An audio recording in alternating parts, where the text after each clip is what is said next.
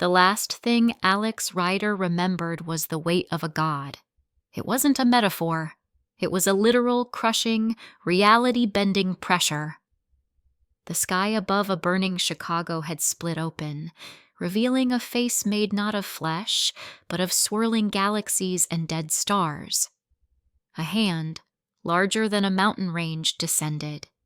It didn't move fast. It didn't have to. The air solidified.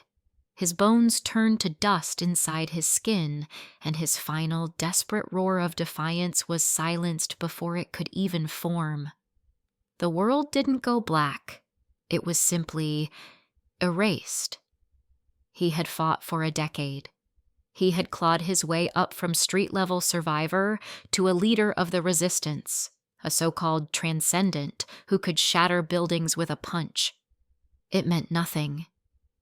In the face of a true god, he was an ant trying to trip an elephant. Unacceptable, was his last coherent thought. I refuse to accept the feeling of 1,200 thread count Egyptian cotton against his skin. Alex's eyes snapped open. The crushing pressure was gone. The smell of ash and ozone was replaced by the faint, clean scent of a lavender air freshener. He wasn't lying in the rubble of a dead city. He was in his bed, his penthouse apartment on Park Avenue. He shot upright, his heart hammering against his ribs. The sheets pooled around his waist. He looked at his hands. They were unscarred, smooth. The calluses from a decade of holding swords and rifles were gone. He touched his face, no jagged scar running from his temple to his jaw. He was younger, weaker, whole. His gaze darted to the floor-to-ceiling windows. Outside, New York City hummed with life. Yellow cabs flowed like a river down the street, skyscrapers gleamed in the morning sun, and people, so many goddamn people, walked around with their faces buried in their phones, blissfully unaware of the cosmic horrors lurking just beyond the veil. He scrambled out of bed and snatched his phone from the nightstand. The screen lit up. Tuesday, June 14th, 2025. 5 years. He had gone back 5 years before the divine advent, before the sky cracked and the gods returned, before the earth became their playground and humanity became their toys. The phantom pain of being crushed flared in his very soul, a memory so vivid it almost brought him to his knees. No fucking way, he breathed, a wide, almost manic grin spreading across his face. No fucking way. He wasn't dead. He was back. He had a second chance. And this time, he wouldn't be the ant. This time, he would build the boot. As if summoned by his resolve, a cold mechanical voice echoed not in the room, but directly inside his skull. Compatible soul detected. Commencing binding with the ultimate providence analysis system. Alex froze. A system? In his past life, people had awakened powers, sure, but nothing like this. This was new. 10%. 45%. 7%. Binding successful. Greetings, host. A translucent blue screen shimmered into existence before his eyes, visible only to him. It was clean, efficient, like something out of a high-tech sci-fi movie. System functions. 1. Analysis. Can analyze any material, energy, or entity providing detailed data. This includes divine power. 2. Prediction. Can calculate the probability of future events with 99% accuracy based on available data. 3. Template restructuring. Can analyze the core of mythological creatures to generate corresponding cultivation methods/skills for the host. 4. Subdimensional warehouse. Initial state. a pocket dimension for storage. Current size, 100,000 square meters, approximately the size of a football stadium, 100 meters high. Can store any non-living item. Time within the space is frozen. Alex's breath hitched. He didn't just have a second chance. He had a god-tier cheat code. The subdimensional warehouse alone was a game changer. In his last life, the biggest hurdles were logistics, storing and transporting food, water, and weapons. Now, he could carry a literal fortress's worth of supplies in his back pocket. "Holy shit," he whispered, breaking into a full-blown laugh. The sound was sharp, unhinged, but filled with pure, unadulterated ecstasy. This was it. This was the edge he needed. He stalked across the marble floor of his penthouse, his mind already racing 1,000,000 miles a minute. 5 years. It wasn't a lot of time, but for him, it was an eternity. He knew what was coming. He knew which companies would skyrocket and which would become worthless overnight. He knew where the first rifts would open. He knew which materials would become priceless in the new world. He didn't hesitate for a single second. The time for deliberation was over. The time for action was now. He snatched his phone and speed-dialed his primary broker at Goldman Sachs. "Michael, it's Alex Ryder." "Alex? Good morning. I was just about to call you about the new Lucid Motors IPO. It's..." "Sell everything." Alex cut him off, his voice flat and devoid of emotion. There was a stunned silence on the other end of the line. "What? Alex, are you joking? Your portfolio is up 30% this quarter. Tesla is about to split again. Apple's market cap is nearing $4 trillion.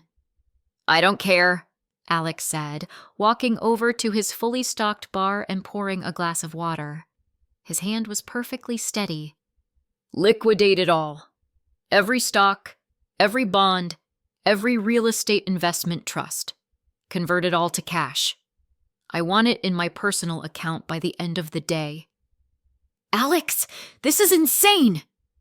Michael's voice was borderline frantic. "We're talking about billions of dollars. The market will panic. Your family, your board, they'll think you've lost your mind. This will trigger a federal inquiry." "Let them," Alex said calmly, taking a sip of water. It tasted incredible. "If you can't do it, I'll find someone who can. Your commission on this sale will be enough for you to retire to your own private island. Your choice." The sound of heavy breathing came through the phone. Greed won out over panic. "I'll get it done. The sell orders are going in now. God help us all, Alex." "God can't help you," Alex muttered, hanging up. "He's the one who's coming." He made a dozen more calls. He sold his penthouses in New York, London, and Tokyo. He sold his fleet of supercars. He sold his private jet. He liquidated his offshore accounts. Every digital and physical asset he owned was to be turned into cold, hard cash. As predicted, the financial world went into a meltdown. Billionaire wunderkind Alex Ryder initiates unprecedented sell-off. Dow Jones plummets 1,500 points. What does Alex Ryder know? Financial experts baffled by market suicide? His phone blew up. His father, a titan of old money industry, called him, his voice booming with rage. "Alexander, what in God's name do you think you're doing? You've wiped out half our family's public valuation in 3 hours. The board is calling for your head. Have you gone completely mad?" Alex leaned back on his leather sofa, looking at the vibrant, ignorant city below. "Dad, take my advice. Sell. Sell everything you have. Take the cash and buy canned food and ammunition." "You're an embarrassment," his father roared. "I'm cutting you off.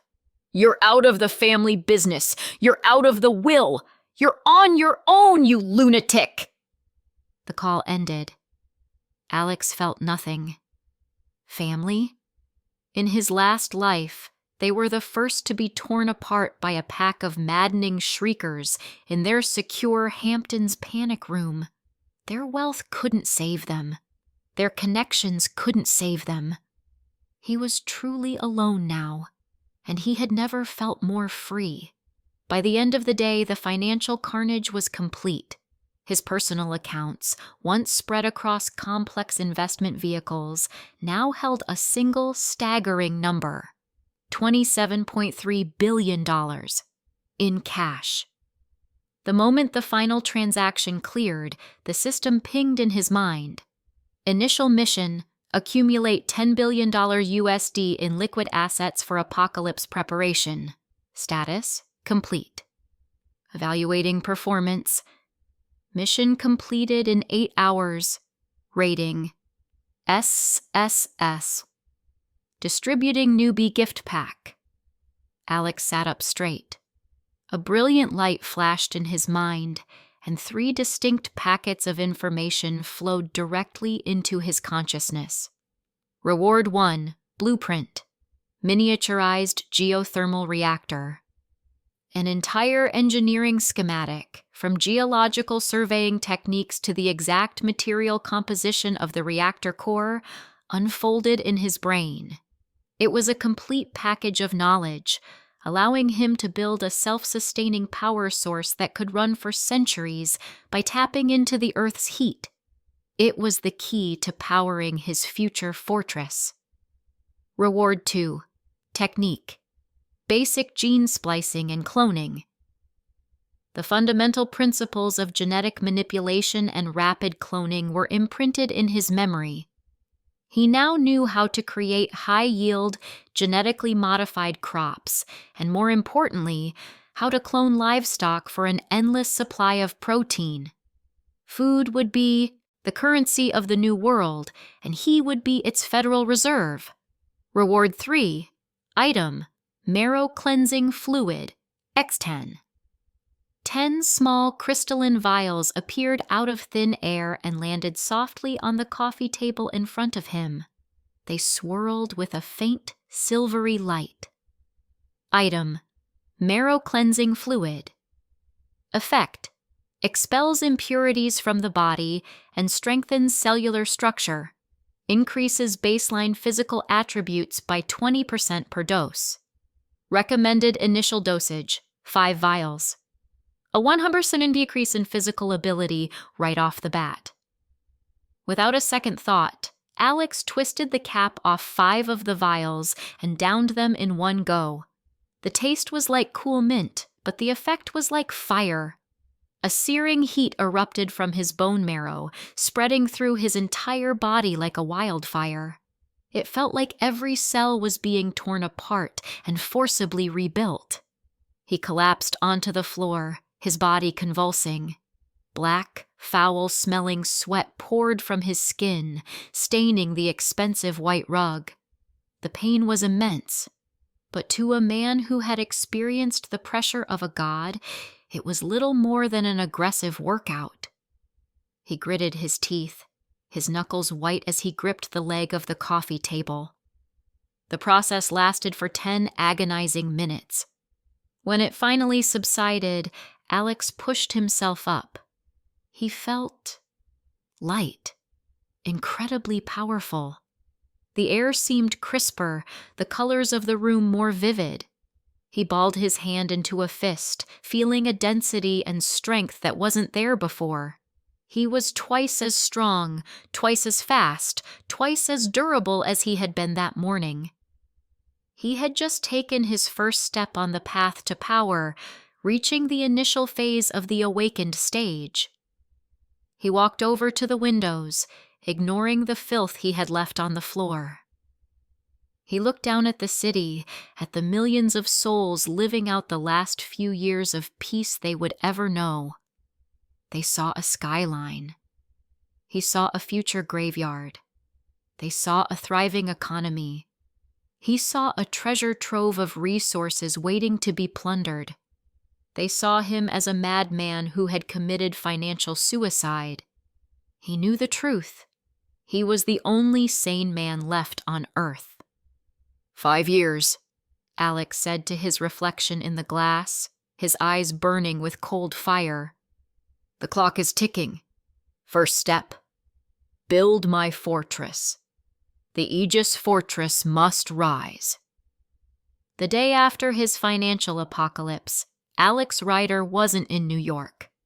He was in a dust-caked rental car, driving down a lonely stretch of highway in Montana under a sky so vast it felt like a different planet. The air was thin and clean. To his left and right, rolling hills and distant jagged mountains formed a natural wall against the world. It was the perfect place to hide a secret. It was the perfect place to build a tomb for the old world and a cradle for the new one. His destination was a decommissioned Titan II ICBM silo complex, designated Site 341C. A relic of the Cold War, it was a concrete and steel hole in the ground that the government was practically giving away, desperate, to offload the maintenance costs. A paunchy, sweating man in an ill-fitting suit from the General Services Administration met him at a rusty gate. "Mr. Ryder," the man said, wiping his brow with a handkerchief. "Frank Johnson. Gotta say, we were surprised to get your offer. Most folks who look at these places are, well, survivalist nuts with more paranoia than cash." Alex stepped out of the car, his movements crisp and efficient. The marrow-cleansing fluid had sculpted his body into something lean and powerful, and he carried himself with an unnerving stillness. "I'm an eccentric billionaire, Frank. Paranoia and cash are my specialties. Show me the hole." Frank chuckled nervously, leading him past the gate. The surface facilities were a joke. A few crumbling concrete buildings and a massive flat launch door set into the earth. But Alex wasn't interested in the surface. His knowledge from a past life told him what lay beneath. A multi-level subterranean complex designed to withstand a direct nuclear strike. It was a good start. They descended in a rickety, claustrophobic elevator cage. "She's a fixer-upper, no doubt," Frank said, his voice echoing in the concrete shaft. "Control center down here, crew quarters on the next level. The silo itself is, well, it's a big, empty tube." The elevator stopped with a jolt. The air was stale and heavy with the smell of old machinery and damp concrete. Alex's eyes, now far sharper than a normal human's, pierced the gloom. He saw the reinforced walls, the blast-proof doors, the sheer depth of the construction. "I'll take it," Alex said, not even bothering to do a full tour. Frank blinked. "Just like that? You don't want to see the rest of it?" "I've seen enough," Alex replied, his mind already overlaying the blueprints from his system onto the decaying reality. "I've already established a shell corporation, Aegis Solutions. They'll handle the paperwork, wire the full asking price, plus a 20% expediting fee to your personal account if the deed is in my hands by tomorrow morning." Frank's jaw went slack. The expediting fee was more than his annual salary. Greed, once again, proved to be the universe's most reliable lubricant. "Yes, sir, Mr. Ryder. Absolutely. I'll get it done. Right away."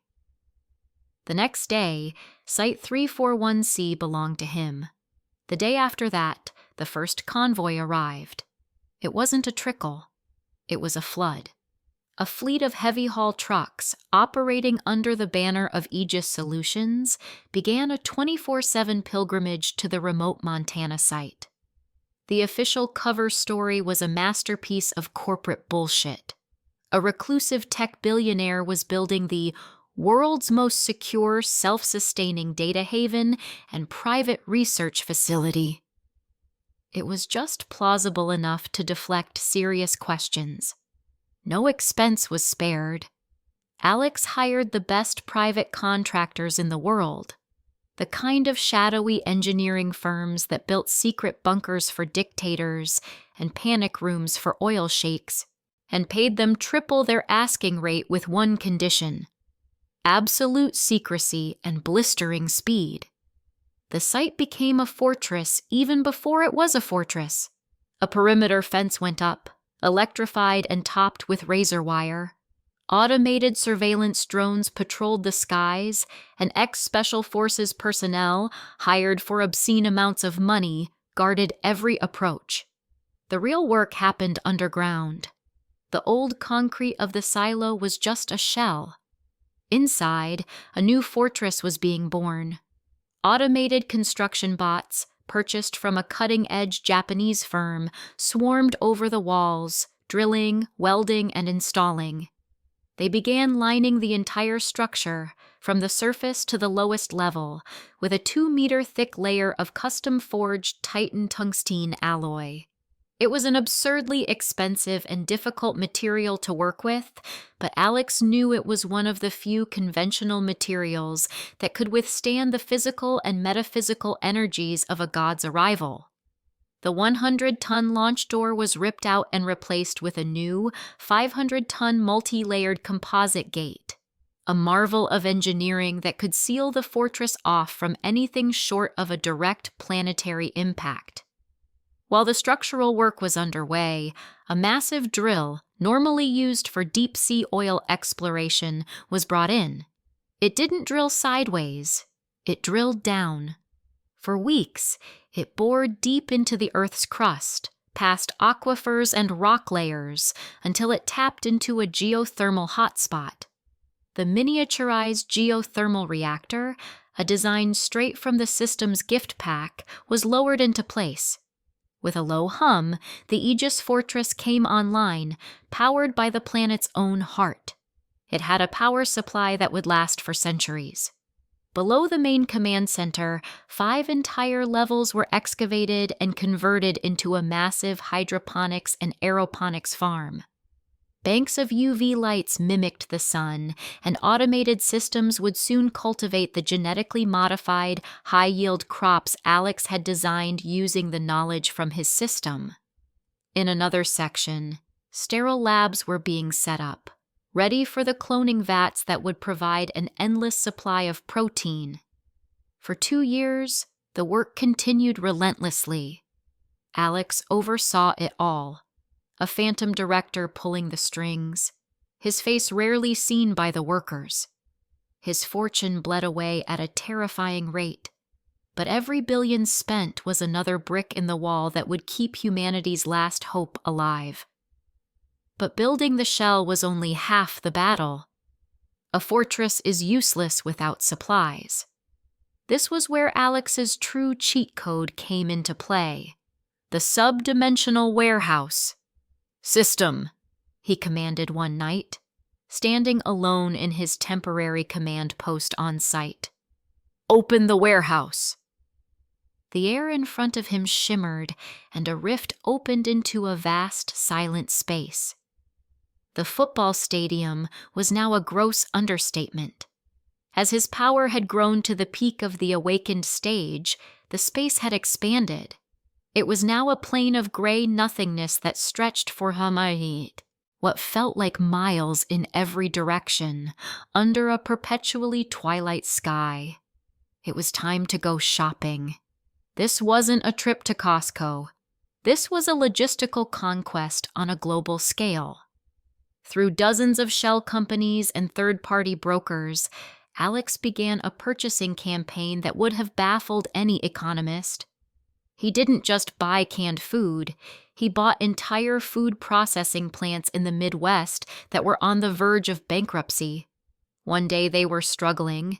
The next, a mysterious European conglomerate called Global Outreach Logistics offered them a contract to buy their entire output of canned goods and MREs for the next 3 years, paid in advance. Alex would fly his private jet to a nearby airfield, drive a rental truck to the company's overflowing warehouses in the dead of night, and simply absorb everything.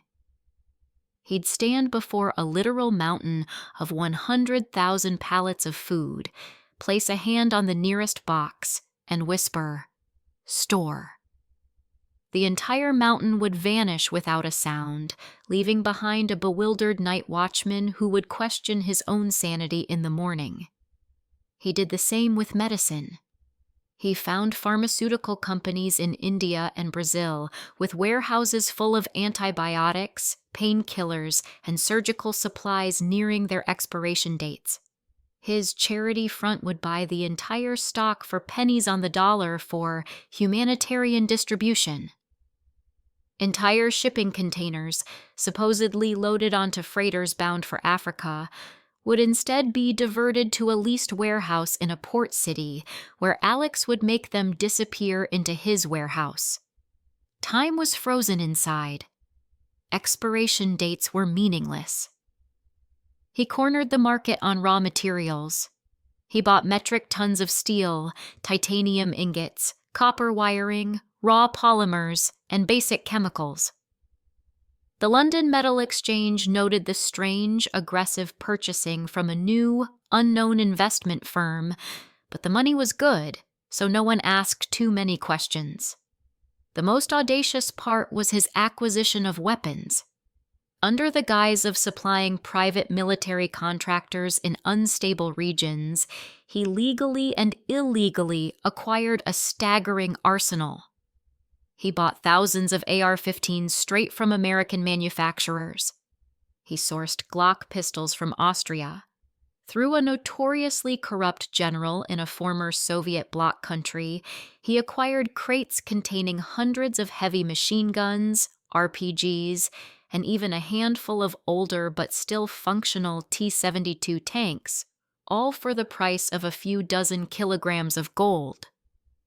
Standing in a desolate Ukrainian airfield, Alex watched as 5 hulking Abrams tanks, surplus, acquired through a labyrinth of bribes and falsified documents from a contact in the Pentagon, were offloaded from a cargo plane.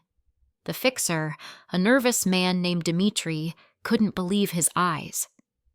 "The payment is confirmed," Dmitri stammered. "But how will you transport these? It would take a fleet of—" Alex simply walked up to the nearest 70-ton tank, placed his hand on its cold steel hull, and it vanished. He turned to the next one. Vanish. The third. The fourth. The fifth. They all disappeared into thin air. Dmitri's face went bone white. He crossed himself, muttering in Russian. He wasn't dealing with a billionaire. He was dealing with a devil. Alex just gave him a cold smile and walked back to his jet. This was his 2-year crusade. A silent, global heist. While the world's media mocked the eccentric folly of Alex Rider, the man who threw away his fortune on a hole in the ground and bizarre logistical tangles, he was filling his subdimensional warehouse until it resembled the personal hoard of a dragon. Mountains of food, rivers of fuel, arsenals that could equip a small army, libraries of digital and physical knowledge, and enough raw materials to rebuild civilization from scratch. Finally, after 2.5 years of non-stop work, the day came. The last contractor was paid and dismissed, their memories wiped by a hefty non-disclosure agreement and an even heftier bonus. The perimeter guards were integrated into his new permanent security force. The gates to the surface were sealed. Alex stood in the heart of his creation, the command center. It was a vast, circular room, reminiscent of a NORAD control room, but infinitely more advanced. The front wall was a single, seamless screen of black crystal. He took a deep breath. He was home. A familiar voice echoed in his mind. Fortress construction mission. The Aegis Fortress, Phase 1 is complete. Primary objectives met. Secure structure, sustainable power, water and air filtration, and basic food production facilities.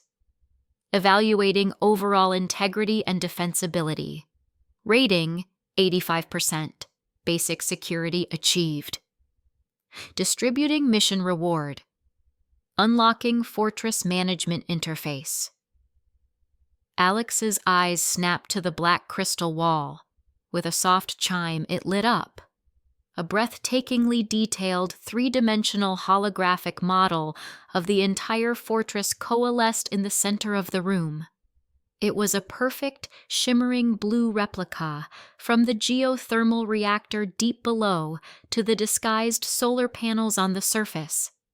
He could see everything: life support readouts, power distribution levels, water purity percentages, air quality, ammunition counts in the automated defense turrets he had yet to install on the surface. He reached out and touched the holographic representation of the hydroponics bay. The image zoomed in, showing him the real-time growth status of the first batch of potato crops. He swiped his fingers, and the view shifted to the massive underground water reservoir, displaying its 10 million-liter capacity. This wasn't just a base.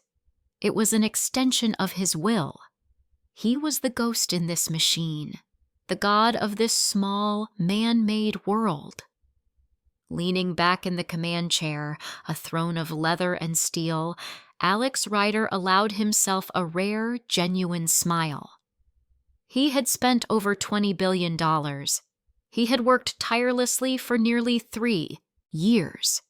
He had become a ghost, a myth, a madman in the eyes of the world. But looking at his impenetrable sanctuary, at the holographic heart of his kingdom, he knew the truth. He wasn't mad. He was ready. Let the gods come. He would be waiting. The holographic heart of the Aegis fortress pulsed with a steady, calming blue light in the center of the command room. It was magnificent. It was perfect. But Alex Rider knew that a shield, no matter how strong, was only half of the equation. A shield keeps you alive. It doesn't win the war. To win, you needed a sword, and not just any sword. He swiped a hand through the air, and the hologram vanished. The black crystal wall reverted to a dark mirror, reflecting his lone figure in the throne-like command chair. "System," he spoke, his voice crisp in the high-tech quiet. "Bring up Project Chimera." A new set of schematics bloomed on the wall. Not architectural blueprints, but designs for weapons. They looked like something forged in a fantasy nightmare. Long swords with cruel, sharp edges, spears with leaf-shaped blades, and ammunition cartridges that glowed with an unsettling internal light. Conventional firepower was a joke to the beings that were coming. He'd seen it in his previous life. He'd watched as a platoon of soldiers emptied their magazines into a minor herald of some forgotten god, their bullets flattening against its skin like raindrops. He'd seen a tank shell detonate against another, doing nothing more than making it shimmer angrily. You couldn't kill an idea with lead. You couldn't shoot a nightmare. You needed something that could attack the very essence of their being, something that bypassed physical reality and struck at the metaphysical. Alex rose and walked towards an elevator set flush against the wall. The doors hissed open, and he descended. Not to the living quarters or the farms, but deeper, to the industrial heart of his sanctuary, the forge. The elevator opened into a cavernous, clean, and brutally efficient workshop. This was no grimy blacksmith shop. It was a sterile, automated factory floor. On one side, rows of CNC machines and robotic arms stood silent, capable of machining parts with a precision a human hand could never match. On the other side, dominating the room, was the centerpiece. A plasma induction furnace, capable of generating temperatures that could melt tungsten like butter. Lined up on heavy-duty pallets were his secret ingredients. To the world, they were just rocks. Expensive, scientifically interesting rocks, but rocks nonetheless. They were meteorites. iron-nickel meteorites, sourced over 2 years from every corner of the globe. He'd bought out entire university collections through anonymous grants. He'd acquired famous pieces from private collectors using intermediaries who offered prices no one could refuse. He'd even sponsored a deep-sea meteorite recovery expedition off the coast of Africa, a clever front to secure a massive chunk of a newly fallen star. The world thought he was a loon. He was actually gathering the only substance on Earth not born of Earth, the only metal with a faint cosmic resonance that could be shaped into a weapon against the outsiders. A robotic crane hummed to life, its magnetic claw lifting a jagged 200-pound meteorite and depositing it into the furnace. Alex tapped a command into a nearby terminal. With a low thrum that vibrated through the steel floor, the furnace powered on. A blinding white light erupted from within, and the ancient star-faring rock began to liquefy, its terrestrial impurities burning away in puffs of colored smoke. While the metal melted, another set of robotic arms worked on a different substance. In a reinforced containment vessel, a mixture of rare earth elements and a few compounds his system had synthesized from scratch was being agitated. It was a viscous, silvery liquid that seemed to suck the light and heat from the air around it. This was the quenching solution, the venom that would give the weapons their bite. Hours passed.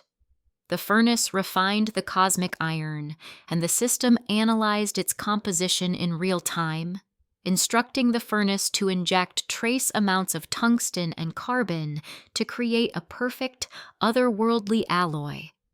Finally, the molten metal, glowing with the fury of a captive star, was poured into molds. The shapes were simple, brutal, and efficient. 10 longsword blades and 10 spearheads. The moment the alloy cooled enough to hold its shape, the robotic arms moved with inhuman speed. They plunged the still glowing red blades into the tank of silvery quenching liquid. There was no loud hiss of steam. Instead, there was a profound, deep hum, and a wave of intense cold rolled through the workshop. A frigid vapor, swirling with faint purple and green colors, billowed out of the tank. The blades didn't just cool, they underwent a transformation. Their etheric properties were being rewritten. When the arms lifted the weapons out, they were no longer just metal. They were a matte, non-reflective black, and they seemed to radiate a palpable chill, a sort of anti-life energy that made the hairs on Alex's arms stand up. The god-slaying weapons. 10 sets. A start. As he was admiring the first finished blade, a notification pinged on his personal datapad. It was an email. An invitation. He almost laughed. It felt like a message from a different lifetime. It was from Chadwick Vandermeer, a slick-haired trust fund peacock who had been his so-called rival at a competing hedge fund.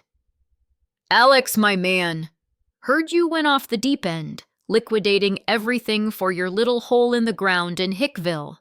We're all having a end-of-the-world-themed gala at my penthouse to celebrate the market hitting an all-time high. You should come. We can all have a good laugh at your expense. Consider it a charity case. First drinks on me. Chad." Attached was a picture of Chad and his cronies, all laughing, champagne flutes in hand, on a yacht. These bastards. They were the very picture of the oblivious world he was trying to save. A world that was partying on the deck of the Titanic while he was busy building the only lifeboat. His first instinct was to delete it. A complete waste of his time. But then, a cold, predatory smile touched his lips. A charity case, huh? A good laugh at his expense? Oh, this was too good to pass up. It was a final chance to look these people in the eye. One last curtain call before the stage of their world came crashing down. A few days later, Alex stood in front of the mirrored elevator doors of a Manhattan skyscraper. He wore a simple, impeccably tailored black suit. He looked lean, dangerous, and completely out of place among the glittering, preening fools in the lobby. The marrow-cleansing fluid hadn't just made him strong, it had given him an aura, an intensity that made people unconsciously step aside. The penthouse was a symphony of excess. Crystal chandeliers, oceans of champagne, a string quartet playing in the corner, and in the center of it all was Chadwick, holding court. When he saw Alex, his face broke into a wide, mocking grin. "Well, well, well! Look what the cat dragged in! The Doomsday prepper of Wall Street himself," Chadwick announced, his voice booming. The crowd of sycophants around him chuckled. "Come on, Ryder, tell us. How are the canned beans and shotgun shells treating you? I just closed a deal that netted me 9 figures. 9! While you were probably digging a trench somewhere." Alex just smiled faintly, taking a glass of water from a passing waiter. "Congratulations, Chad. That's impressive." "Damn right it is." Another man, a portfolio manager named Todd, chimed in, sloshing his drink. "We all thought you were a genius, Ryder. Turns out you're just a paranoid lunatic. You cashed out at the bottom. The market's been on a bull run for 3 straight years. We're printing money. You left billions on the table to buy... What? Dirt? Guns? It's hilarious." They all laughed. It was a cruel, braying sound. The laughter of people who believed their own hype, who thought the numbers on their screens were the only reality that mattered. Alex took a slow sip of water. He let their laughter die down, his calm silence drawing every eye in the room. He looked from Chadwick's smug face to Todd's drunken smirk. He saw the empty, soulless greed in their eyes. He placed his glass down on a table with a soft click. "Enjoy it," he said, his voice level and clear, cutting through the murmur of the party. The confidence in his tone was absolute, chilling. "Enjoy the champagne, the view, the numbers on your screens. Savor it. Because this is the last time." He didn't elaborate. He didn't need to. He simply turned and walked towards the elevator, leaving a wake of confused silence behind him. He could feel their stares on his back. They didn't understand. They thought it was a threat or sour grapes. The idiots. It was a prophecy, back in the Aegis Fortress. 2 days later, Alex was in the command center. He wasn't looking at the weapons or the life support. He had the main screen tuned to a live feed of every major global news network. It started as a flicker, a headline on a Japanese news channel about a sudden, unexpected liquidity problem in their central bank. Then a report from Germany about a major investment firm defaulting on a massive loan. Little tremors, the kind the market usually shrugged off. But not this time. Alex watched, his face impassive, as the opening bell rang on the New York Stock Exchange. The Dow Jones Industrial Average didn't dip. It fell off a cliff. It dropped 1,000 points in the first 5 minutes. Panic. The screen filled with the frantic, terrified faces of floor traders. The crawl at the bottom of the screen was a river of red arrows pointing down. "Unprecedented sell-off!" a CNN anchor shouted, his professional calm shattering. "We're seeing a cascade failure across all sectors. No one knows what's triggering this. It's sheer blind panic." Alex knew. This was the first wave. Not of gods or monsters, but of fear. The first subtle, psychic ripple from the approaching chaos, manifesting as a complete and total loss of faith in the systems man had built. The money wasn't real. It never was. It was just a shared delusion, and that delusion was now ending. He brought up another window on the screen, a news report about his old rival. Chadwick Vandermeer's fund, VWM Capital, has been completely wiped out after being over-leveraged in high-risk derivatives. Sources say he's facing total financial ruin. There was a picture of Chad, taken by paparazzi outside his office building. He wasn't smiling anymore. He looked like a ghost, his $1,000 suit rumpled, his face pale and slack with shock. Alex felt nothing. No pity. No glee. Just the cold, grim satisfaction of a plan perfectly executed. He had been right. They had been wrong. That was all. As he watched the world's financial system burn, the familiar, emotionless voice echoed in his mind. Prerequisite met. First set of God-slaying armaments successfully forged. Prerequisite met. Major prophecy regarding global system collapse fulfilled.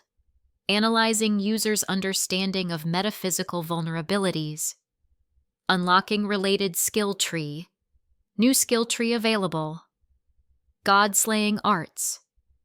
Skill acquired. God-slaying arts. Novice. Level 1. Description. You can now channel your own energy into a compatible weapon, temporarily suffusing it with an etheric charge. This charge can disrupt and damage low-level energy fields and metaphysical constructs. Alex closed the news feeds. The ruin of those men was already yesterday's news to him. He returned to the forge. The 10 black longswords were now resting on a rack, cooling, their dangerous aura filling the room. He picked one up. The grip was solid, perfectly balanced. It felt like a normal, if exceptionally well-made sword. But then, he focused his will, drawing on the power within him, and pushed it towards the blade as the new skill instructed. The change was instantaneous and breathtaking. The matte black surface of the sword erupted with a network of faint, crimson lines, like veins of lava under volcanic glass. A low, predatory hum resonated from the metal, and the air around the blade distorted slightly, as if under intense heat. It was no longer a piece of cold-forged alloy. It was alive. It was hungry. Alex gave the sword a single, experimental swing. It cut through the air with a sound like tearing fabric, leaving a faint red trail in its wake that lingered for a second before fading. He could feel it. The power. The potential. This sword wouldn't just cut flesh and bone. It would cut down gods. A cold, hard smile spread across his face. The fortress was his shield. The world's knowledge was his library. And now, in his hand, he held his spear. The preparations were truly complete. The old world was dying in a blaze of meaningless numbers and panicked screams. The new world was coming, and he would be the one to greet it. The low, hungry hum of the god-slaying sword in his hand was a deeply satisfying sound. It was the sound of preparation meeting potential, the sound of a promise kept to himself across the river of time and death. The world outside could burn in its ignorance. He was ready. He was holding the very weapon that would carve a new path through the coming age of monsters and myths. Just as he was about to sheath the blade, a new sound cut through the silence of the forge. It wasn't physical. It was a sterile, crystalline chime that echoed directly inside his skull. The system. Warning. Significant seismic anomaly detected. Epicenter, 47 miles north-northwest of Fortress coordinates. Probability of non-geological origin, 98.7%. This is a pre-apocalypse event. A nascent god is stirring in its slumber. Cross-referencing event location with pre-saved personnel profiles of interest. Alert! S-rank talent detected within the primary impact zone. Subject, Marcus Forge Kane. Vocation, Master Weaponsmith Military Engineer. Survival probability without intervention, 0.01%. Alex's eyes narrowed. Marcus Kane. He remembered that name. In his past life, Kane had been a legend, a ghost who emerged from the ashes of the old world to create some of the most effective anti-mythological gear for a small, fortified survivor enclave in the Pacific Northwest. They had held out for 7 years, a feat almost unheard of, thanks in large part to Kane's genius. But Alex had never met him. The man had died defending his enclave from a horde, his inventions lost with him. To find him now, before the world had even truly ended. This was an opportunity he couldn't ignore. The fortress was his shield, the swords were his spear, but a master craftsman who could maintain, innovate, and improve his arsenal, that was priceless. "Bring the vehicle to the main gate," Alex commanded into his wrist-mounted datapad. He slid the black sword into a specially designed scabbard on his back and strode towards the elevator. There was no time to waste. The elevator ascended to the garage level, a vast concrete expanse that could house a small army. Parked in the central bay, gleaming under the cold LED lights, was his ride. It was a Humvee, but to call it that was an insult. This machine had been stripped to its chassis and rebuilt from the ground up. Its body was a layered armor of titanium and ceramic plates. The windows were 3-inch thick ballistic glass that could stop a .50 caliber round. Its tires were solid composite, impossible to puncture. It was less a truck and more a mobile bunker.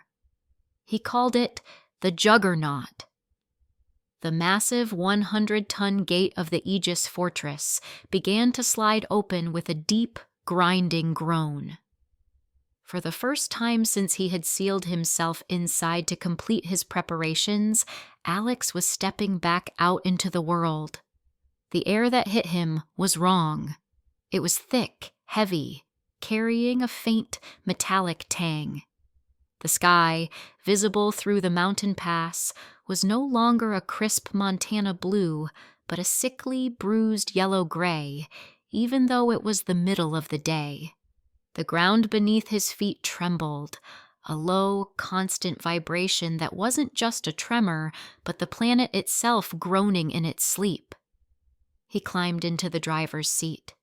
The cockpit was all function, a web of tactical screens and hardened controls. With a roar that echoed off the concrete walls, the 800-horsepower diesel engine fired to life.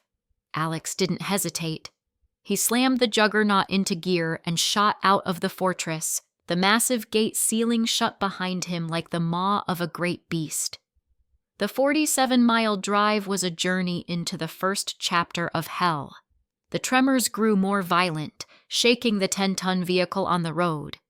Cracks were starting to appear in the asphalt. He passed a small town, a scene of budding chaos. People were out on the streets, looking at the sky in confusion and fear.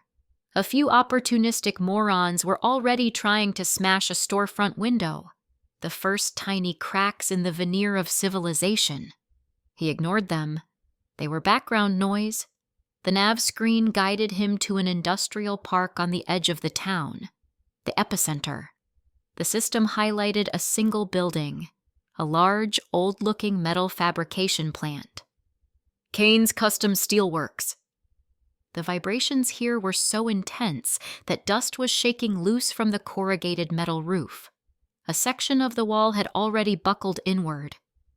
He pulled the Juggernaut up to the main roll-up door, which was buckled and jammed. Without a second thought, he floored the accelerator. The reinforced prow of the Humvee hit the metal door with the force of a battering ram. With a god-awful shriek of tearing steel, the door was ripped from its tracks, and Alex drove right into the cavernous, failing structure. Inside was a disaster zone.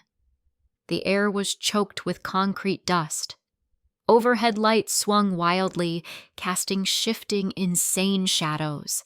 Beams and pipes groaned under the strain of the constant shaking. And in the center of the chaos, Alex saw him. A huge man, built like a Viking god, was straining against a massive steel I-beam that had fallen from the ceiling. His back was corded with muscle, his face a mask of sweat and desperate fury. He was roaring, a primal sound of a father's rage against the uncaring universe. Trapped beneath the far end of the beam was a small bundle of pink, a little girl, no older than 7, her face pale with terror, a trickle of blood on her forehead. "Sarah! Damn it! Hang on! Daddy's got you!" Marcus Kane bellowed, his muscles screaming in protest as he tried to budge the multi-ton piece of steel. It didn't move an inch. He was losing. He was watching his entire world die in front of him. In his despair, he screamed at the shaking ceiling. "God! Anyone! Please!" The Juggernaut's engine idled with a low growl. Alex killed the headlights, stepped out of the vehicle, and walked calmly into the swirling dust. He was a shadow moving through the chaos, his tailored black suit a stark contrast to the industrial ruin around him. Marcus's head snapped towards the sound, his eyes wild with fear and rage fixed on Alex. "Who the hell are you? Get out of here! This whole place is coming down!" Alex ignored him. He walked to the I-beam, his footsteps steady and silent on the trembling concrete floor. He looked down at the terrified little girl, then at the titanic piece of metal pinning her. He looked at Marcus, whose face was now a mess of confusion and disbelief. "You prayed," Alex said, his voice cutting cleanly through the noise.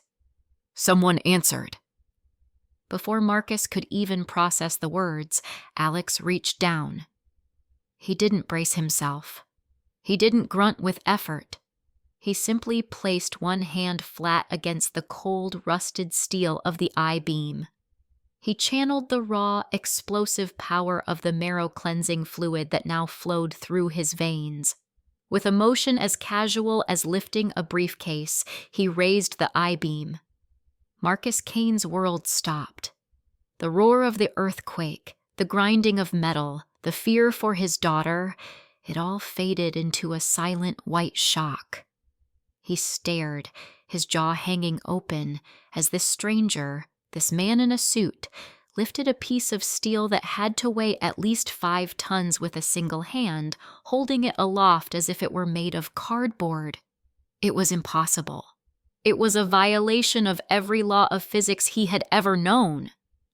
"Get your daughter," Alex said, his tone flat, the arm holding the beam not even trembling. The words snapped Marcus out of his stupor. He scrambled forward, his heart hammering against his ribs, and gently pulled his daughter, Sarah, from under the beam. She was crying, but she was alive. He clutched her to his chest, his entire body shaking with relief and adrenaline. Alex let the beam drop. It crashed back to the floor with a deafening boom that shook the entire building, sending a fresh shower of dust from the ceiling. He paid it no mind. He walked over to Marcus, who was now on his knees, holding his child like a holy relic. "She's hurt," Alex stated, noticing the gash on the girl's forehead. He crouched down and produced a small metallic cylinder from his jacket pocket. It wasn't a first aid kit. It looked like something from a sci-fi movie. "This will hurt for a second. Then it will feel better." He pressed the device against the girl's arm. With a soft hiss, a micro-needle injected a shimmering silver liquid. Sarah, who had been whimpering in pain, blinked. Her eyes widened slightly. The pained look on her face melted away, replaced by drowsy confusion. The bleeding from her forehead slowed, then stopped completely. A nanostasis injector. It stabilized vital signs, eliminated pain, and initiated cellular regeneration. A single dose was worth more than Marcus Kane's entire factory. Marcus stared at the device, then at his daughter's rapidly improving condition, then back at Alex's impassive face. What was that? Who are you? I'm the man who's offering you a choice, Alex said, standing up. You can stay here and die when this building, and then this town, and then this world falls apart. Or you can come with me. I have a place, a fortress. It is perfectly safe. Your daughter will have medical care you can't even imagine, food, and a future. In return, I need your skills. I need a master smith. Marcus looked around at his ruined workshop, the testament to his life's work, now just a tomb waiting to collapse. He looked at his daughter, safe in his arms because of this stranger. He looked at the man who lifted a 5-ton beam with one hand and carried miracle medicine in his pocket. The choice wasn't a choice. It was salvation. Overwhelmed, exhausted, and utterly humbled, Marcus Kane did the only thing that felt right. He tightened his grip on his daughter with one arm, and with his other, he reached out and grabbed the hem of Alex's suit jacket. He lowered his head. My name is Marcus Kane, he said, his voice thick with emotion. This is my daughter, Sarah. You saved us. You saved everything that matters. He looked up, and the wildness in his eyes was gone, replaced by a fire of absolute, diamond-hard conviction. He let go of the jacket and slowly, deliberately, lowered himself to one knee on the broken concrete. My life, my skills, everything I am and everything I can make, they are yours. You give my daughter a future, and I will build you an arsenal that can kill gods. Alex looked down at the kneeling giant, the S-rank talent, the legend from his past life. Now, he was the first true subject of Alex's coming kingdom. A cold, hard smile of satisfaction touched Alex's lips. This was a good start. Get in the truck, Alex ordered. Your new life begins now. As they drove away, leaving the groaning factory to its fate, the calm, emotionless voice returned to Alex's mind. Objective complete, S-rank talent. Marcus Forge Kane successfully recruited. Loyalty index, 95%, life debt gratitude. Stability, high. First crew member acquired. Unlocking new system function, crew management. You can now view the status, skills, and loyalty of all pledged members.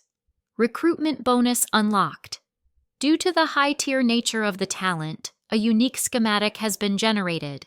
New blueprint acquired. Etherforge integration schematics. Allows for the fusion of a compatible Awaken's abilities, material assimilation, with high-tech fabrication machinery, drastically increasing the quality and adding metaphysical properties to crafted arms and armor. Alex glanced at the man in the passenger seat, who was watching his sleeping daughter with an expression of pure reverence. He had not just gained a blacksmith. He had gained a loyal follower, a weapon to arm his followers, and the key to unlocking the next level of his own power. The foundation of his new world had its first cornerstone. The juggernaut settled back into its designated bay within the fortress garage, its engine ticking as it cooled. The massive blast door slid shut behind it, plunging the cavernous space back into the sterile silence of LED lighting. For the first time in what felt like an eternity, Marcus Kane allowed his shoulders to slump. He sat in the passenger seat, his massive frame looking almost small as he watched his daughter, Sarah, who was sleeping peacefully on a medical cot they had moved into the vehicle. The silver nanoserum had not only healed the gash on her head, but had also eased her into a deep, restorative sleep. The terror had finally left her face. "I've set up a private suite for you and your daughter in the residential block." Alex's voice was calm, cutting through Marcus's emotional fog. "Level 12. Medical scanners are built into the beds. It will monitor her vitals constantly. There's food, water, anything you need." Marcus finally turned to look at Alex, his eyes filled with a raw, overwhelming mix of gratitude and awe. I don't know what to say. Thank you feels stupidly small for what you did." "Don't say anything," Alex replied, shutting down the Juggernaut systems. "Just get ready to work. The world isn't going to wait. The tremors you felt today, that was just a greeting card." He left Marcus to tend to his daughter, striding towards the elevator that would take him back to the command center, the heart of the Aegis fortress. The satisfaction of the successful recruitment was a cold, pleasant weight in his chest. He had secured the forge, the master craftsman who would turn his raw materials and futuristic blueprints into an arsenal capable of standing against the new age. The first cornerstone was laid. But an arsenal was useless without intelligence. A sword is just a sharp piece of metal if you don't know where to strike. As he stepped into the command center, a room dominated by a holographic map of the world and dozens of data streaming monitors, the familiar clean chime echoed in his mind. New high-priority objective generated. Time until first seal breaks, 14 days, 8 hours, 21 minutes. The whispers of nascent gods are beginning to warp the psychic fabric of reality. Human minds, particularly those predisposed to fanaticism or mental instability, are becoming highly receptive. Alert. S-rank intellect detected at high-risk location. Subject, Dr. Eris Thorne. Vocation, disgraced theologian, cryptolinguist, archaeologist. Subject currently possesses knowledge critical to deciphering divine languages and identifying mythological weaknesses. Her research is the key to turning superstition into actionable combat data. Location, Boston Public Library, Boston, Massachusetts. Threat assessment. Subject is being accosted by a nascent cult, early receivers of divine madness. Survival probability without intervention, 2.14%. Recommended course of action, immediate extraction. Alex's lips curled into a slight smile. Dr. Eris Thorne, the brilliant, arrogant academic who was laughed out of every university for her insane theories about sleeping gods and a cyclical history of apocalypses. In his past life, fragments of her work had surfaced years after her death, becoming the foundation for the Resistance's understanding of their enemies. But by then, it was too little, too late. Getting her now, with all her knowledge intact, was like finding the enemy's strategy guide before the war even began. He tapped a sequence on his datapad. Prep the Osprey. Destination, Boston. Flight plan filed under a Shell Corporation's executive transport. I leave in 10 minutes. He didn't need the Juggernaut for this. He needed speed. Housed in a concealed hangar accessible from the fortress was a V-22 Osprey, heavily modified for stealth and long-range flight. The flight across the country was a disturbing portrait of a world on the brink. From 30,000 feet, Alex could see things the people on the ground couldn't. The jet stream was behaving erratically, forming bizarre geometric patterns. Patches of the sky over the Great Plains shimmered with an oily, rainbow-like aurora that had no scientific explanation. The system's sensors picked up spikes of anomalous energy all over the continent. The planet was having a fever dream, and the apocalypse was its sickness. He landed at a private airfield outside Boston, a black town car waiting on the tarmac. No one questioned the man in the impeccably tailored suit who moved with an aura of absolute authority. The 20-minute drive to the city center was quiet. The chaos here was less obvious than in the mountains of Montana. It was a nervous tension, a city holding its breath. People looked at the sky a little too often. The news talked of unprecedented solar flares and mass migraines. They were all scrambling for a rational explanation for the fundamentally irrational. The Boston Public Library was a bastion of old-world dignity, a temple of stone and knowledge. Alex walked up its grand steps, his polished shoes making no sound. He pushed through the heavy oak doors and was met with the scent of aged paper and floor polish. But underneath it, there was something else. The sharp, metallic tang of fear. The main reading room, usually a place of quiet study, was the scene of a tense standoff. In the center of the vast hall, surrounded by towering shelves of books, a woman was backed against a large oak table. Platinum blonde hair, messily pinned up, framed a face that was pale but defiant. Her sharp blue eyes, magnified by her glasses, darted between the figures surrounding her. She clutched a thick, leather-bound volume to her chest like a shield. This was Eris Thorne, and her aggressors were pathetic. Half a dozen men and women in cheap, ill-fitting gray robes. Their eyes held the wild, unfocused gleam of true believers. One of them, a lanky man with a greasy beard, held a wicked-looking hunting knife. "Blasphemer!" the leader hissed, pointing the knife at her. "You read the forbidden texts. You seek to understand that which is reserved for the gods. Your arrogance will be your undoing." Eris scoffed, a sound of pure academic disdain, even with a knife pointed at her. "My arrogance is called research, you illiterate cretin. These aren't forbidden texts. They're pre-Sumerian historical records, something your pea-sized brain couldn't possibly comprehend." "Silence, witch!" another cultist shrieked. "We are the heralds. We hear their whispers. They demand sacrifice for your sins."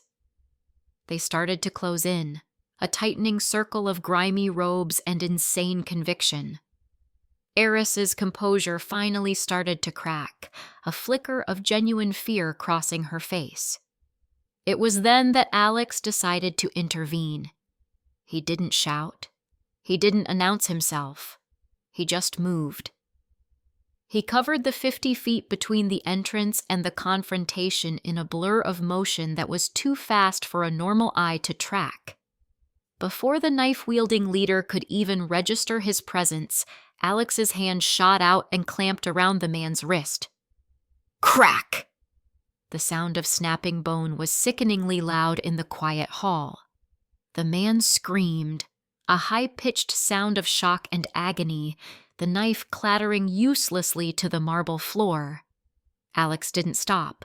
He spun, using the screaming cultist as a human battering ram, slamming him into two of his followers. They went down in a tangle of limbs and cheap robes. One of the remaining cultists, a woman with crazed eyes, lunged at him with a shriek. Alex met her charge with an open palm to the center of her chest. It didn't look like a powerful blow, but it lifted her off her feet and sent her flying backward 10 feet, where she crashed into a bookshelf and slid to the ground, unconscious. The last two stared, frozen in a state of pure shock. This wasn't a fight. It was a disassembly. Alex took 2 calm steps forward. A precise chop to the side of one's neck. He crumpled without a sound. A sharp upward kick to the other's chin. The man's head snapped back, and he collapsed in a heap. The entire encounter had taken less than 5 seconds. Alex stood in the center of the downed bodies, not a single hair out of place, his suit perfectly unwrinkled. He brushed a non-existent piece of dust from his sleeve and finally turned his attention to the woman who was staring at him, her mouth agape. The ancient book still clutched to her chest. Eris Thorne's mind, a place of logic and academic rigor, was short-circuiting. She had just witnessed something that defied all reason. The speed, the efficiency, the absolute brutal dominance. What the hell are you? She stammered, her voice shaking. Are you with them? Do I look like I'm with them? Alex asked, his voice a low, calm rumble. He gestured to the groaning mess on the floor. They hear whispers. I provide answers. He walked towards her. Instinctively, she took a step back, her knuckles white as she gripped the book. Stay back, she warned, a hint of her usual fire returning. I don't know who you are, but I'm not. He stopped a few feet away and held up a hand, not in a threatening way, but to pause her. From his inner jacket pocket, he produced a slim black tablet. It was completely seamless, a piece of technology far beyond anything commercially available. He tapped the screen. It lit up, not with an app icon or a home screen, but with a swirling three-dimensional model of a runic symbol that Iris recognized instantly. It was a glyph she had spent the last 3 years trying to translate from a single, damaged clay tablet. That's the Eater of Stars sigil, she breathed, her eyes wide with disbelief. A crude name, Alex said. The system classifies it as the prime rune of entropy. Its energy signature is based on the localized decay of quantum reality. It doesn't eat stars, it unravels them. On the screen, the data flowed. Spectrographic analysis, energy charts, and most shockingly, a side-by-side comparison with a dozen other similar runes from different long-dead civilizations across the globe, all cross-referenced and translated in real time. Eris felt her knees go weak. This wasn't just her research. This was her entire life's work. Her most controversial and unproven theories, laid bare, confirmed, and expanded upon by a factor of 1,000 on this impossible device. The screen showed a model of a grotesque, many-limbed entity. Entity profile: Cthulhu, the silent anomaly. Classification: nascent god of entropy and decay. Primary weakness: high-frequency sonic resonance. 3.7 The. Vulnerable to reality anchoring. Artifacts: predicted awakening phase 12 to 18 months post-seal break. How? She whispered, her voice barely audible. Her intellectual pride, the bedrock of her entire identity, was crumbling into dust. How do you have this? This is impossible. This is theoretical. It's my life's work. Alex looked her directly in the eyes, his gaze cold and absolute. Your life's work is a footnote in my database, Doctor. You've been trying to read a single page of a book I have already memorized. You've spent your career being called a fool and a heretic for believing the gods were real. Well, you were right, and they are coming. He swiped the screen.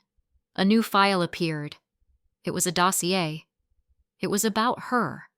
Her publications, her private research notes, even a psychological profile that was terrifyingly accurate. I'm offering you a choice, Dr. Thorne, Alex said, his tone leaving no room for argument. You can stay here, publish your findings, and be hailed as a genius for about 2 weeks before a monster rips the spine from your body. Or you can come with me to a place where all this knowledge is not theoretical, but essential for survival. You can have access to a library of data that will make this entire building look like a children's picture book. You can get the answers you've been searching for your entire life. He extended his free hand. Eris looked from the tablet, which held the truth of the universe in its glowing screen, to the man who offered it. He wasn't just a thug who had saved her. He was something else. He was the embodiment of the very knowledge she had sacrificed her reputation, her career, her entire life to find. Her arrogance, her pride, it all evaporated, replaced by a burning, desperate thirst. She slowly, reverently, placed the heavy book she was holding onto the table. It felt meaningless now. Then she took his hand. It was firm and steady.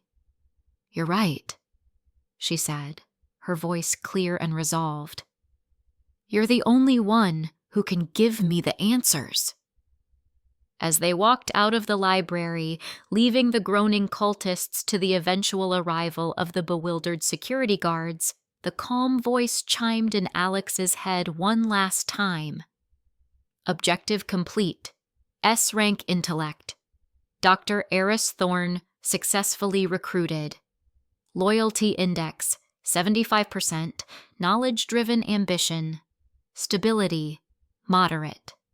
Note: loyalty is conditional upon access to superior data and tangible proof of concepts. Second crew member acquired. Unlocking new system function, mythological data library. All data acquired and analyzed by Dr. Thorne. Dr. Thorne will now be automatically uploaded, cross-referenced with your database, and streamlined into actionable intelligence files. Weaknesses, ritual patterns, and behavioral predictions of mythological entities can now be generated with 70% higher accuracy." Alex felt a deep sense of completion. He now had the hands to forge his weapons, and the mind to guide their aim. The brawn and the brains. Two cornerstones of his new world were now firmly in place. The foundation was becoming stronger, and high up in the bruised sky, the gods continued to stir, completely unaware of the fortress being built to defy them, and the man who was gathering the very people destined to tear them down. The Osprey touched down on its hidden landing pad, carved directly into the mountainside, with the quiet hum of bleeding-edge technology. The hangar door, disguised as a sheer rock face, slid shut behind it, sealing the aircraft within the mountain's heart.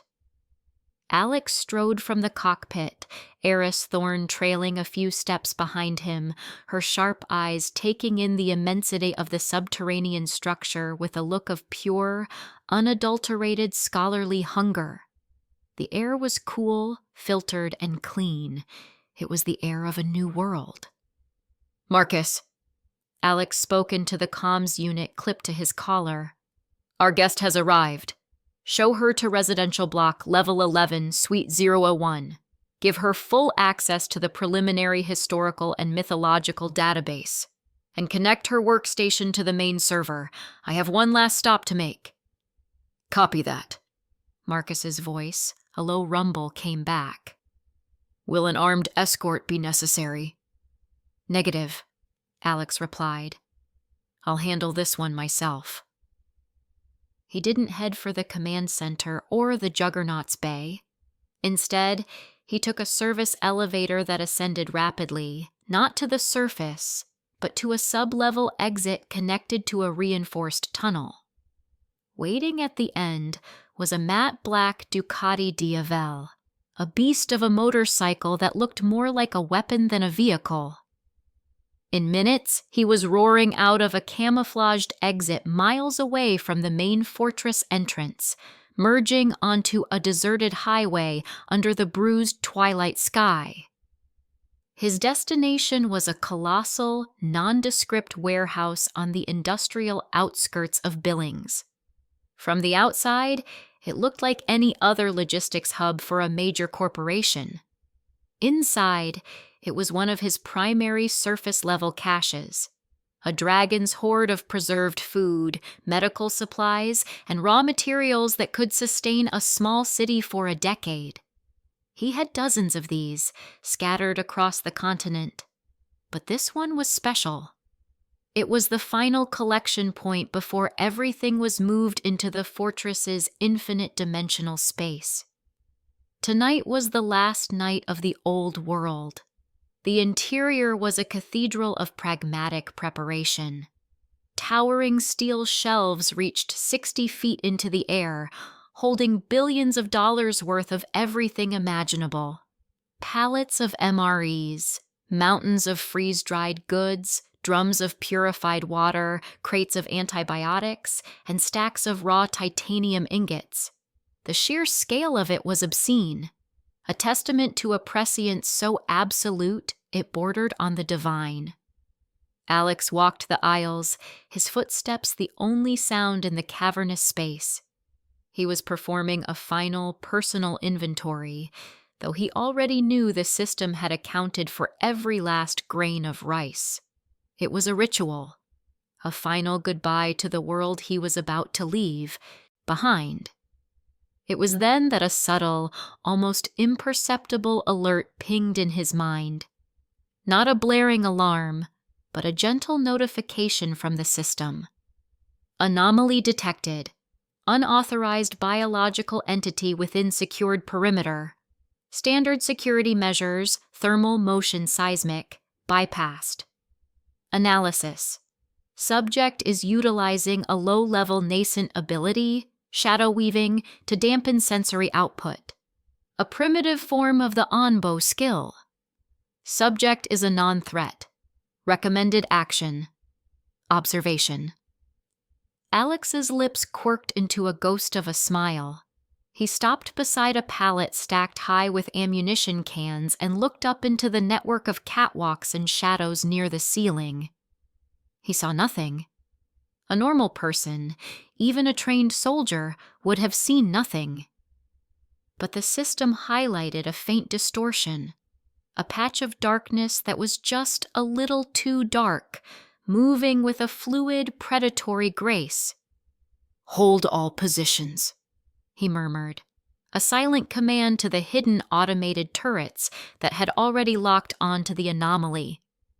"Power down active countermeasures. I've got this." High above, Maya Whisperlin moved like smoke. Dressed in black tactical gear, her form-fitting clothes allowed for maximum flexibility. She was the best cat burglar in the tri-state area, a ghost who could slip into a bank vault and out again with no one the wiser. This warehouse was supposed to be her biggest score ever. Intel from the dark web spoke of a mysterious buyer stockpiling goods on an insane scale. She wasn't after food or water. She was after the rumored server room, the brain of this operation, which would hold data worth a king's ransom. Her innate, newly awakened ability to blend with shadows made her cocky. She'd slipped past the laser grids and pressure plates like they were children's toys. The guards were nowhere to be seen. Easy money. She dropped silently from a high beam onto a catwalk, her boots making absolutely no sound. She was just about to move towards the administrative section when a voice from the warehouse floor below made her blood run cold. "The server room is in the northwest corner, 3rd floor, but the drives are encrypted with a quantum algorithm that would take you 1,000 years to crack. You're wasting your time." Maya froze, her heart hammering against her ribs. She flattened herself against the catwalk, peering through the metal grating. Down below, a man in a tailored suit stood there, looking directly up at her hiding spot as if she were illuminated by a spotlight. How? How the hell did he see me? Panic flared, but her training took over. She didn't hesitate. She pushed off the balls of her feet, launching herself into a sprint down the catwalk, heading for a ventilation shaft at the far end. It was her pre-planned escape route. She was fast. Incredibly fast. But as she rounded a corner, her path was blocked. The same man was just standing there, hands in his pockets, looking at her with an expression of mild interest. It was impossible. He was 50 yards away and on a different level less than 2 seconds ago. A strangled gasp escaped her lips. This wasn't possible. She spun on her heel, pulling 2 throwing knives from her belt in a single fluid motion. She didn't throw them to kill. She threw them as a distraction, aiming for his eyes as she bolted in the opposite direction. Alex didn't even flinch. His hand came up in a lazy blur, snatching both knives out of the air by their blades, his fingers closing around the steel just an inch from his face. He looked at them for a moment, then let them drop to the grated floor with a clatter that sounded like a death knell in the huge, quiet space. "Crude, but your aim is precise," he commented, his voice calm. "You lead your target by 2.1 degrees to compensate for the spin. Textbook." Maya's mind was screaming. This wasn't a guard. This was something else. She abandoned all thoughts of stealth and went for pure speed, leaping over the railing of the catwalk, aiming for a stack of crates 30 feet below. It was a risky jump, but she could make it. As she fell, a shadow detached itself from the wall below and caught her. She landed not on hard crates, but in a pair of arms as strong as steel. Alex held her for a second before setting her down on her feet as if she weighed nothing. He had moved from the catwalk to the floor below in the time it took her to jump. He had her. She was trapped. Every escape route, every feint, every trick in her arsenal was useless. It was like fighting a god who knew her every move before she even made it. She backed away, her face pale. Her usual cold composure completely shattered. He had cornered her without even breaking a sweat. "Who are you?" she hissed, her hand hovering over the hilt of the combat knife on her thigh. "I'm your new employer, or the last man you'll ever see. The choice is yours," Alex said, taking a slow step forward. "My system flagged your latent abilities. They're raw, unfocused, but promising." "System? What the hell are you talking about?" she spat, pulling her knife. It was a useless gesture, and they both knew it. "Don't play dumb, Maya," he said, and the use of her name made her flinch. "You've felt it, haven't you? The way the shadows feel welcoming, the way you can move without making a sound. The world is changing. People like you are waking up to new powers. The problem is, the things that are waking you up are not friendly." He gestured vaguely at the world outside the warehouse walls. "In less than 12 hours, the first Thantik will manifest. A divine event, if you prefer. It won't be angels and harps. It will be fire, floods, and monsters born from humanity's collective nightmares. The world you know, the one where you can survive by being quick and clever, is about to be erased. Being the best thief in Billings won't mean a damn thing when a Loi Ung tears you in half from the sky." His words hit her harder than any physical blow. It was the insane, rambling nonsense of a lunatic, but his eyes held a terrifying certainty, and the things he said about her powers, he knew. "You're insane," she whispered, though the conviction was draining from her voice. "Am I?" Alex took out the same black tablet he'd shown Eris. He swiped the screen, and it showed a live satellite feed. Not a commercial one, but a military-grade one, showing a real-time map of the planet. Red alerts were flashing over the Pacific Ocean, over the Siberian tundra, over the Amazon rainforest. Global energy signature fluctuation plus 4,000%. Atmospheric psychic resonance reaching critical levels. First seal event imminent. Countdown 11 hours, 42 minutes, 16 seconds. This is your choice, Maya Lin, Alex said, his voice devoid of warmth but filled with a strange kind of sincerity. Behind you is that door. You can walk out of it right now. I won't stop you. You can go back to your life on the streets and try your luck against the Kigao Thet Din Luan and the gods that made them. See how far your knives and your shadow tricks get you. He gestured to the vast, orderly wealth of the warehouse around them. Or you can work for me. You'll have a home that can withstand a nuclear blast. You'll have all the food and water you could ever want. You'll have a purpose beyond simple survival. I'll give you the tools and the training to turn that little party trick of yours into a weapon that can kill a demigod. I need a blade in the darkness. Someone to see the things others can't and go where others won't. I need a ghost. He looked her straight in the eye. I'm offering you a future. They are offering you an agonizing death. The decision shouldn't be that hard for a survivor like you. Maya stared at him, her tough-as-nails facade crumbling completely. He wasn't just offering her a job. He was offering her the one thing she'd been chasing her entire life. Real security. Not just a score. Not just a hideout for the night, but a real, actual future in a world that was about to have none. The fear of the unknown outside was suddenly 1,000 times more terrifying than the impossibly powerful man standing in front of her. She was a survivor. And a survivor always knows when to fold a losing hand and join the winner. The combat knife fell from her trembling hand, clattering onto the concrete floor.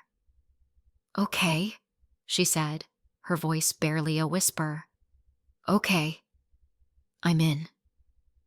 A flicker of satisfaction crossed Alex's face. He turned and began walking towards the loading bay. Good. The others are waiting. As Maya hesitantly followed, a series of notifications chimed in Alex's mind, clear and crisp. Objective complete. S-rank operative Maya Lin successfully recruited. Loyalty index, 60%. Survival-driven pragmatism. Stability, high. Note: loyalty is contingent on demonstrated power and provision of security. Will increase as external threats validate your predictions. Core. Crew roster finalized. The Brawn, Marcus Kane. The Brains, Dr. Eris Thorne. The Shadow, Maya Lin. Unlocking new system function. Group combat protocol.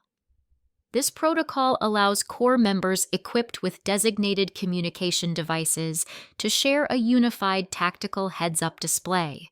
Features include real-time vitals, location tracking, threat marking, and a direct, encrypted psychic communication channel. Alex keyed his comms unit. Marcus, I'm on my way back with our third. The schematics for the Aegis comms unit have just been uploaded to your workshop terminal. I need 3 prototypes fabricated and synced to the Fortress mainframe. Priority Alpha. Schematics received. Marcus's voice replied, a new hint of excitement in his tone. Psionic resonance crystals, quantum entanglement communicators. Jesus, Alex, what is this stuff? It's beautiful. I'll have them ready in 3 hours. Alex and Maya reached the massive 100-ton blast door of the loading bay. He placed his palm on a scanner, and with a deep groan of protesting metal, the door began to slide shut, blocking out the last sliver of the dying twilight. From the command center, deep in the earth, his final orders went out, echoing through the fortress. This is Alex. All surface caches are now secure. All personnel are accounted for. Initiate final lockdown protocol. Seal the Aegis. Activate all perimeter defenses, energy shields, and psychic dampeners to full power. Across the sprawling, multi-level complex, his commands were obeyed instantly. Massive gears turned. Plasteel shutters slammed down. The geothermal reactor hummed with increased output, feeding the immense power demands. The Thenluk-Te Tintron flickered to life, bathing the entire facility in an invisible field that shielded the minds of its inhabitants from the coming madness. The Phao Dai Bat Diet, the Aegis Fortress, was now a self-contained world, a steel and titan ark buried in the heart of a mountain, ready to weather the storm. Outside, the last sunset of the old world bled across the horizon, and in the deep, dark places of the earth and the sky, something ancient and terrible finally opened its eyes. The countdown had hit 0. The exact moment the old world died, the command center of the Aegis Fortress was the calmest place on Earth. Alex sat in a plush leather armchair that looked ridiculously out of place amidst the banks of humming servers and holographic displays. In his hand, he swirled a glass of Chateau Margaux 1787, a vintage he'd liberated from a collector who thought a fortified wine cellar was the pinnacle of disaster prep. Across from him, on a matching sofa, sat Eris Thorne and Maya Lin. It was a study in contrasts. Eris, the scholar, was perched on the edge of the cushion, her knuckles white as she clutched a data pad, her eyes wide with a terrifying mix of horror and academic vindication. Maya, the survivor, was leaned back, trying to project an aura of cool detachment, but her rigid posture and the way her gaze darted between the screens betrayed her shock. Her world of shadows and back-alley deals had just become utterly, laughably obsolete. 3, 2, 1, Alex murmured, his eyes fixed on the central holographic globe. At 0, it began. It wasn't an explosion. It was a tear. The sky above the planet, displayed in stunning 8K resolution from a network of private military satellites, simply ripped open, not in one place, but in thousands. Fissures of impossible color bled into the atmosphere. A blood-red gash opened over the Pacific, and the ocean beneath it began to boil. A venomous green wound appeared over Europe, and a wave of shimmering, sickening energy washed over the continent. A brilliant, violent violet crackled above North America, pulsing like a raw nerve. "My God," Eris breathed, her voice trembling. "The energy readings, they're not just off the charts. They're rewriting the charts. This isn't physics anymore. This is violation." On the dozens of surrounding screens, the consequences played out in a silent, brutal montage. A live feed from a traffic cam in Times Square showed the moment the violet pulse hit. The towering digital billboards flickered and died. Then the people began to scream. But it wasn't a scream of panic. It was a scream of agony, of transformation. A man in a business suit clawed at his own face, his mouth stretching, tearing at the corners, widening into a permanent gaping maw of insanity. His eyes went blank and white. He was one of the first. Akagao Thet Din Luan. Within seconds, hundreds more followed, their tortured cries now a new kind of sound, a weapon that made the camera feed distort with static. Another screen showed the coastline of Japan. The crimson light from the Pacific fissure had given birth to a wave that defied all logic.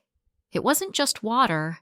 It was a moving wall 1,000 feet high, glowing with a faint, internal red light. It didn't just crash into Tokyo, it swallowed it. The skyscrapers, monuments to human arrogance, vanished as if they were sand castles. "The geothermal reactor is holding steady at 110% output to power the dampeners." Marcus's voice came over the comms, a low, steady rumble that couldn't quite hide his awe and terror. The outer hull is registering seismic shocks at 9.8 on the Richter scale, but the inertial stabilizers are handling it. It feels like a minor tremor down here. Alex. My God, Alex. Is this it? This is it, Marcus, Alex replied, taking a calm sip of his wine. Keep an eye on Lily. Make sure her suite's environmental controls are perfect. The psychic resonance is off the charts out there. The Thenlukte Tintran is our only shield.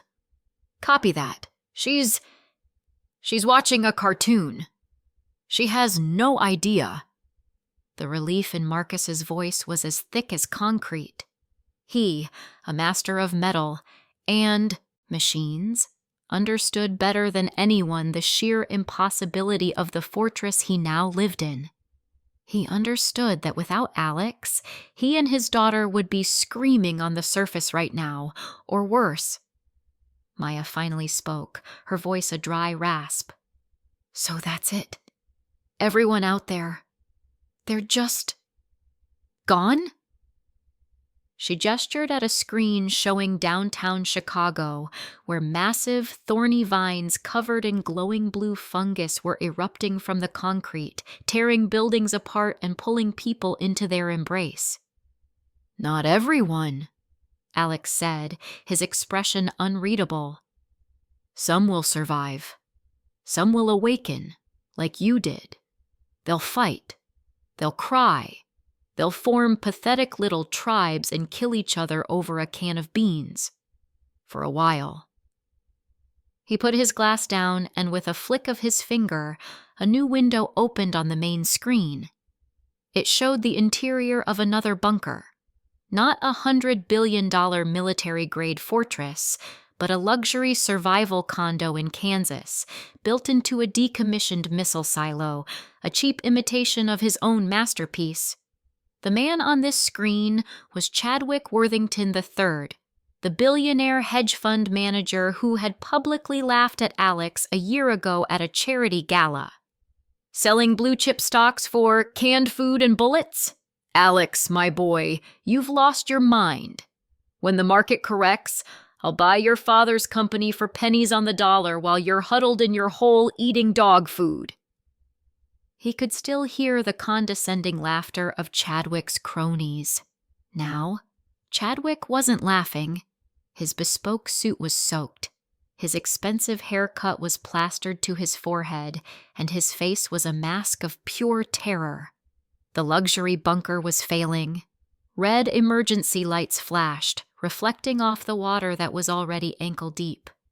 A thick steel door was visibly buckling inwards, groaning under the pressure of something immense. "Help us! This is Chadwick Worthington! Is anyone on this frequency?" he screamed into a satellite phone. "Our filtration pumps have failed. The groundwater... It's not water. It burns! Oh God, it burns! The door won't hold? We'll give you anything! Money, bearer bonds, access to my offshore accounts. Just get us out of here." Eris and Maya watched, mesmerized by the raw, karmic justice of the scene. Alex watched the pathetic display for a long moment, his face a perfect blank. He picked up his wine glass again, swirled the deep red liquid, and took another sip. He savored the complex notes on his tongue as Chadwick's desperate screams reached a fever pitch. Then, with the same casual flick of his finger, he closed the window. Chadwick Worthington III and his screaming face vanished from the screen. The only sound in the command center was the gentle hum of the fortress's life support. "Everyone makes their choice," Alex said softly, placing the glass back down with a quiet click. "He made his." Maya stared at the blank space. Where the video feed had been, a shiver running down her spine. The cold, absolute finality of that action was more terrifying and, in a strange way, more reassuring than anything she had ever witnessed. This man didn't just predict the end of the world, he judged it. She had made the right choice.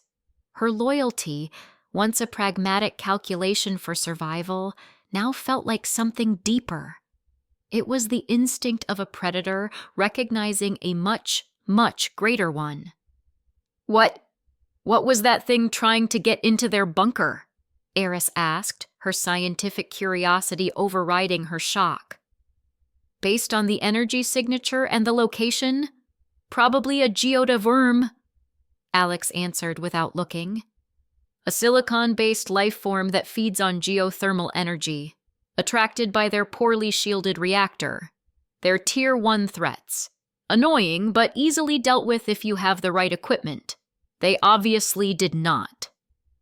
He knew this because a crisp blue notification box had just appeared in his mind's eye, visible only to him. Global chaos event confirmed. The first seal has been broken. Massive influx of chaotic energy and raw data successfully absorbed by the system. System upgrade in progress. Upgrade complete. System ability. Prediction has evolved into Thenko Sweden, Celestial Deduction. New functionality, macro-level analysis, can now predict the manifestation of major Thentic events and the arrival of high-tier divine entities with 80% accuracy within a 1-week time frame. New functionality, micro-level simulation, can run detailed simulations of localized events, e.g., monster horde movements, resource cache stability, enemy faction tactics, with 99.9% accuracy within a 24-hour operational radius. New functionality, threat identification, automatically identifies, categorizes, and provides tactical weaknesses for any observed anomalous entity. A faint, cruel smile touched Alex's lips. It was even better than he remembered from his last life.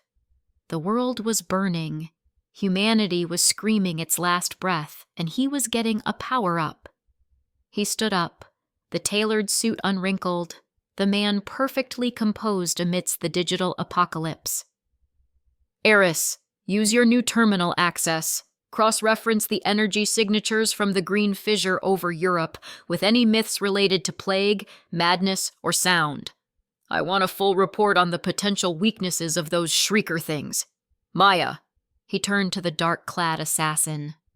Report to Marcus in the armory. He's finished the first prototype of your new combat suit. It integrates with the Aegis comms unit. I want you to run diagnostics in the virtual reality trainer. Get used to fighting with a tactical HUD. Your days of throwing knives in the dark are over.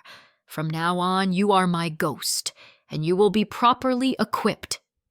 They both nodded, scrambling to follow his orders, a newfound sense of purpose burning in their eyes. They weren't just survivors anymore. They were part of something, the only thing that mattered. Alex turned back to the holographic globe.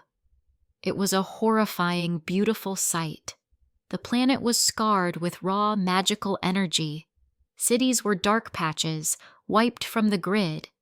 The screams had subsided on the audio feeds, replaced by a much more chilling sound, the chittering, roaring, and wailing of a world reborn. His world. System, he commanded in his mind. Run a full scan. Identify the nearest, most valuable resource point that is now unguarded due to the chaos. Analyzing. Target identified. Vungle Bengjia. Formerly Denver, Colorado. Primary asset, the supercomputer at the National Center for Atmospheric Research. Now operational as a potential node for celestial deduction enhancement. Secondary assets.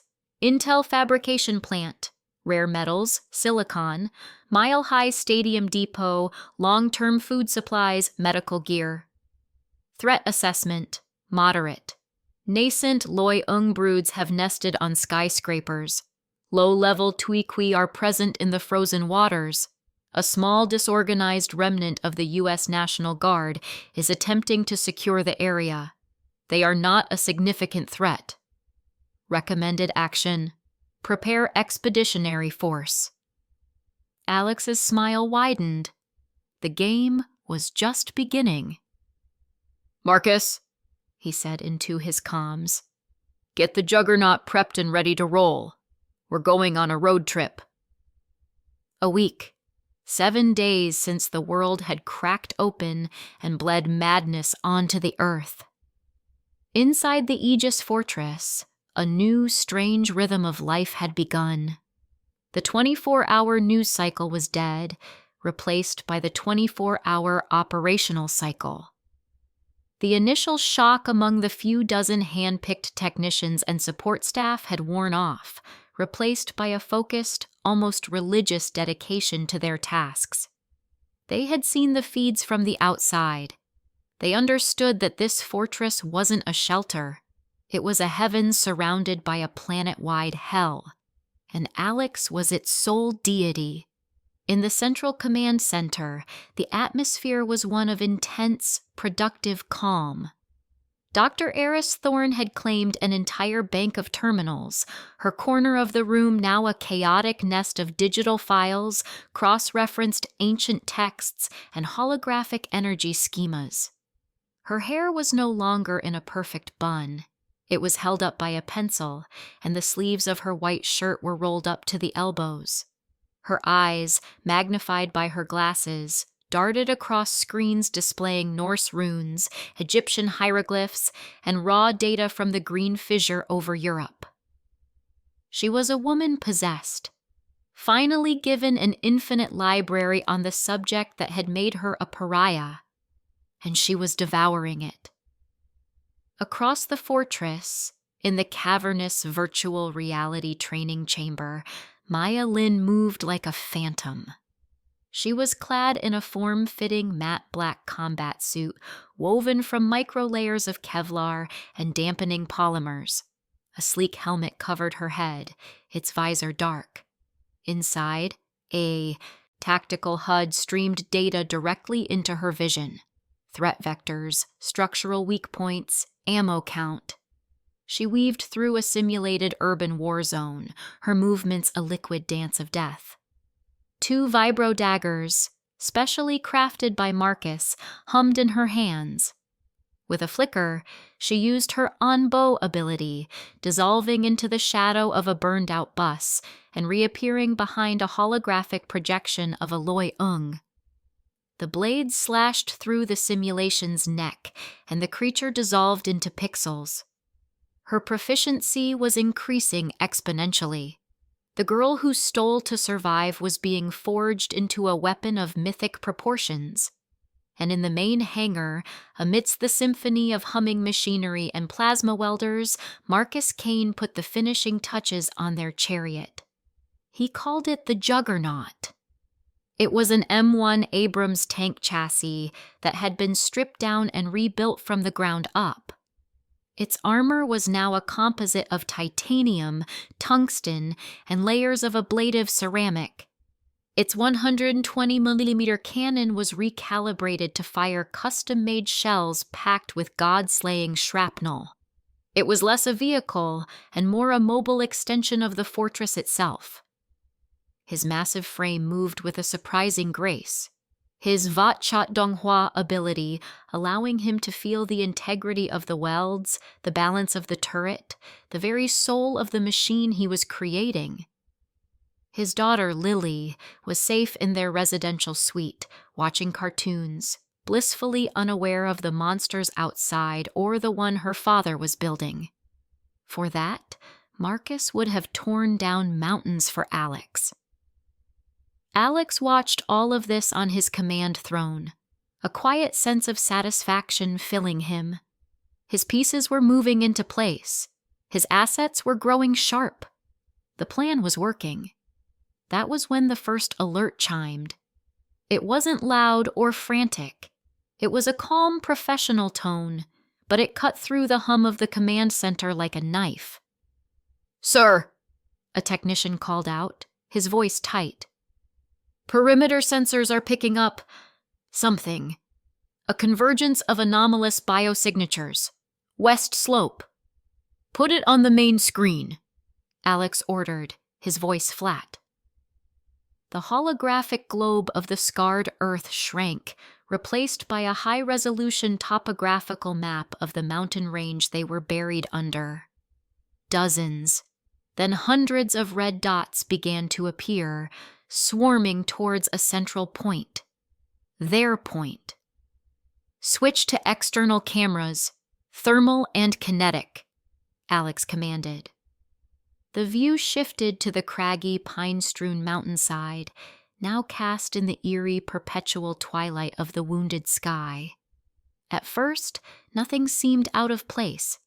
Then, they emerged from the tree line, one by one, then in a shambling, uncoordinated wave. They were the Kagao Thet Din Luan, humans, or what was left of them. Skin the color of old parchment stretched tight over their bones. Their eyes were wide, white, and unblinking. But the worst part was their mouths. Each one was ripped open from ear to ear, a permanent soundless scream carved into their flesh. They didn't run. They drifted. A tide of silent nightmares, all drawn to the one place on the continent that didn't hum with the terrible new energy of the gods. The fortress. Its quiet was like a vacuum, and they were the air rushing in to fill it. "Jesus Christ," Eris whispered, pushing her glasses up her nose. "Hundreds of them. The psychic pollution they're emitting, it's incredible. They're drawn to the silence of our purification array." "They're like moths to a flame," Alex noted, his expression unchanged. "A very, very quiet flame." Then, as if guided by a single, malevolent conductor, they all stopped. They turned their blank, staring faces towards the hidden location of the main gate. And they opened their torn mouths. There was no sound. Not at first. It was a pressure. A wave of force that hit the fortress like a physical blow. The lights in the command center flickered. On the screen, the camera feed distorted, rippling as if viewing the world through disturbed water. This was the Hapshong Din Luan, the Madness Chorus. Inside the command center, the elite staff felt it first as a dull throb behind their eyes. The technician who had first raised the alarm winced, his hand flying to his temple. "Ugh, my head. What is that?" Down in the hydroponics bays, a botanist dropped a tray of seedlings, stumbling back against a wall, a wave of nausea washing over her. In the residential levels, people stirred in their bunks, a collective groan of discomfort echoing in the quiet halls. The fortress's 2-meter-thick shell of titanium wolfram alloy and reinforced concrete was blocking 99% of the assault. But for a creature whose very existence was an attack on sanity, 1% was more than enough to be a problem. "The psychic resonance is bleeding through the primary hull," Eris said, her teeth clenched. "It's not enough to cause transformation, but it's debilitating for non-awakened personnel. It's a sound that you feel, not hear. It tries to unmake logic." Maya's voice crackled over the comms from the training room. "Whatever that is, I can feel it even through the simulator's dampeners. It feels like ice picks in my brain." Alex leaned forward slightly, a flicker of annoyance in his eyes. He had spent $100 billion to build a sanctuary, a perfect machine for survival and war. He would not tolerate pests scratching at his door. "How dare they?" he murmured, the words cold and sharp. "Making such a racket right outside my house." He looked at the panicked faces of the technicians, the grimace on Eris's face. He needed them focused. He needed them loyal. And loyalty was best forged in the fire of absolute, overwhelming power. "Activate the Thanluk Te Tintron. Full power. Project it externally," Alex commanded. "Sir, projecting it might draw even more. Attention!" A technician started to protest. "Do it!" Alex said, his voice leaving no room for argument. The technician's fingers flew across his console. "Array activated. Projecting now." A deep, resonant hum filled the fortress, but this was a clean, harmonious sound. On the external camera feeds, a breathtaking sight unfolded. A dome of soft, brilliant blue light erupted from the peak of the mountain, expanding outwards in a silent, perfect wave. It washed over the mountainside, over the trees, and over the horde of shriekers. The effect was instantaneous. Inside the fortress, every headache vanished. The nausea evaporated. The feeling of dread was replaced by a wave of invigorating clarity, like diving into cool, clean water on a hot day. The botanist in hydroponics took a deep, steadying breath. Her mind suddenly crystal clear. The technicians in the command center straightened up, their eyes wide with relief and awe. Outside, the madness chorus died. The pressure vanished. The shriekers stumbled, their silent screams cut off as the pure, orderly energy of the array washed over them. They were creatures of chaos and madness. This energy was poison to them. They recoiled, confused, their one weapon rendered utterly useless. "Whoa!" Marcus's voice boomed over the comms. "I felt that all the way down here. It's gone. Whatever it was." "Good," Alex said, his voice dangerously calm. "They came to make noise. Now, let's show them what real noise sounds like." His finger tapped a single button on his command console. "Automated defense protocol, annihilation." All across the western face of the mountain, the earth and rock shifted. Hidden panels slid away, revealing the cold, hard steel beneath. With the hydraulic hiss of military-grade hardware, dozens of turrets rose from their concealed silos. They weren't just any turrets. They were M2 Browning 50 caliber machine guns, the legendary Modus, each one modified, automated, and feeding from a massive underground ammo storage. And the bullets they fired were not normal. Each 50 BMG round was tipped with a core of meteorite iron, inscribed with micro-runes Eris had identified, and quenched in a solution Alex had developed in his past life. As the turrets locked onto their targets, the tips of the bullets in the ammo belts began to glow with a faint, silver light. "Broadcast the external feed to all common areas in the fortress," Alex ordered. "Let everyone see." The shriekers, still confused by the blue light, had no idea what was coming. Then, Alex gave the silent mental command. "Fire!" The mountainside erupted in a storm of fire and thunder. The sound was apocalyptic.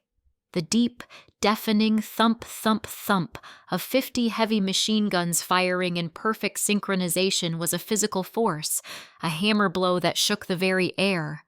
Streams of silver-traced fire crisscrossed the landscape, converging on the horde. It wasn't a battle. It was an execution. An industrial-scale extermination. The god-slaying rounds hit the shriekers with explosive force. The creatures of nightmare, who had no physical defense to speak of, were simply erased. One moment they were standing, the next they were vaporized in a flash of gore and chaotic energy. The first rank vanished in less than a second. The second rank was gone before the first had even hit the ground. The automated targeting systems, guided by the system's micro-level simulations, were flawless. No bullet was wasted. Each burst was a precise, calculated act of destruction, sweeping through the horde like a scythe through wheat. Inside the fortress, on screens in the mess hall, the barracks, and the engineering bays, the staff watched in stunned silence. They saw the horde of monsters that had been pressing on their minds torn to shreds by a display of firepower that defied belief. The terror they had felt moments before was burned away, replaced by a feeling of absolute security, of awe-inspiring power. They weren't hiding in a hole. They were living in the fist of a god. Their gazes, when they looked up from the screens, were filled with a new, unshakable faith. In under 5 minutes, it was over. The last shrieker was obliterated. The guns fell silent, their barrels glowing cherry red in the twilight. The mountainside was a cratered, scorched mess, but it was clear. The silence that returned was absolute, no longer threatened but owned. A series of blue text boxes bloomed in Alex's vision. Threat neutralized, maddening shrieker horde, X-478. First combat data from god-slaying ammunition collected. Analyzing entity weaknesses. Analysis complete. Maddening shrieker weakness identified. Biosonic resonance frequency at 187.7 dx. Their vocal structure is uniquely vulnerable to sympathetic vibration at this frequency. New technology unlocked. Sonic resonance emitter. Screamer's Bane module. Description: a device that can be integrated into defensive turrets or handheld weaponry. Emits a focused, high-frequency wave that causes catastrophic cellular breakdown in entities vulnerable to sonic attacks. Lethal to shriekers, non-lethal but severely disorienting to other bioforms. A cruel, satisfied smile played on Alex's lips. Perfect. A problem had presented itself, and the solution had yielded a brand new weapon. This was how progress was made in the new world.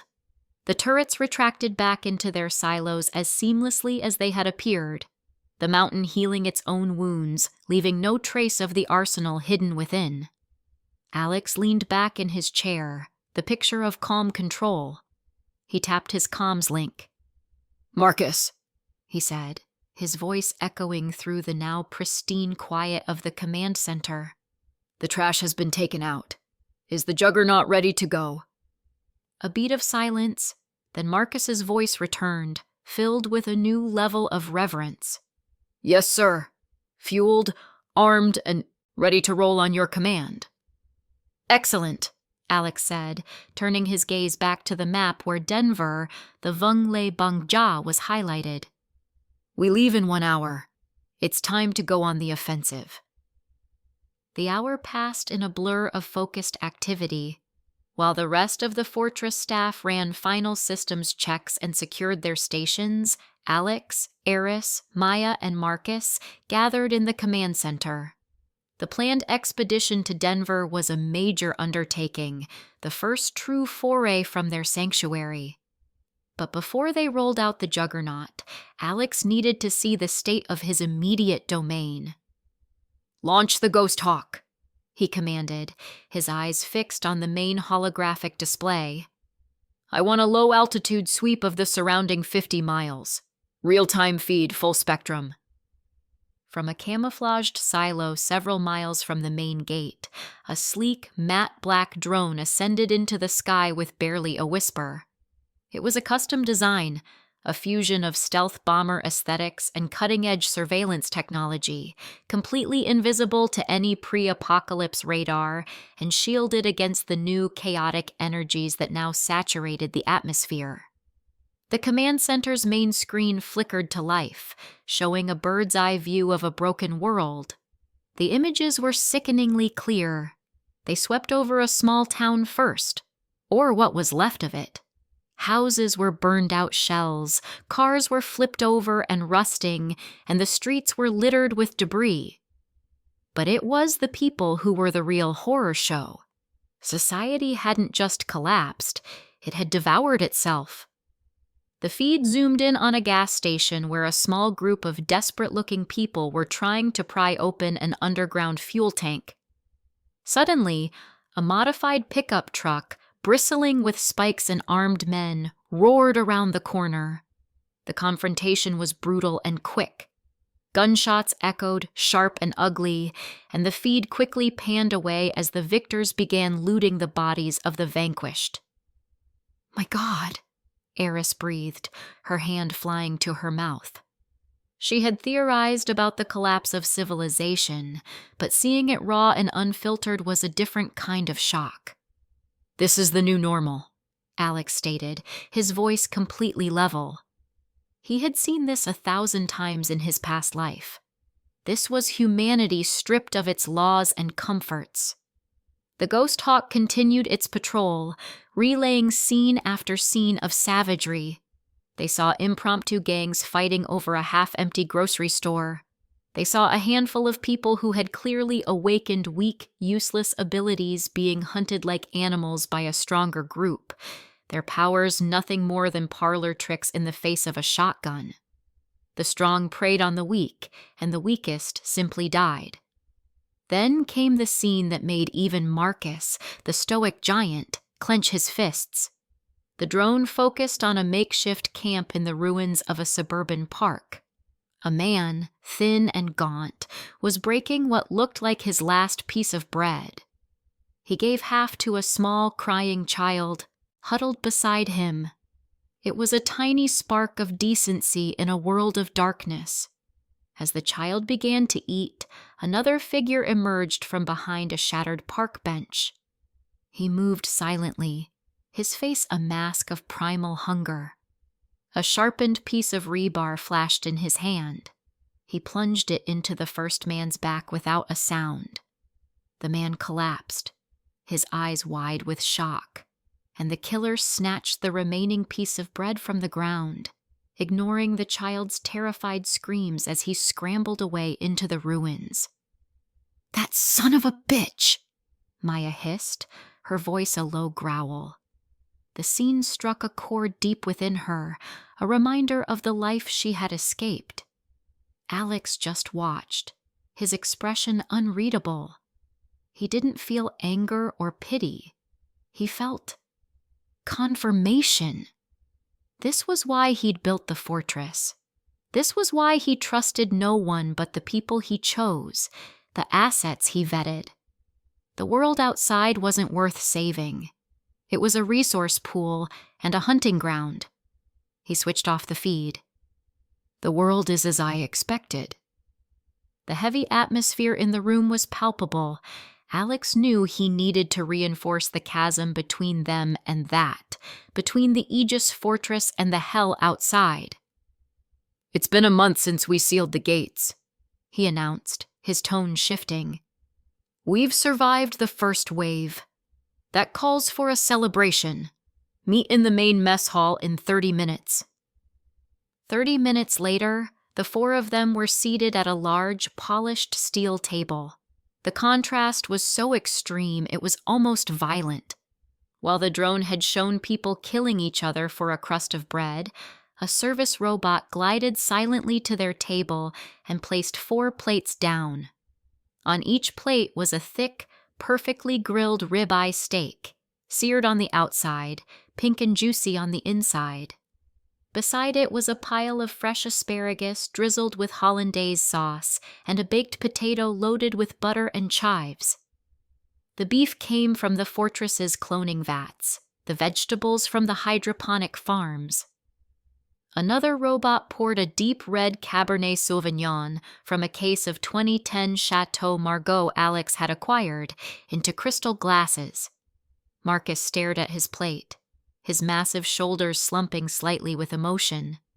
He thought of his daughter Lily, safe in her room, probably eating a nutrient-paced meal formulated for her growth, completely unaware that a steak like this was now a treasure more valuable than gold. He looked at Alex, his eyes filled with a fierce, unwavering gratitude.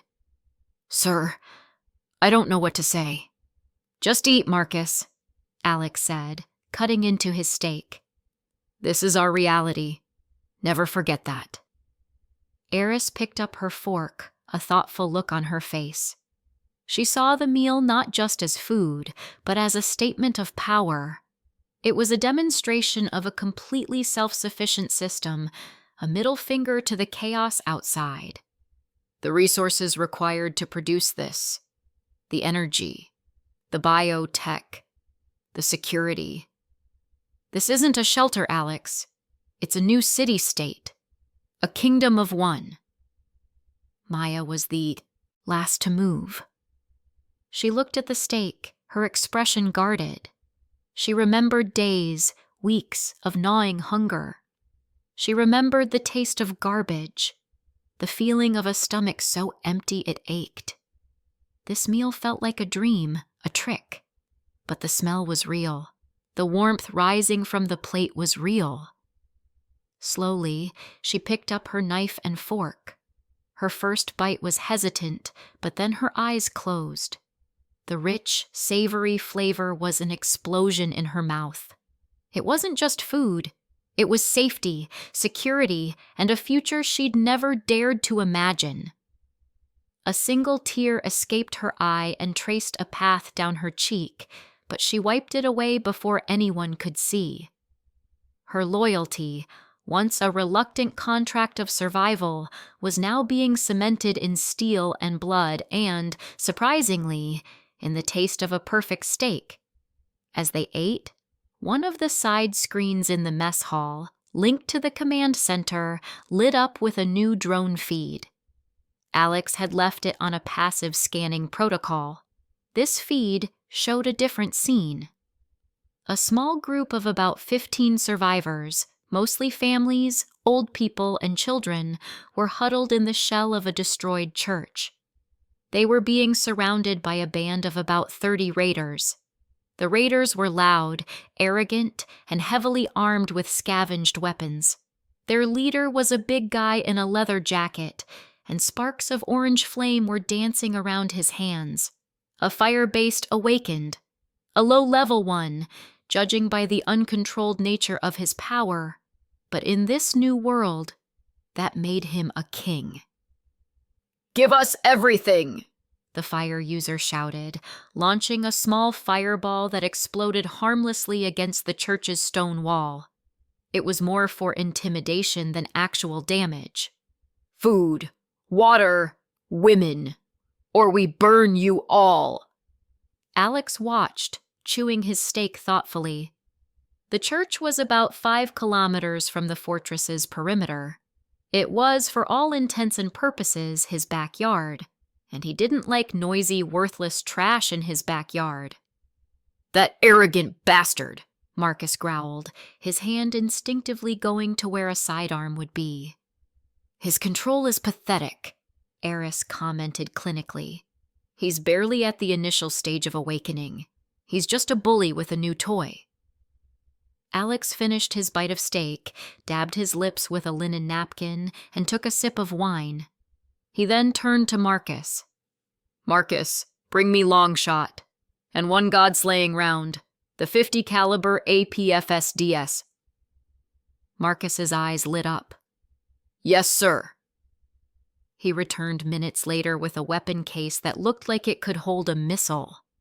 Inside was a Barrett M82 rifle, but it was a Barrett the way the Juggernaut was a tank. Marcus had rebuilt it. The barrel was a custom-forged tungsten titanium alloy. The scope was a smart scope linked directly to the fortress's atmospheric sensors and Alex's system. The entire chassis was reinforced to handle the insane recoil of the custom ammunition. Marcus handed Alex a single, massive bullet. It was a fin-stabilized discarding sabot round, more like a miniature tank shell than a bullet. The penetrator rod at its core was made of depleted uranium wrapped in inscribed meteorite iron.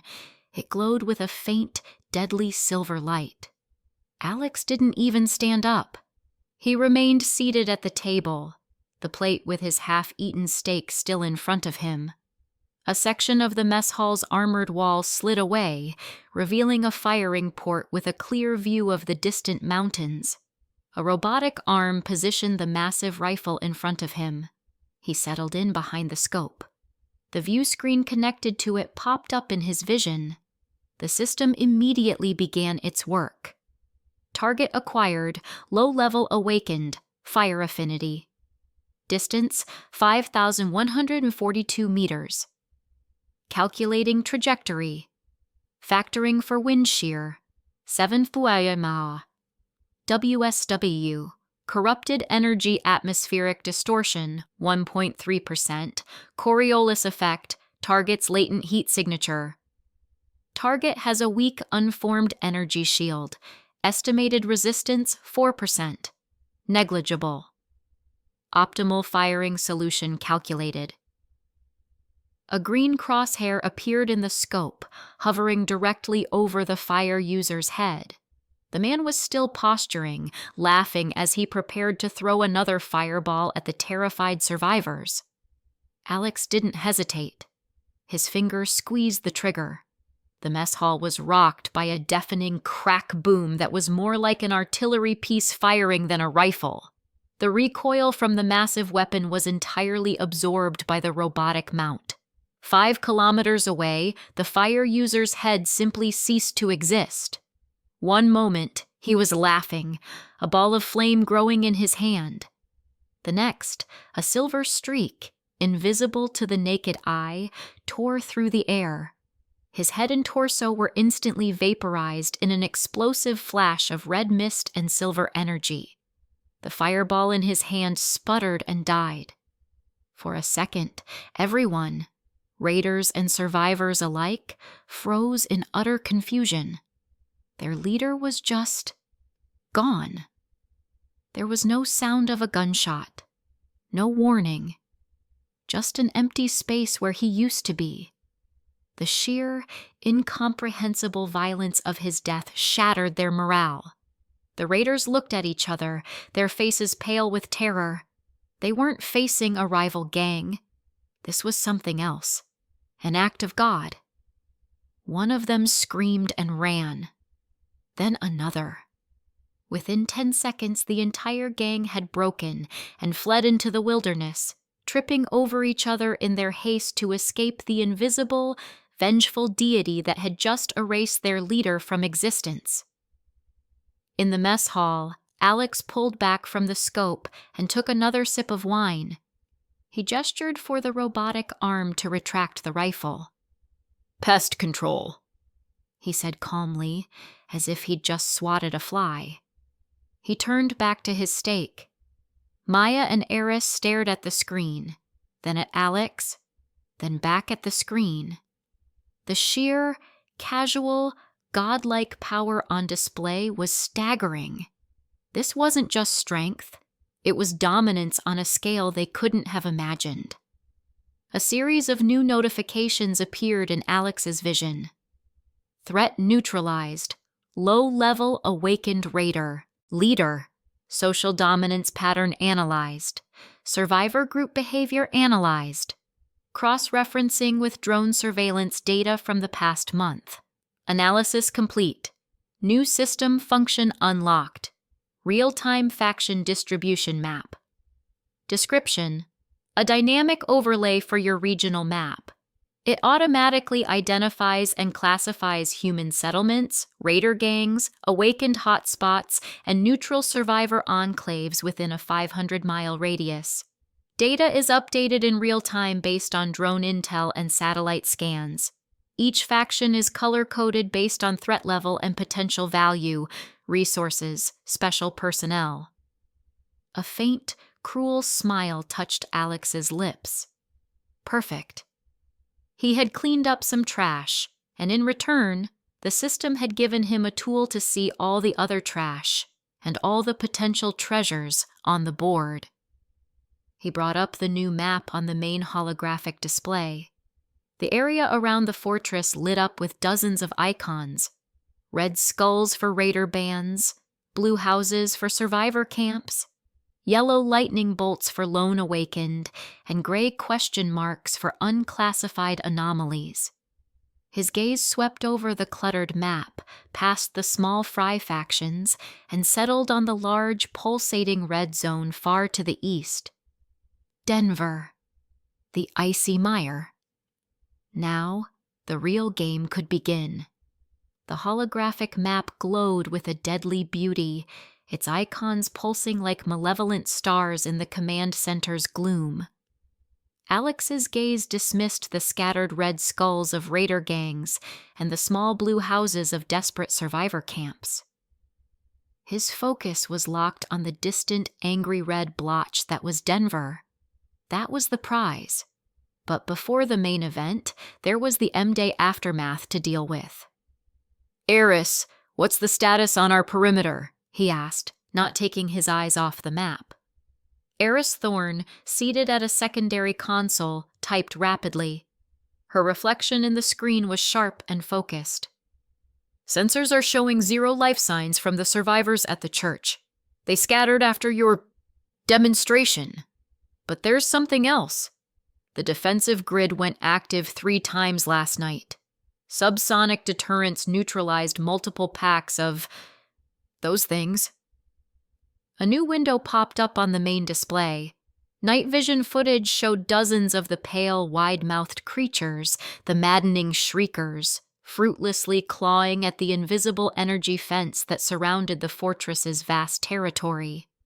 They would scream their minds-crawling screams until the subsonic emitters pulsed, causing them to convulse and drop dead, their brains effectively scrambled. The sonic grid is working as intended, but it's left a mess, Eris continued. There are over 200 shrieker corpses within a kilometer of the outer fence. The corrupted energy they give off as they break down is starting to interfere with the low-band sensors. Alex finally turned away from the map. A faint, predatory smile touched his lips. Perfect. A mess to be cleaned up, and a perfect first field test for the team. He looked at the others. Marcus, Maya, gear up. We're going outside. Maya's expression didn't change, but a new light flickered in her dark eyes. Action. Finally. Marcus, however, grinned from ear to ear, pounding a fist into his palm. Hell yes! Time to see what my babies can do in the field. 30 minutes later, the 3 of them stood in the armory bay adjacent to the main vehicle hangar. The air hummed with the quiet power of advanced machinery. Eris was on the comms from the command center, her voice crisp and clear in their earpieces. Comms check, Alex. Loud and clear, Eris, Alex replied. His voice was slightly distorted by the helmet of his combat suit. It was a masterpiece of Marcus's design, named the Aegis Command Suit. Forged from a lightweight but incredibly durable ceramic titanium composite, it was less a suit of armor and more a second skin. Its surface was a matte gray that seemed to drink the light, covered in subtle hexagonal patterns that were actually micro-energy field projectors. The helmet's visor displayed a full HUD linked directly to his system and the fortress's sensors. Marcus stood beside him, looking like a walking tank. His suit, the Forge Breaker, was a monster of plated steel and reinforced hydraulics. The shoulders were twice as wide as a normal man's, and a miniaturized high-temperature furnace was built into the back, feeding fuel to the massive flamethrower integrated into his right gauntlet. He looked absolutely gleeful. This is gonna be fun. Maya was a shadow between them. Her whisper-weave suit was made of a flexible, polymer fiber mesh that shifted colors to match its surroundings. It was completely silent, designed for speed and stealth above all else. In her hands, she held 2 wicked-looking daggers, their edges glowing with a faint energy signature. All systems green, Eris's voice confirmed. I'm slaving a combat drone to your HUDs. You'll have eyes in the sky. Gate is opening in 3, 2, 1. With a deep, grinding hum, the 100-ton blast door of the Phyodai bot diet slid sideways, revealing the outside world for the first time in a month. The clean, filtered air of the fortress was immediately replaced by a foul stench, a mix of decay and something else. something alien and wrong. The sunlight that streamed in felt weak, as if it were struggling to push through a sky tainted by unseen forces. They stepped out. The landscape was a graveyard. As Eris had said, hundreds of maddening shriekers lay scattered across the rocky ground. Their pale bodies were twisted in unnatural poses, their mouths still open in silent screams. The ground around them was stained dark with a black, oily fluid that sizzled faintly. A low-level hum of chaotic energy filled the air, a constant pressure against the mind. Jesus Christ, Marcus muttered, his enthusiasm dampened by the grim sight. The grid really did a number on them. Stay sharp. Maya's voice cut through the comms, a low whisper. Energy readings are unstable here. It feels wrong. Alex didn't need her warning. His system was already flooding his vision with data. Warning: high concentration of residual chaotic energy. Psychic contamination detected. Fortress armor systems are negating 99.8% of hostile influence. Analyzing biomass patterns. This was the perfect training ground. Low-threat cleanup, a chance to get the team's blood pumping. Marcus, you're on cleanup. Flame sweep the bodies. Start with the ones closest to the perimeter. Maya, scout the ridge to the west. I don't want any surprises. I'll take the central cluster. On it, sir, Marcus rumbled. The pilot light on his flamethrower ignited with a whoosh. Maya simply gave a nod, and then, in a blink, her form blurred and dissolved into the shadow of a large boulder. She was gone. Alex drew his own weapon. It wasn't a gun. From a magnetic clamp on his back, he drew a straight, double-edged sword that seemed to swallow the light. This was Verdict, one of the 10 god-slaying weapons. Forged by Marcus from meteorite iron and quenched in esoteric solutions from Alex's past life, its blade was covered in microscopic runes that pulsed with a cold, silver light. He walked calmly towards the largest pile of corpses. This wasn't just cleanup. This was a harvest. Suddenly, a new alert flashed in his HUD, overriding everything else. Critical warning! Unstable energy convergence detected. Biomass is spontaneously reanimating and amalgamating. Alex, look out! Eris's voice shouted in his ear. The bodies! The energy is pulling them together! It happened fast. The dead shrieker at Alex's feet twitched. Then another. A black, tar-like substance began to ooze from their bodies, acting like a magnetic slime. Dozens of the corpses were dragged across the ground, pulled towards a central point.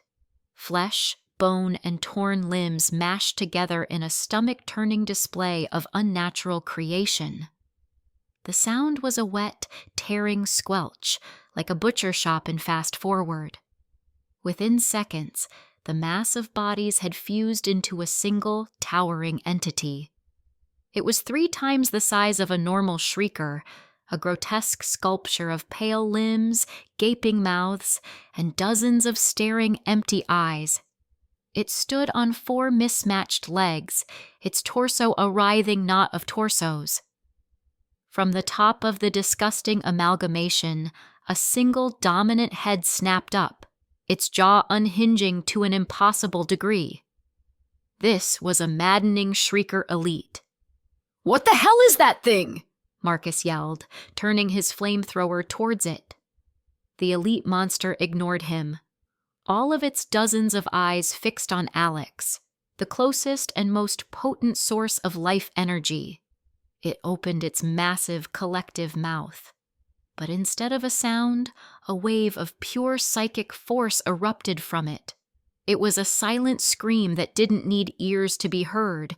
It tore directly into the mind.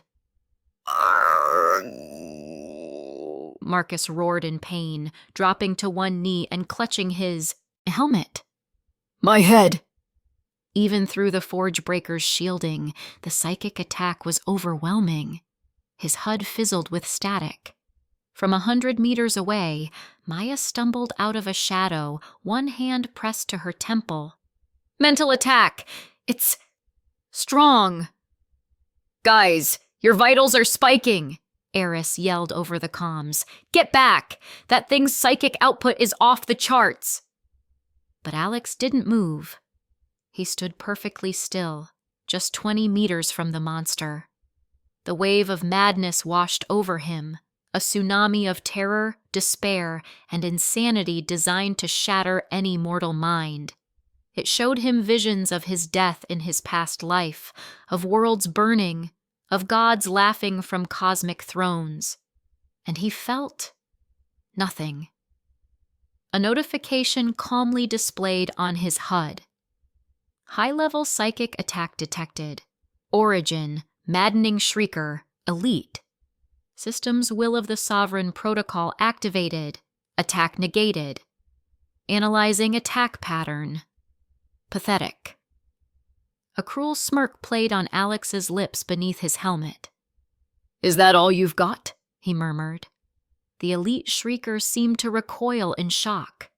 It couldn't comprehend how this being was still standing, completely unaffected.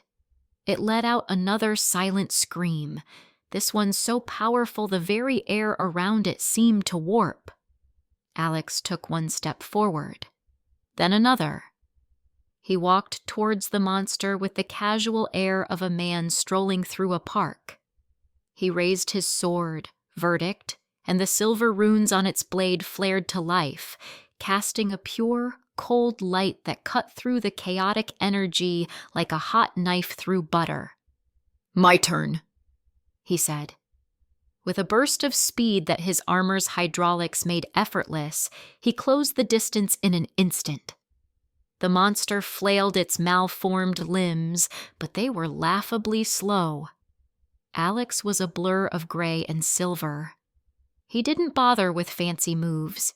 He simply brought verdict down in a single, clean, vertical arc. Shine!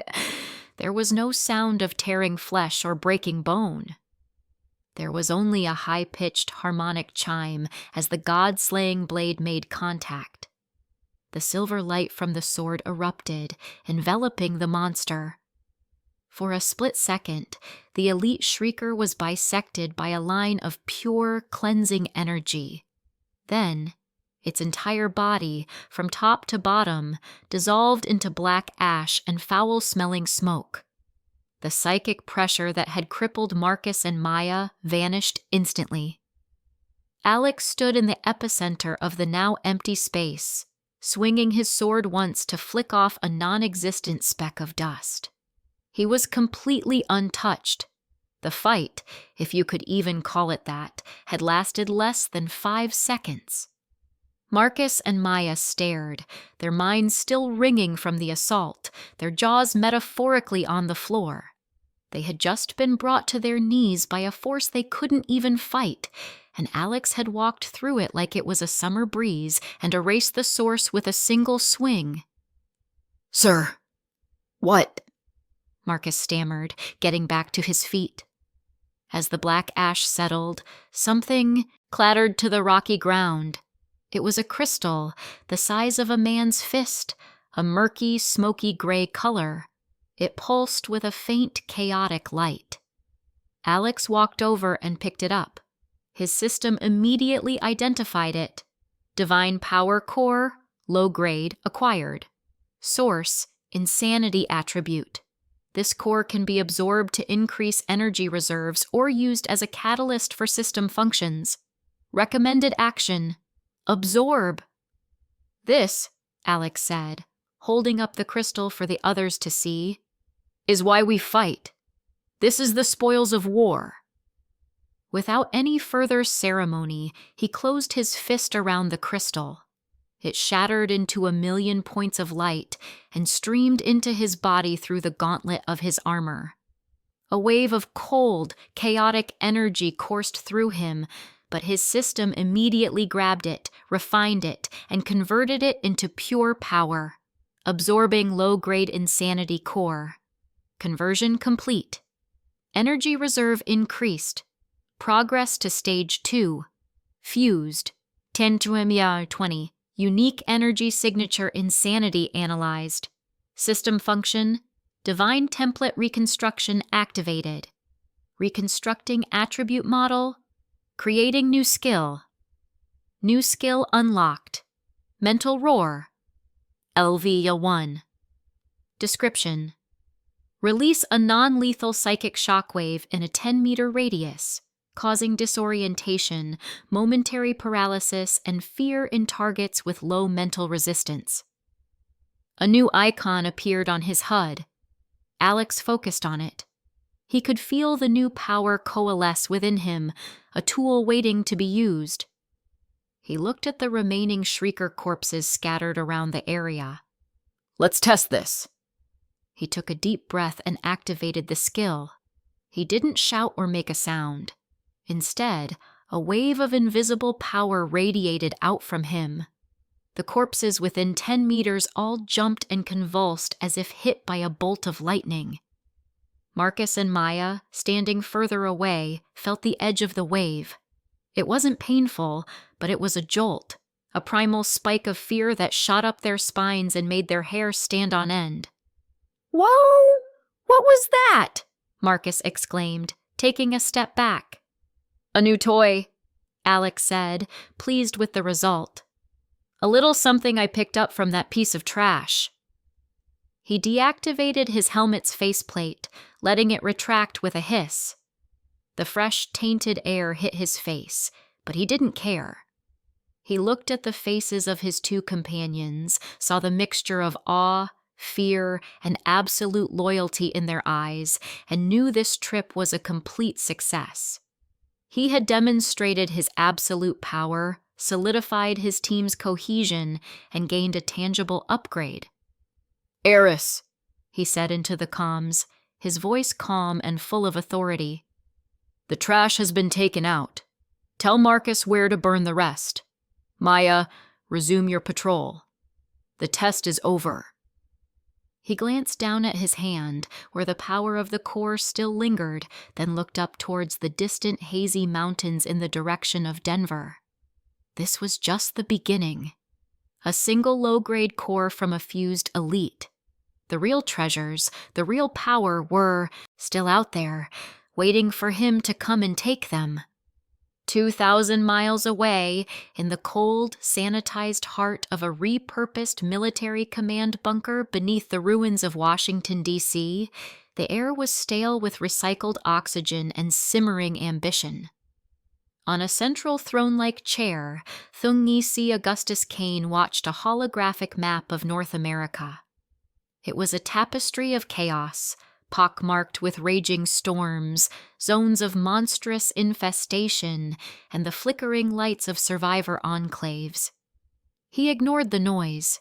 His eyes, cold and calculating, were fixed on a single, nagging anomaly in the remote wilderness of Montana. "Report," he commanded, his voice smooth and devoid of emotion.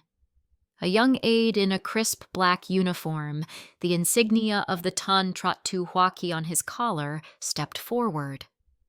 "Sir, we have cross-referenced a dozen independent reports from high-tier awakened survivors. The chatter is consistent. There is a location in the northern Rockies that is quiet. Too quiet. No monster activity. No chaotic energy spikes.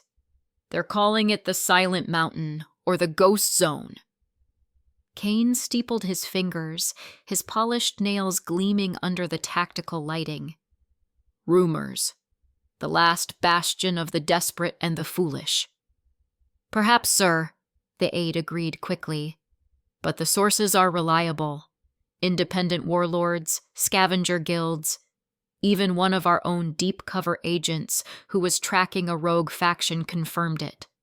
They approached the area and reported nothing. As if an entire mountain range had been wiped clean of the New World's dangers." Augustus Kane leaned back, a faint, predatory smile touching his lips. It was a politician's smile. all teeth, no warmth. In this new, broken world, strength was the only currency. His ability, Keyok Thunluk, was the perfect tool for a man like him.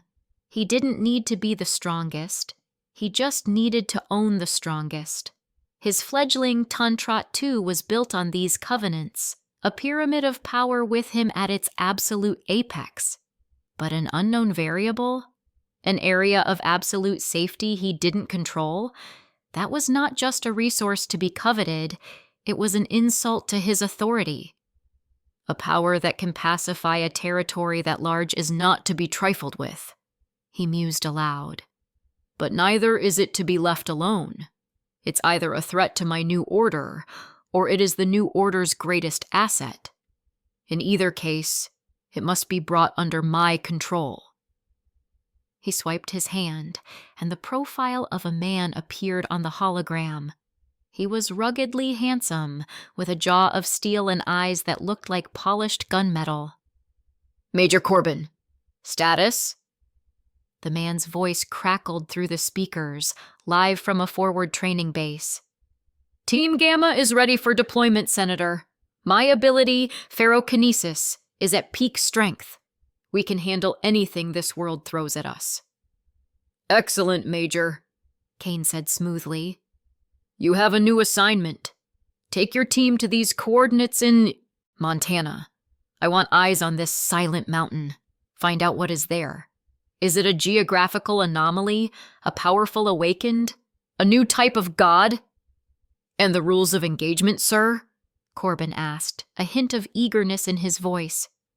Kane's smile widened. Observe. If it's a place, map it. If it's a person, ascertain their strength. Do not engage unless you are certain of victory. If it is a fortress, as some rumors whisper, then find its weaknesses. I want a full intel package. I want to know everything about this piece on the chessboard before I decide how to take it. Understood, Senator. We will not fail. See that you don't, Major, Kane said, his voice dropping an octave, carrying the unspoken weight of his power. In my America, failure is not an option.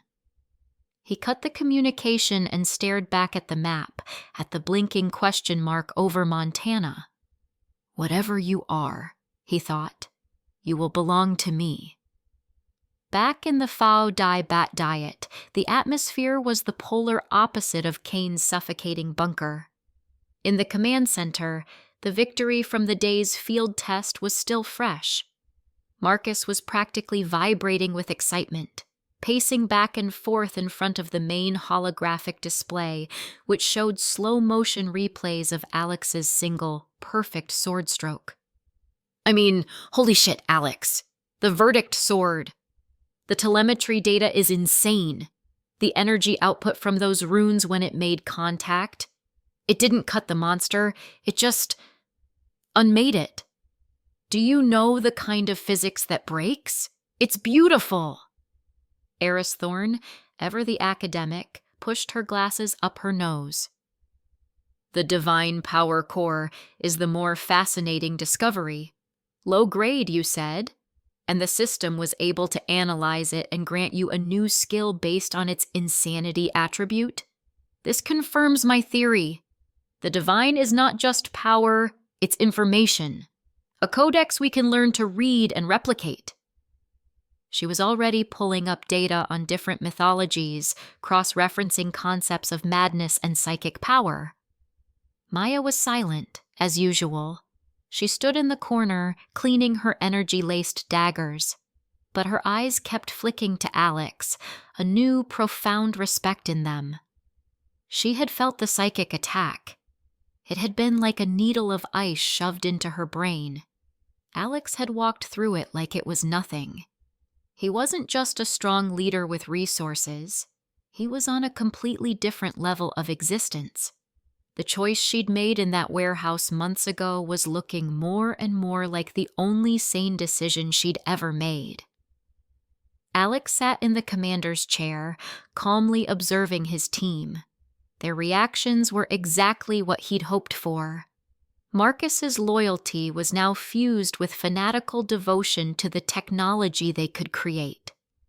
Eris's academic curiosity was fully ignited, ensuring she would dedicate every ounce of her intellect to his cause. And Maya? He had finally broken through her shell of suspicion and earned her absolute trust, the only way a survivor like her knew how, through an undeniable demonstration of overwhelming power. "It's just the beginning," Alex said, his voice cutting through Marcus's excited rambling. "That was one elite, born from the leftovers of a few hundred grunts. The creatures guarding the real treasures will be exponentially stronger. We need to be ready." As if on cue, a soft, unobtrusive chime echoed through the command center. A red dot appeared on the regional map, miles beyond their perimeter. "Perimeter alert," Eris announced, her fingers flying across her console. It's not a monster. 5 human life signs, moving in a tight tactical formation.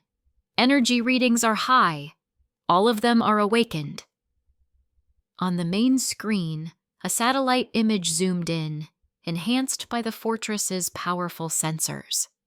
It showed 5 figures in advanced-looking combat gear picking their way through the rocky terrain. Maya stepped forward, her eyes narrowing. They move like soldiers. Professionals, not scavengers. "Zoom in on the leader," Alex commanded. The image resolved, showing a man at the point of the formation. As he moved, the metallic rocks and ore deposits in the ground around him seemed to shimmer, as if responding to his presence. "Interesting," Alex murmured. A ferrokinesis user. A metal bender? Cute. Marcus let out a low whistle. "That's high-tier stuff. These guys are serious business. What's the play, boss? Want me to suit up the forge breaker? We can go out there and flatten them." Alex chuckled, a low, genuinely amused sound. He leaned forward, propping his chin on his hand. "Flatten them? Marcus, they're not a threat. They're a test. Not for us. For our home." He turned to Eris. "They're still 12 kilometers out. They haven't detected the fortress itself, just the quiet zone. Perfect." He tapped a sequence of commands into the armrest of his chair. "Activate perimeter defense system. Protocol Mirage." "Protocol Mirage activated," Eris confirmed. "Low-frequency electromagnetic interference field is online. Full-spectrum optical distortion array is active." Alex leaned back, a smug smirk on his face. "Let's watch the show." Major Corbin felt it first, a subtle tingling at the base of his skull, like a low-grade migraine. His compass, a military-grade piece of equipment, was spinning uselessly. "Sir, all our electronic navigation is down," his tech specialist reported, frustration clear in his voice. "GPS, satellite link, even our short-range comms are just static. It's an interference field." Corbin grunted, his eyes scanning the ridgeline ahead. "High-powered. They know we're here." He felt a thrill of anticipation. This was it. This was the real deal. "Forget the tech. Use your senses. We're close." They pressed forward for another hour, the terrain growing increasingly strange. They'd climb a rocky slope, expecting to see a valley on the other side, only to find the same slope repeating itself. They took a path into a narrow canyon that, according to their paper maps, should have opened into a wide basin. 12 minutes later, they found themselves staring at a dead end, a sheer rock wall that shouldn't have been there. "What the hell?" one of his men muttered. "We were just here. I marked this rock." He pointed to a distinctively shaped boulder with a fresh scratch on it. "Impossible," Corbin snapped, though a seed of doubt was planting itself in his mind. His own senses were starting to feel off. The way the light hit the rocks seemed wrong. The shadows were too long or too short. The mountain peak they were using as a landmark seemed to shift its position every time he looked away and looked back. For 12 agonizing hours, they were trapped in a nonsensical labyrinth. They marched with purpose, only to end up back where they started. They tried to scale cliffs that seemed to stretch into infinity. The sun beat down on them, but the air held a strange chill. Their water supplies dwindled. Their morale plummeted. The elite, high tier awakened of Team Gamma, were being defeated by geography. "Sir," his second in command finally said, his face pale with exhaustion and confusion. "This is a fool's errand. There's nothing here. It's some kind of natural phenomenon, a psychic or magnetic anomaly left over from M-Day. We're wasting our time and resources." Corbin slammed his fist against a rock wall, his ferrokinesis ability causing the stone to crack. "No! The intel was solid. There has to be something here." But as he looked at the faces of his men, at the maddening, looping landscape that seemed to mock them, he knew it was over. They had been thoroughly and utterly defeated without ever seeing an enemy or firing a single shot. It was humiliating. "Fine," he spat, the word tasting like ash. "We're pulling out. Report to the senator. The rumors were bullshit. It's a natural anomaly, a complete waste of time." In the command center of the Phao Dai Bat Diet, the team watched the 5 red dots on the map turn around and retreat. Marcus was roaring with laughter, slapping his knee. "Oh my God, that was priceless. They walked in a circle for 12 hours. I could see the leader's face on the thermal imagining. I thought he was gonna pop a blood vessel. You didn't even have to lift a finger." "It was efficient," Maya admitted, a rare small smile gracing her lips. Alex simply nodded, his expression satisfied. "A slap hurts more when your opponent doesn't even know who hit them. They'll go back to their senator and tell him there's nothing here. It buys us time. More time to prepare." Marcus's laughter subsided, and a thoughtful, engineering-focused look came over his face. "You know, the Mirage protocol worked better than I expected, but it's just a trick. It messes with light and electronics. If they had a powerful psychic or a sensory type who could see through illusions, they might have gotten closer." He walked over to the main display and started sketching with his fingers, pulling up schematics of the fortress's outer shell. But what if we could make the fortress actually disappear? Not just an illusion, but a true stealth field. Using the principles of the Mirage protocol, but amplifying it with a power source that can actually warp space-time on a micro level. We could wrap the entire mountain in a bubble of distorted reality. Eris's eyes lit up.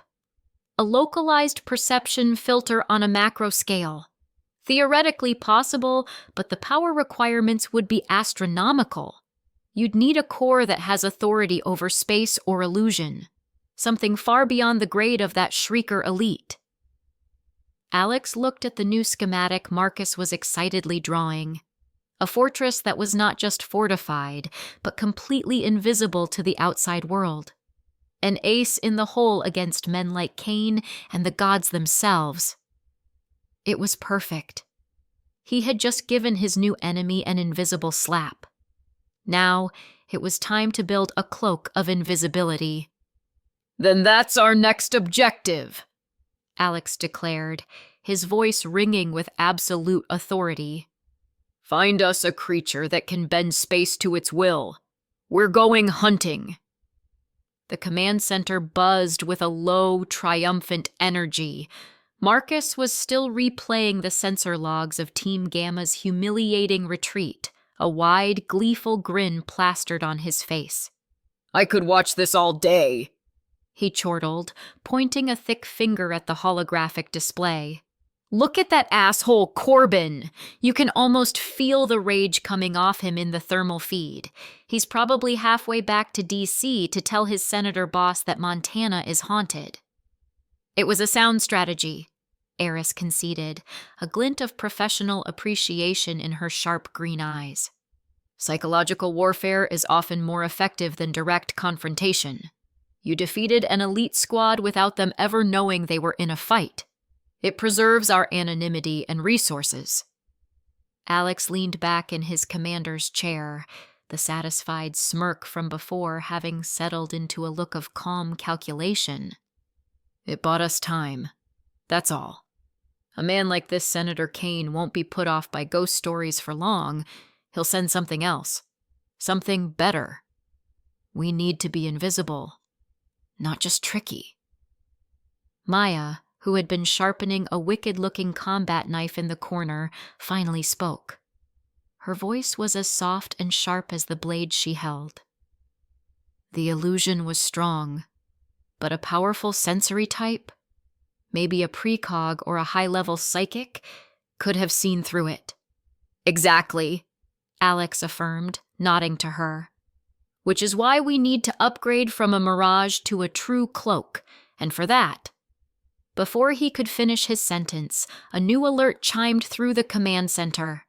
It wasn't the red dot of an external threat, but a soft, golden notification that bloomed on the main screen. Ultimate Heavenly Secret Analysis System Report. Subject: Global Flora Analysis. Status: complete. The widespread infusion of divine energy, aura, into Earth's biosphere has triggered hyper-evolution in multiple plant species. Previously mundane flora are now developing unique, energy-rich properties. Recommendation: harvest valuable mutated flora to synthesize cultivation aids. Opportunity identified: blood crystal orchid, Sanguis crystalli orchis. Location: unnamed valley, 38 kilometers northeast of Fortress coordinates. Properties: contains highly concentrated, stable life force and raw aura. Prime catalyst for creating low to mid-tier divine power pills. Threat assessment: valley ecosystem is highly aggressive.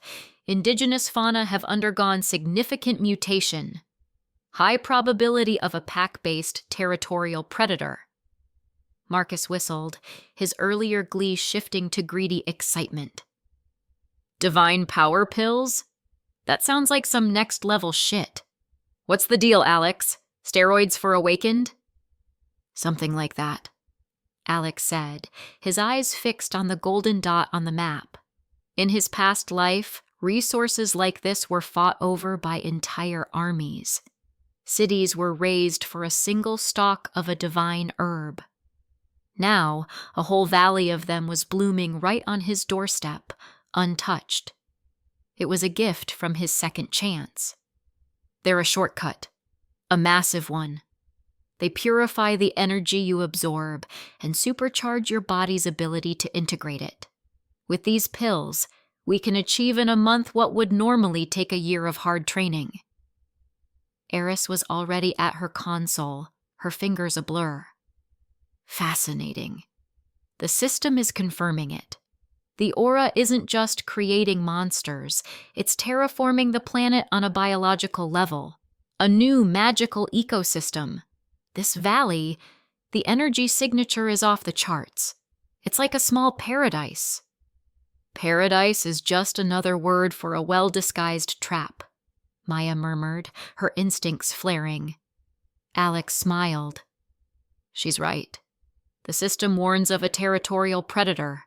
The more valuable the prize, the deadlier the guardian. But this, he said, tapping the screen, is a perfect opportunity, not just for the orchids, but for a different kind of field test. His gaze shifted to Maya. A stealth predator, guarding a hidden valley. Sounds like a job for someone who moves in the shadows, wouldn't you say?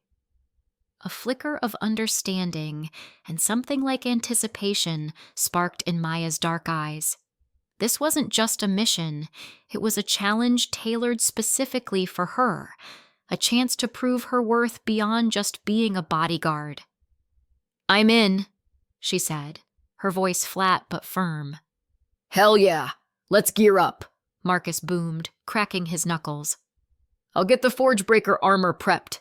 We can roll in there, guns blazing, and—" "No," Alex cut him off cleanly. "This isn't a smash and grab. This is surgery. A loud approach will spook the prey and possibly destroy the delicate orchids. We go in quiet. You and I," he gestured to Marcus, "will take up an overwatch position on the ridge overlooking the valley. We'll be the fire support." He then looked back at Maya. "You will be our eyes. You'll go in alone, slip through their territory, and mark the targets. No engagement. Just find them. Once we have their locations, Marcus and I will eliminate them from a distance. Clean, quiet, efficient." Marcus deflated slightly, pouting like a child who'd had his favorite toy taken away. "A sniper mission? Aw, man, but... All right. Quiet and efficient it is. Let's make those things disappear." An hour later, the three of them stood on a windswept ridge, looking down into the target valley. It was exactly as Eris had described. A thick, pearlescent mist clung to the valley floor, swirling lazily between trees that were a shade of green so vibrant it looked unreal. The air hummed with a palpable energies that made the hairs on their arms stand up. And scattered throughout the mist, like drops of blood on white silk, were the orchids. Each one pulsed with a soft crimson light, beckoning them closer. "Okay, that's genuinely creepy and beautiful at the same time," Marcus whispered, adjusting the high-tech scope on his custom-built Barrett M82. This wasn't a standard model. It was chambered for 50 caliber depleted uranium rounds, each one inscribed with microscopic runes Marcus had etched based on Alex's designs. It was a monster-killing machine. Alex wielded a similar, though slightly sleeker model. "Maya, you're up," Alex said, his voice a low murmur in their comms. "Remember the plan. You are a ghost. You see everything, and nothing sees you. Mark the targets on our HUDs. We'll handle the rest." Maya gave a curt nod. She took a deep breath, and the world seemed to shift around her. Her black tactical gear melted away, not just in color, but in form. She stepped into the shadow of a large boulder, and for a heart-stopping moment she was simply gone. Down in the valley, Maya moved. To her, the world was no longer a riot of color. It was a landscape of light and darkness, of solid forms and welcoming voids. Her ability, Shadow Step, was more than just turning invisible. It was becoming one with the absence of light. She flowed from the shadow of one freakishly large tree to the next, her feet making no sound on the damp earth. The thick mist was her ally, a perfect veil that obscured her from any conventional line of sight. She could feel them before she saw them. A predatory wrongness in the air, a ripple in the energy field of the valley. She froze in the deep shade of a colossal, glowing mushroom, her senses straining. And then she saw one. Or rather, she saw where one wasn't. It was like a hole in reality, a patch of mist and foliage that was just a little too perfect, a little too still. Her awakened senses screamed at her, identifying the subtle distortion of a high-level stealth field. A wolf, the size of a small pony, was standing there, completely invisible to the naked eye. Its muscles were coiled, its head low, sniffing the air. Its form was lean and powerful, and even through its cloak, she could sense a low, dangerous growl vibrating in its chest.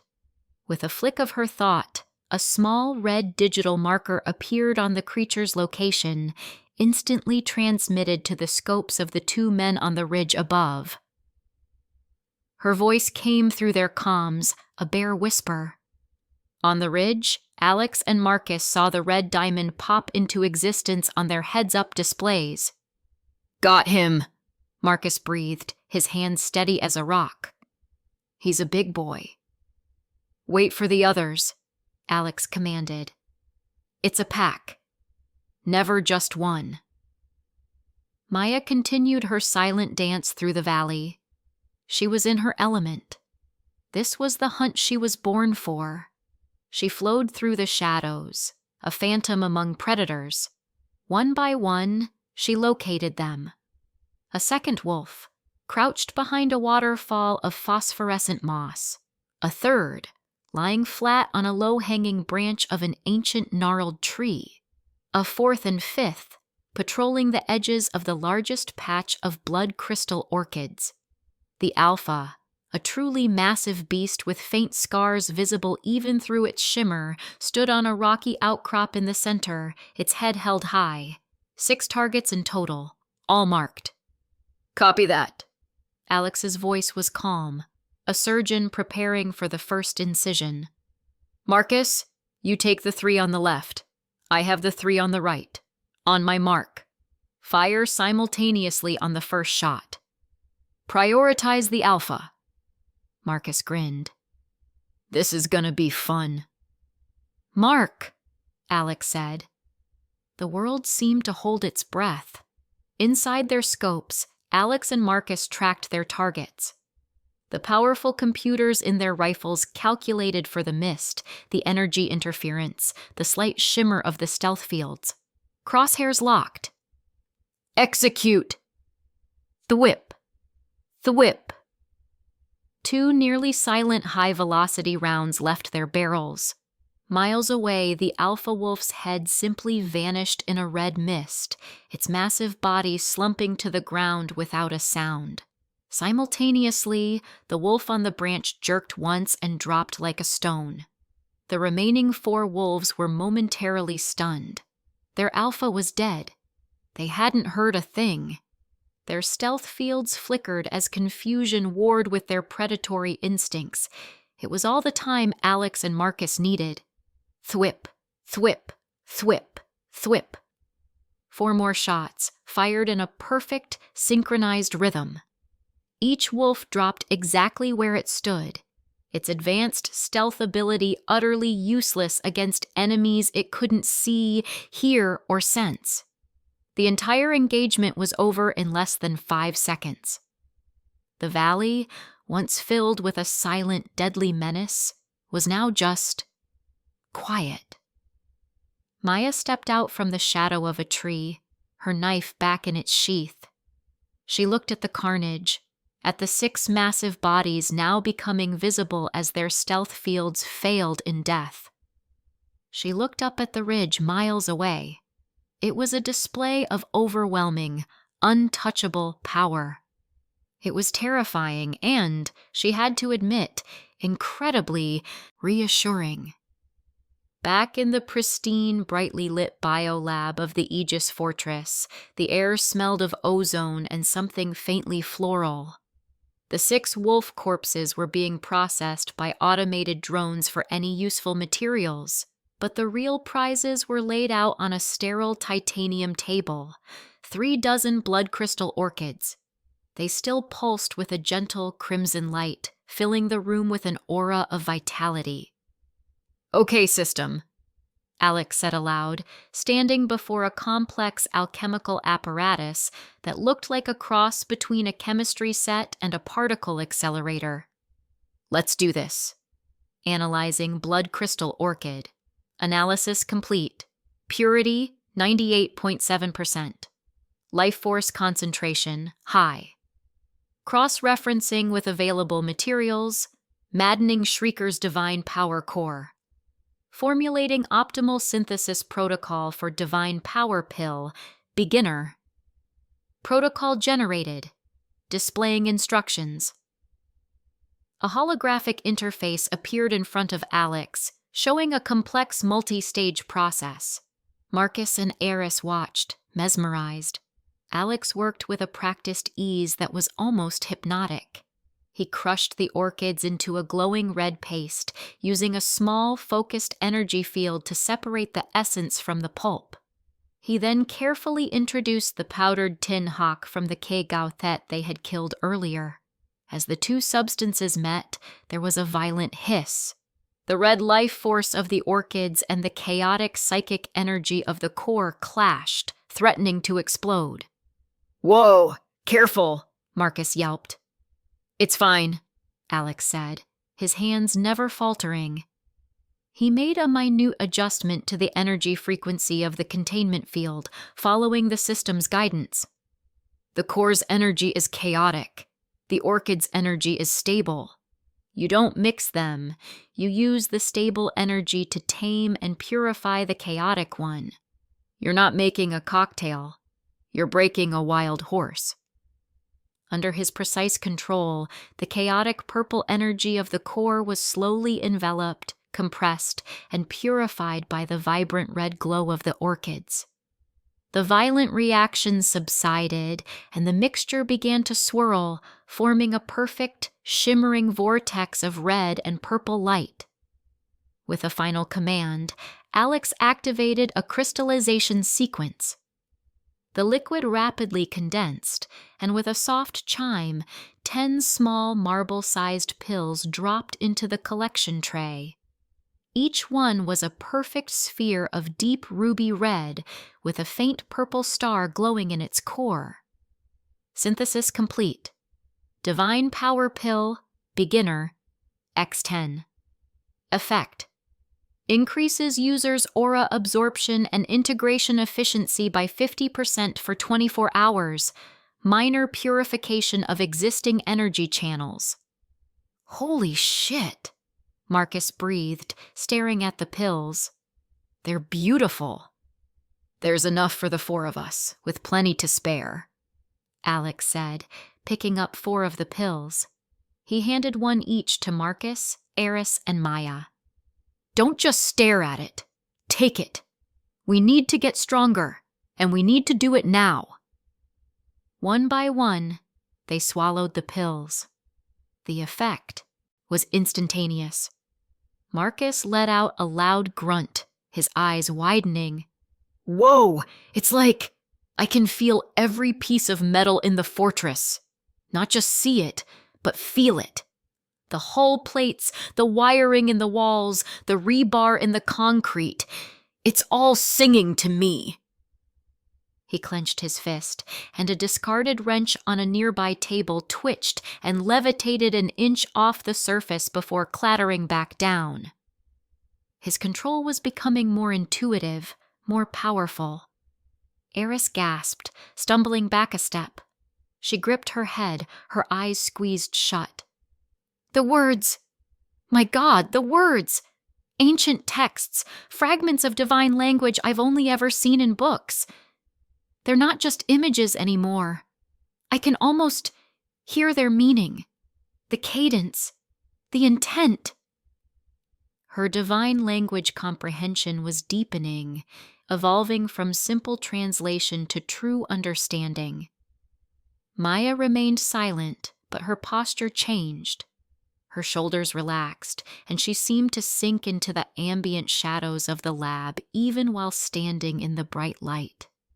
The darkness felt thicker, more welcoming, more real than the light itself. A faint smile touched her lips. The shadows were no longer just a place to hide. They were becoming her kingdom. Alex closed his eyes, feeling the warm, pure energy spread through his body.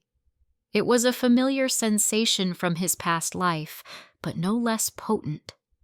The energy coursed through him, washing away the tiny impurities accumulated since his rebirth, strengthening his meridians and polishing his core. His foundation, already impossibly solid, was being reinforced, preparing him for the explosive growth to come. A 50% boost was a staggering advantage. He opened his eyes, a glint of steel in them. This was a good haul, a good step forward, but it was only the beginning. "This is the new baseline," he announced, his voice echoing with renewed authority in the now silent lab. "This is how we grow. We will devour every resource this new world offers us." He looked at his team, each of them basking in the glow of their newfound power. "Get used to this feeling. Our next hunt will be for something far more valuable than herbs. Our fortress needs its cloak of invisibility." His eyes seemed to bore into the distance, looking for a prey that couldn't yet be seen. "And I know just where to find a creature that can bend space to its will." The warm, pure energy from the divine power pill was still humming through their veins, a pleasant thrum of potential that felt like a high-voltage current running just beneath the skin. Marcus was flexing his hands, a massive grin on his face as he stared at a heavy steel ingot on a workbench. With a grunt of effort, he focused his will, and the ingot visibly compressed, groaning as its molecular structure was forcibly tightened by his material assimilation ability. It was now half its original size, but twice as dense. "Holy shit," he breathed, the grin widening. "This is insane. It's not a struggle anymore. It's like..." "The metal wants to obey. I could build a whole new goddamn tank in a day with this kind of focus." Eris, meanwhile, had her eyes closed, her fingers steepled before her lips. She wasn't speaking, but her expression was one of intense concentration, a scholar deciphering the secrets of the universe. The resonance, the intent behind the symbols. It's like listening to a dead language and suddenly understanding the poetry, not just the words. Maya stood near the armory door, a living statue carved from shadow. She hadn't moved, but the very air around her seemed different, heavier. The shadows in the corners of the lab weren't just dark spots anymore. They were deep pools of possibility, and she was their master. Alex felt the familiar power settle into his core, reinforcing his foundation. It was a good feeling, a solid step on a long road he had walked before.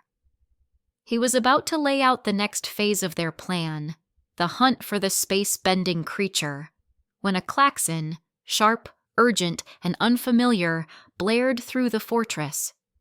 It wasn't the crimson alert of a ground-level intruder or the amber warning of a system malfunction. This was a deep, resonating violet alarm he had programmed specifically for massive atmospheric energy spikes. "What the hell was that?" Marcus shouted, dropping his focus on the ingot, which clanged loudly on the bench. "Report!" Alex's voice cut through the noise, calm and commanding, as the four of them sprinted towards the command center. On the main holographic display, the view from the surface cameras was terrifying.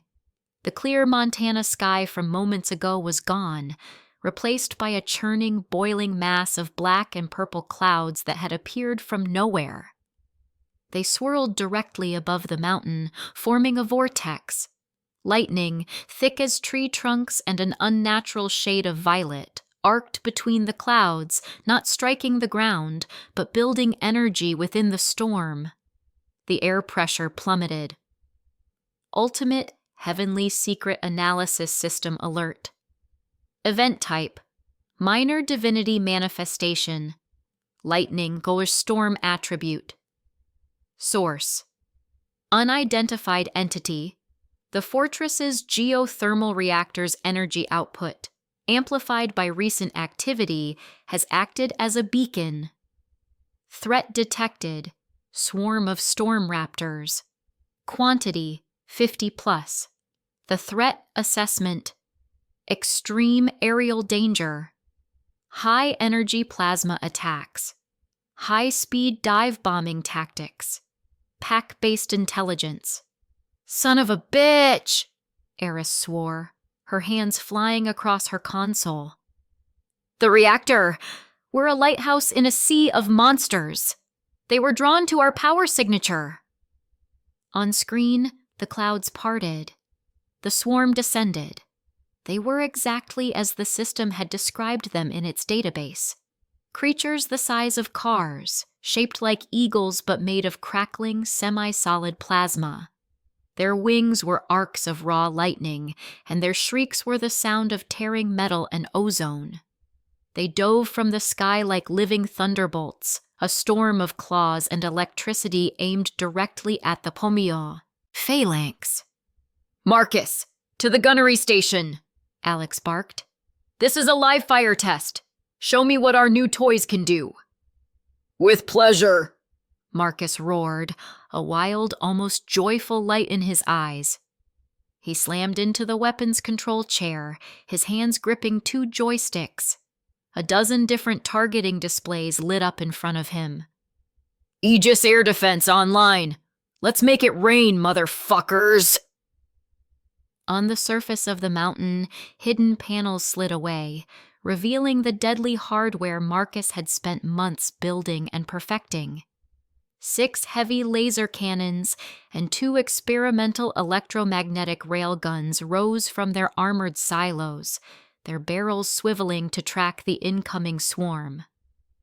They're coming in too fast, too erratic, Eris called out, her divine language comprehension surprisingly giving her insight into the patterns of the divine energy. Their flight paths are chaotic, but their cores are the focal point.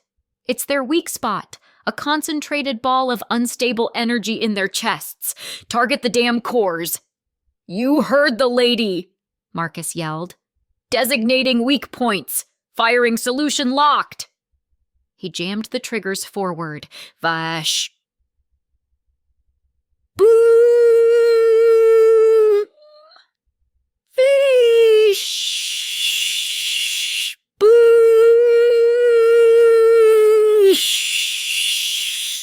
The railguns fired first.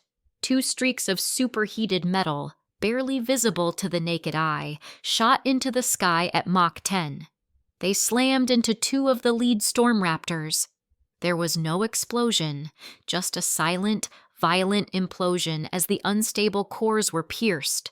The plasma bodies of the 2 creatures destabilized instantly, collapsing in on themselves and vanishing with a flash of light. Scratch 2 bogeys, Marcus bellowed. The laser cannons opened up next. Beams of pure, focused heat, white-hot and perfectly silent, lanced into the sky. They were faster, more precise.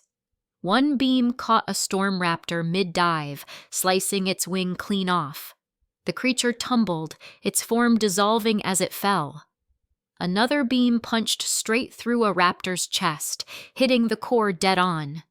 The creature detonated in a brilliant flash of blue-white energy, the resulting shockwave buffeting its nearby brethren. A dazzling, deadly light show erupted over the mountain.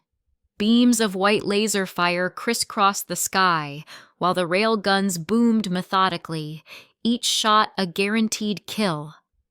Marcus was in his element, a conductor of a destructive orchestra, laughing as raptor after raptor was vaporized or torn apart.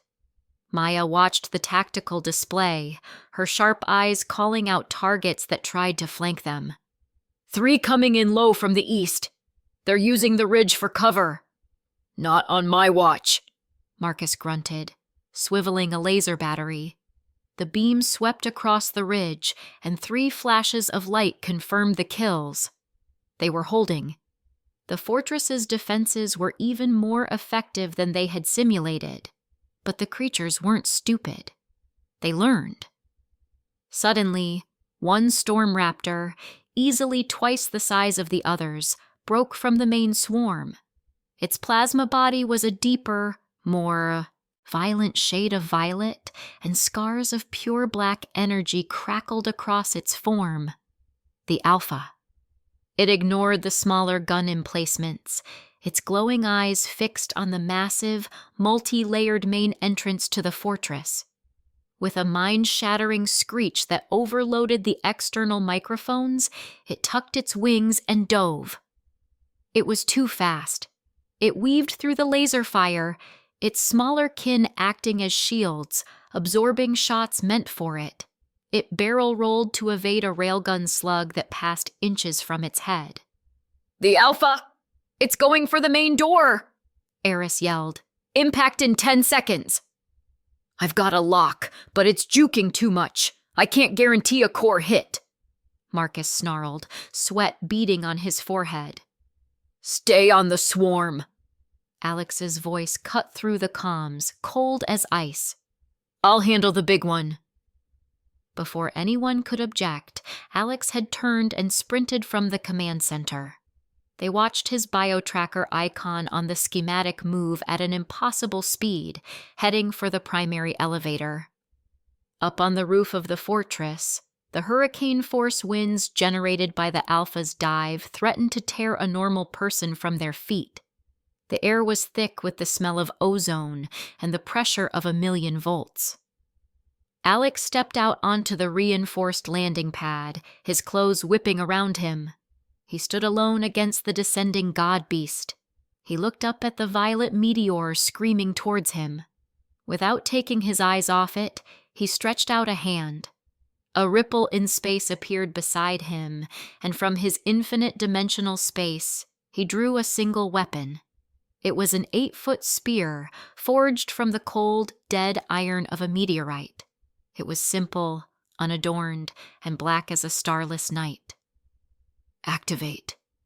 God-slaying art," he whispered. A network of impossibly complex blood-red runes flared to life across the spear's surface. The weapon, previously just a piece of metal, was now an object of absolute dread. It didn't shine. It seemed to absorb the light around it, creating a small bubble of pure, hungry nothingness. The crackling divine energy of the storm seemed to shy away from it. The Alpha Raptor was only a few 100 feet away now, its massive beak opening to unleash a final, devastating plasma blast. It could sense the man below, but it registered him as insignificant, a tiny speck of flesh against the might of the storm. Alex planted his feet. He bent his knees, his body coiling like a spring, pouring every ounce of his newly fortified power into his arm. He wasn't just using muscle. He was using the full, crushing weight of his knowledge from a past life, the refined energy in his core, the absolute intent to kill. With a shout that was lost in the storm's roar, he threw the spear. It didn't fly. It simply ceased to be in his hand and appeared 100 feet higher, moving at a speed that defied physics. It didn't glimmer or whistle through the air. It was a silent black streak, a sliver of absolute erasure cutting through reality. The Alpha Raptor never had a chance to react. The spear didn't just pierce its core, it unmade it. The black weapon passed through the creature as if it wasn't there, and for a heart-stopping second, the massive raptor froze in midair. Then it imploded. There was no sound. All the chaotic violet energy, the plasma, the lightning, it all collapsed inward, sucked into the pinpoint hole the god-slaying spear had created. The creature folded in on itself, vanishing into a single point of light before detonating in an outward silent wave of pure electromagnetic energy. A massive EMP blast washed over the mountain.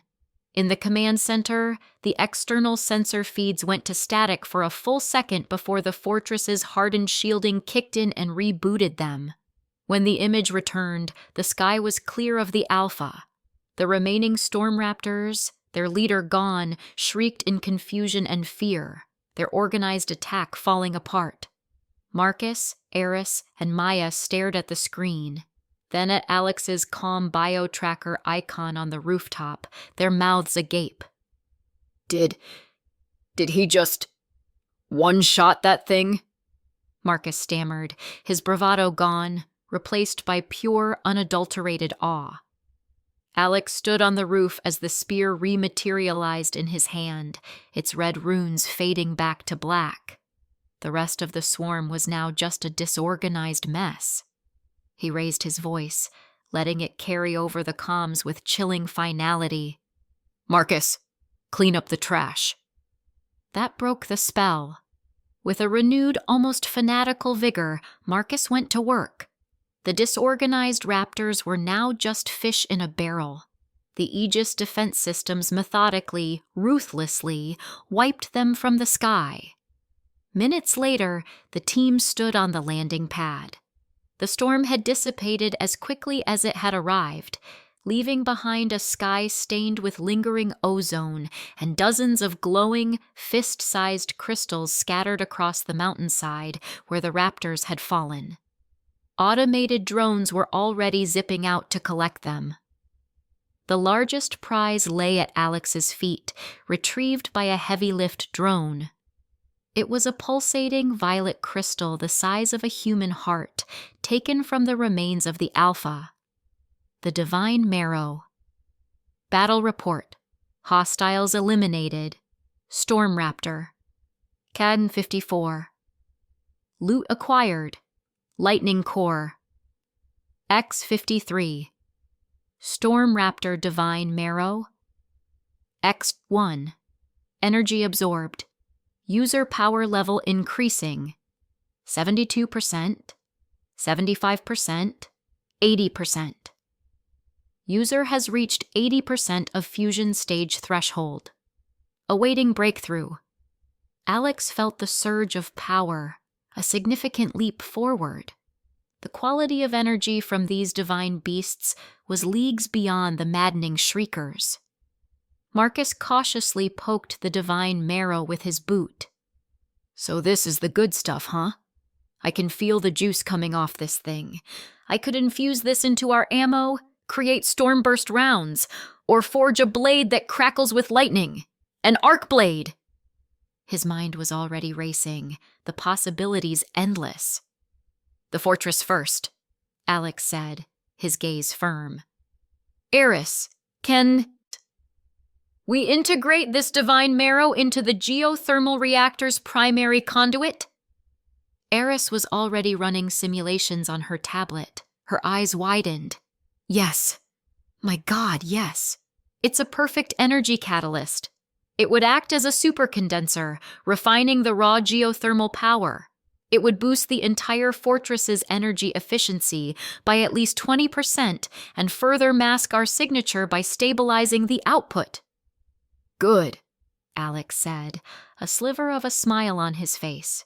He looked from the powerful divine marrow to his team, who were still looking at him with a new level of respect and fear. "Today, a minor storm tested our walls. We took its power and made it our own." He turned his gaze to the horizon, to the south, where their next true target lay. "Now, we have the strength and the resources. Get some rest. Our hunt for a new cloak begins at dawn. We're going to find a creature that can fold space, and we're going to tear its abilities right out of its soul." The heavy thump of the divine marrow hitting the polished concrete floor of the command center echoed the pounding in Marcus's chest. He stared at the pulsating violet crystal, then at Alex, who hadn't even broken a sweat. The man had just stood on the roof, thrown a spear, and erased a monster that their state-of-the-art railguns couldn't reliably hit. It was a whole different level of bullshit. "Rest? Dude, after a light show like that, I'm too jacked on adrenaline to sleep for a week," Marcus said, running a hand through his short, grease-stained hair. "Give me that marrow and a few of those cores. Eris was right. I can turn this juice into something truly nasty. Arc rounds, electroshock hammers, maybe even a goddamn lightning whip. The possibilities." Eris adjusted her glasses, her analytical gaze fixed on the marrow. "His enthusiasm is misplaced, but his core concept is sound. The energy density within this marrow is phenomenal. Integrating it into the reactor is priority 1. It will grant us a stable, refined power source and act as a form of passive camouflage, masking our energy signature by making it resemble a natural atmospheric phenomenon. Maya remained silent, her arms crossed. Her gaze, however, was locked on Alex. She wasn't looking at the loot or the tactical readouts. She was looking at the man. In the violent, unpredictable chaos of this new world, he was the only constant. A terrifyingly powerful, unshakable constant. She had thought the fortress's guns were their greatest weapon. She was wrong. He was. "Rest is for you three," Alex stated, his voice cutting through their thoughts. He bent down and picked up the divine marrow. It pulsed in his hand like a living, captured heart, crackling with contained fury. "You need to be at 100% to prepare the vehicles and equipment for Denver. Marcus, I want 2 of the Humvees retrofitted with icebreaker rams and heated tracks. Eris, I need every piece of data you can find on cryotheological entities and spatial anomalies. Maya, you'll be running point. We need a clear path through that frozen hellscape. That work begins in 8 hours. And you? Eris asked, her brow furrowed. You expended a significant amount of energy. That throw was not a simple physical act. A ghost of a smile touched Alex's lips. I'm not resting. I'm upgrading. He turned, the divine marrow in hand, and walked away, leaving the 3 of them to stare after him. His destination wasn't the living quarters or the mess hall. It was a section deep in the lowest level of the fortress, a place only he had access to, the resonance chamber. It wasn't a room for meditation. It was an engine for evolution. The chamber was a perfect sphere, 20 meters in diameter, with walls made of a polished, obsidian-like alloy that absorbed all light and sound. In the center of the floor was a single flat pedestal. The entire room was crisscrossed with conduits that channeled a trickle of the geothermal reactor's raw power, creating a high-energy environment that would cook a normal person alive in seconds, but was the perfect catalyst for a breakthrough. The heavy, soundproof door hissed shut behind him, sealing him in absolute blackness.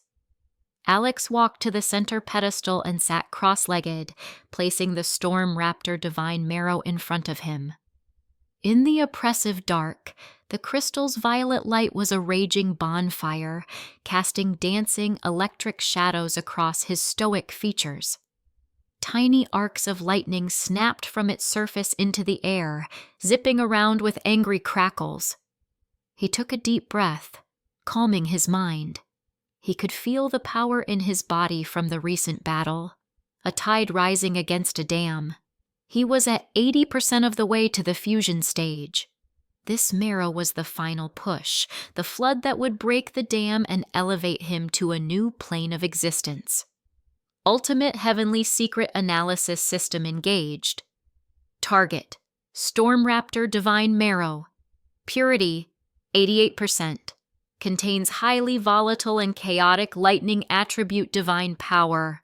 Warning: direct absorption carries a 95% risk of cellular disintegration and nervous system collapse for a baseline fusion stage candidate. User's current resilience and system assistance reduces risk to 30%. Proceed with caution. 30% is better than 0, Alex muttered to the empty room. He placed both hands on the pulsating crystal. Begin. The moment his will connected with the marrow, all hell broke loose. It wasn't a flow of energy. It was an invasion. A torrent of pure, untamed lightning slammed into his body, not through his hands, but through every cell at once.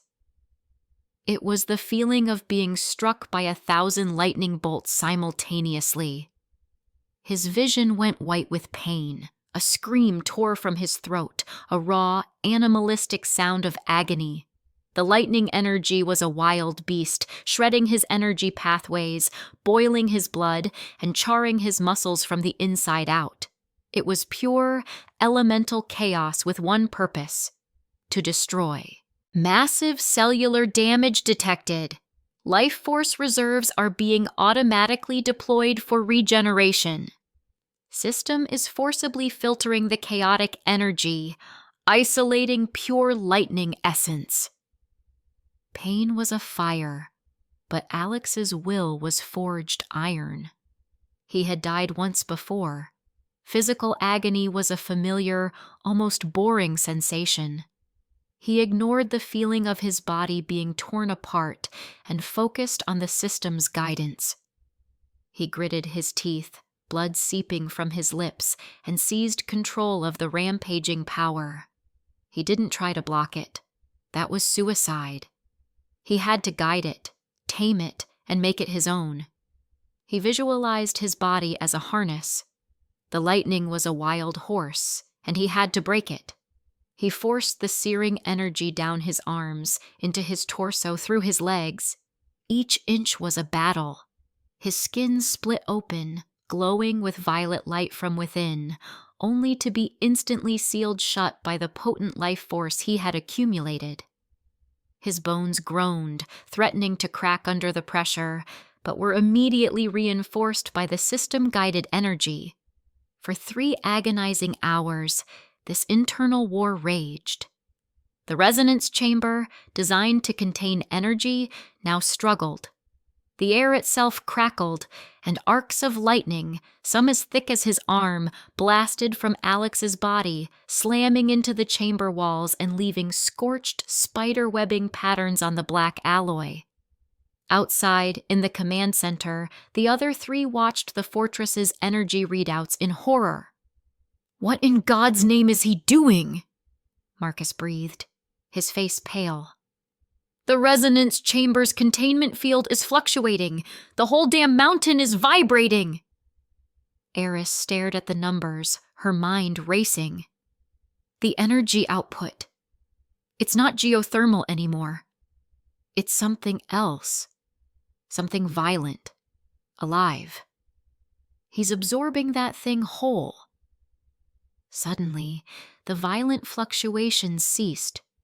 The energy readings stabilized, then began to climb steadily, smoothly, far beyond their previous peak.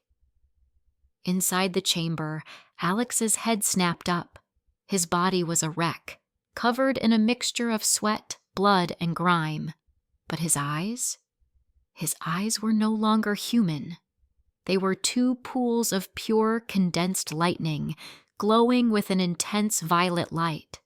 The last remnants of the divine marrow's chaotic energy swirled before him, and with a final defiant snarl, he opened his mouth and inhaled.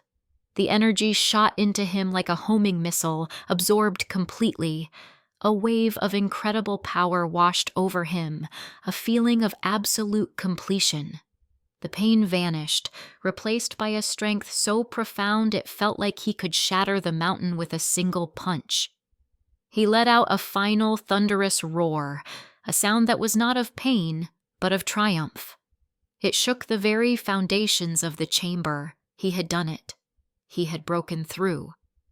A series of notifications lit up in his mind, a reward for his trial by fire. "Congratulations, host. You have successfully broken through to the fusion stage." All physical attributes increased by 1,500%. All senses enhanced. Divine power core solidified. Host can now manifest energy externally with greater control. System upgrade. All functions enhanced. Infinite dimensional space has evolved. Now capable of storing non-sentient life forms, e.g. plants, insects, tissue samples. Current capacity, 10 cubic meters of biological storage. God-slaying art has evolved. Host can now imbue weapons with elemental properties based on absorbed divine marrow. Current available imbuement, lesser lightning. New function unlocked. Combat simulation. The system can now replicate any previously encountered entity for combat training within a simulated environment. Simulations are 99% accurate to the real entity's abilities and power levels. Alex slowly rose to his feet. His battered body healed at a visible rate, torn skin knitting back together, leaving unblemished flesh behind. He clenched his fist. The feeling was intoxicating. He wasn't just stronger, the very nature of his power had changed. Before, it was a tool he wielded. Now, it was a part of him, flowing through his veins like a second circulatory system. He glanced at the chamber wall, 10 meters away. With a casual flick of his wrist, he sent a sliver of his newfound energy forward. A tiny spark of violet light shot from his fingertip. It wasn't a bullet, it was just a thought. The spark hit the wall, and a fist-sized crater of molten alloy appeared, glowing cherry red. "Holy shit," Alex said aloud, a wide, predatory grin spreading across his face. This was real power. He stretched out his hand, and the god-slaying spear materialized from his dimensional space. Its black, light-absorbing surface seemed even darker now. God-slaying art. Imbue. Lightning. An electric crackle filled the air. A sheath of furious, violet lightning erupted from his hand and wrapped itself around the spear. It wasn't a simple coating. It was a living storm, clinging to the meteorite iron, the raw chaos of the raptors now tamed and weaponized.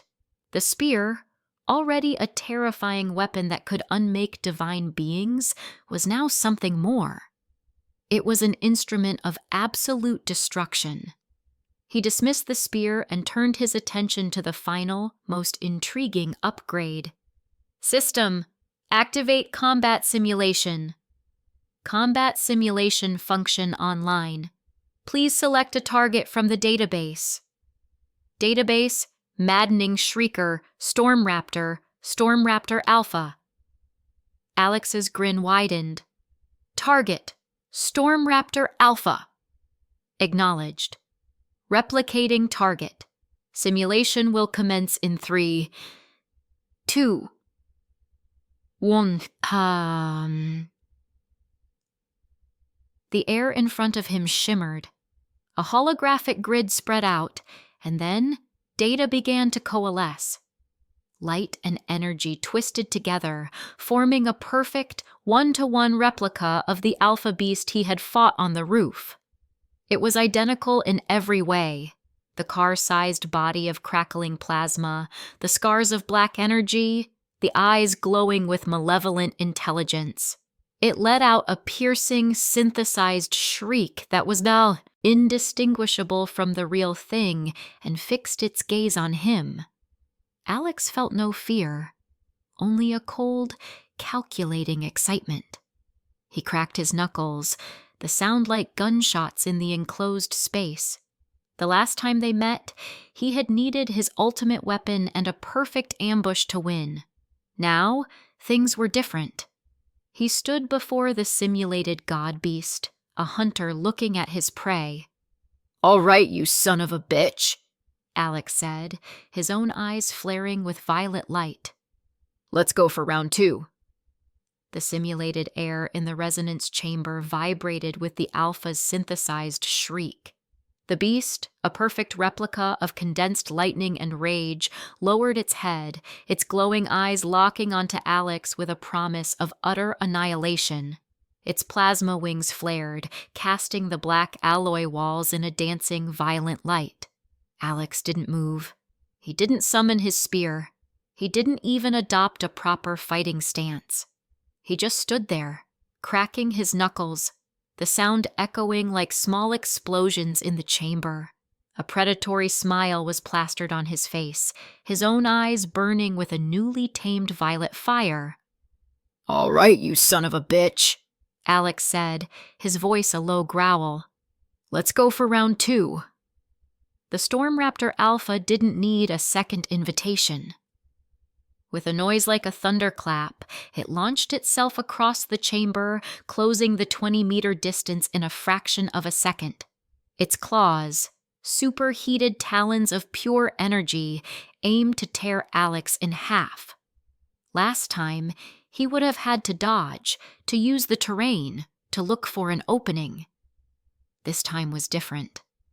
As the claws came screaming towards his chest, Alex casually sidestepped. It wasn't a panicked leap. It was a simple, economical movement, so fast it was almost lazy. The raptor's attack tore through the empty air where he'd been standing, slamming into the far wall and sending up a spray of molten metal. Before the beast could even reorient itself, Alex acted. He clenched his right fist, and in an instant, a gauntlet of crackling violet lightning formed around his hand and forearm. It wasn't a coating, it was a weaponized storm, humming with a power that made the air smell of ozone. He shot forward, a blur of motion. The floor barely registered his steps. He slammed his lightning-wreathed fist into the raptor's flank. The impact was not a simple thud. It was a detonation. A contained explosion of raw, divine lightning erupted at the point of contact. Boom! The simulated raptor, a creature the size of a car, was blasted sideways as if hit by a cannonball. A massive chunk of its plasma body was simply vaporized, leaving a gaping, flickering wound. The beast shrieked, a sound now mixed with confusion and pain. It had never encountered this kind of raw, physical dominance. It tried to retaliate, twisting in midair to unleash a volley of lightning bolts from its beak. The bolts sizzled through the air, hot enough to melt steel. Alex didn't even bother to dodge. He simply raised his left hand, and a shimmering, translucent shield of purple energy materialized in front of him. The lightning bolts splattered against it harmlessly, fizzling out into nothing. "Too slow," Alex mocked. He vanished again. This time he appeared directly beneath the beast's head. He drove his right fist upward in a devastating uppercut. The lightning gauntlet flared, brighter than ever. The punch connected with the raptor's jaw, and the result was absolute carnage. The simulated creature's head was obliterated in a shower of violet sparks and dying data. Its body, now headless, flew upwards, slammed into the chamber's ceiling, and then completely dissolved as the system registered its death. Combat simulation ended. Victory. Performance analysis. Flawless. Time elapsed. 4.7 seconds. Alex lowered his fist, the lightning gauntlet receding back into his body. He wasn't even breathing heavily. He stretched his neck, feeling the immense, untamed power coursing through his veins. It was a drug, and he was already addicted. The fusion stage wasn't just an increase in power, it was a fundamental change in his existence. He was no longer just a man with a system. He was a walking disaster area. "Now that's more like it," he said to himself, the grin never leaving his face. Just as he was about to run another simulation, perhaps against a dozen raptors this time, a piercing electronic siren blared through the chamber. Red lights began to flash on the walls, replacing the triumphant glow with a sense of urgency. "Alert! Alert!" The system's synthesized voice was sharp and devoid of emotion. "Unknown entity has breached the fortress's outer perception perimeter. All conventional sensors are failing to acquire a target. Threat level: unknown. Hostility: unknown." Alex's grin vanished, replaced by a cold, sharp focus. Breached his perception perimeter? Impossible. The fortress was shielded by high-tech sensors and layered with the passive energy camouflage from the geothermal reactor. Nothing should be able to get within 10 kilometers without setting off 12 alarms. To get close enough to be considered a breach without a clear signal meant one thing. This wasn't a monster, and it wasn't the military. This was something else entirely. He strode out of the resonance chamber, his freshly healed body moving with terrifying speed. The command center was a short sprint away. He burst through the doors to find Marcus, Eris, and Maya already staring at the main holographic map, their faces grim. "What the hell is going on?" Alex demanded, his eyes fixed on the display. A large circular area about 5 kilometers from the fortress was blinking with a red question mark. Every sensor feed directed at that location was showing nothing but static or a perfectly normal view of the mountainside. "We don't know," Eris said, pushing her glasses up her nose. Her usual academic composure was frayed. Thermal, satellite imagery, seismic, drone, flyovers. They all show nothing. But the system itself, on a deeper, more fundamental level, insists something is there. It's like trying to look at a hole in reality. "A ghost?" Marcus grumbled, his hand resting on the butt of the heavy caliber pistol at his hip. "Some kind of new god freak that's invisible?" Maya said nothing, but her eyes were narrowed, scanning every screen as if she could physically will the intruder into appearing. Alex walked to the main console. A ghost. A hole in reality. He had knowledge from his past life, of entities that defied normal perception. He brought up the fortress's most advanced piece of surveillance hardware. "System, deploy Ghost 1. Direct optical link, no automated systems. I'll pilot it myself," he commanded. On the surface, a camouflaged hatch slid open silently. A sleek, matte black drone, built from radar-absorbent materials and powered by a near-silent electric engine, lifted into the sky. It was the pinnacle of pre-apocalypse stealth technology, a billion-dollar toy he'd acquired for just this sort of occasion. The main screen switched to the drone's high-definition camera feed. Alex took control, guiding the Ghost 1 over the rugged Montana terrain. The drone flew low and fast, its camera sweeping across the pine-covered slopes. The target area was a jagged, wind-swept peak a few kilometers away. As the drone crested a ridge, Alex saw it. On the very summit of the peak, silhouetted against the gray, overcast sky, stood a lone figure. It was clad in a simple gray robe with a deep hood that shadowed its entire head, obscuring any features. It stood perfectly still, seemingly looking directly towards the hidden Fio-die. The wind whipped the fabric of its robe, but the figure itself was as unmoving as the mountain it stood upon. "Got you," Alex muttered. He pushed the drone's zoom to maximum.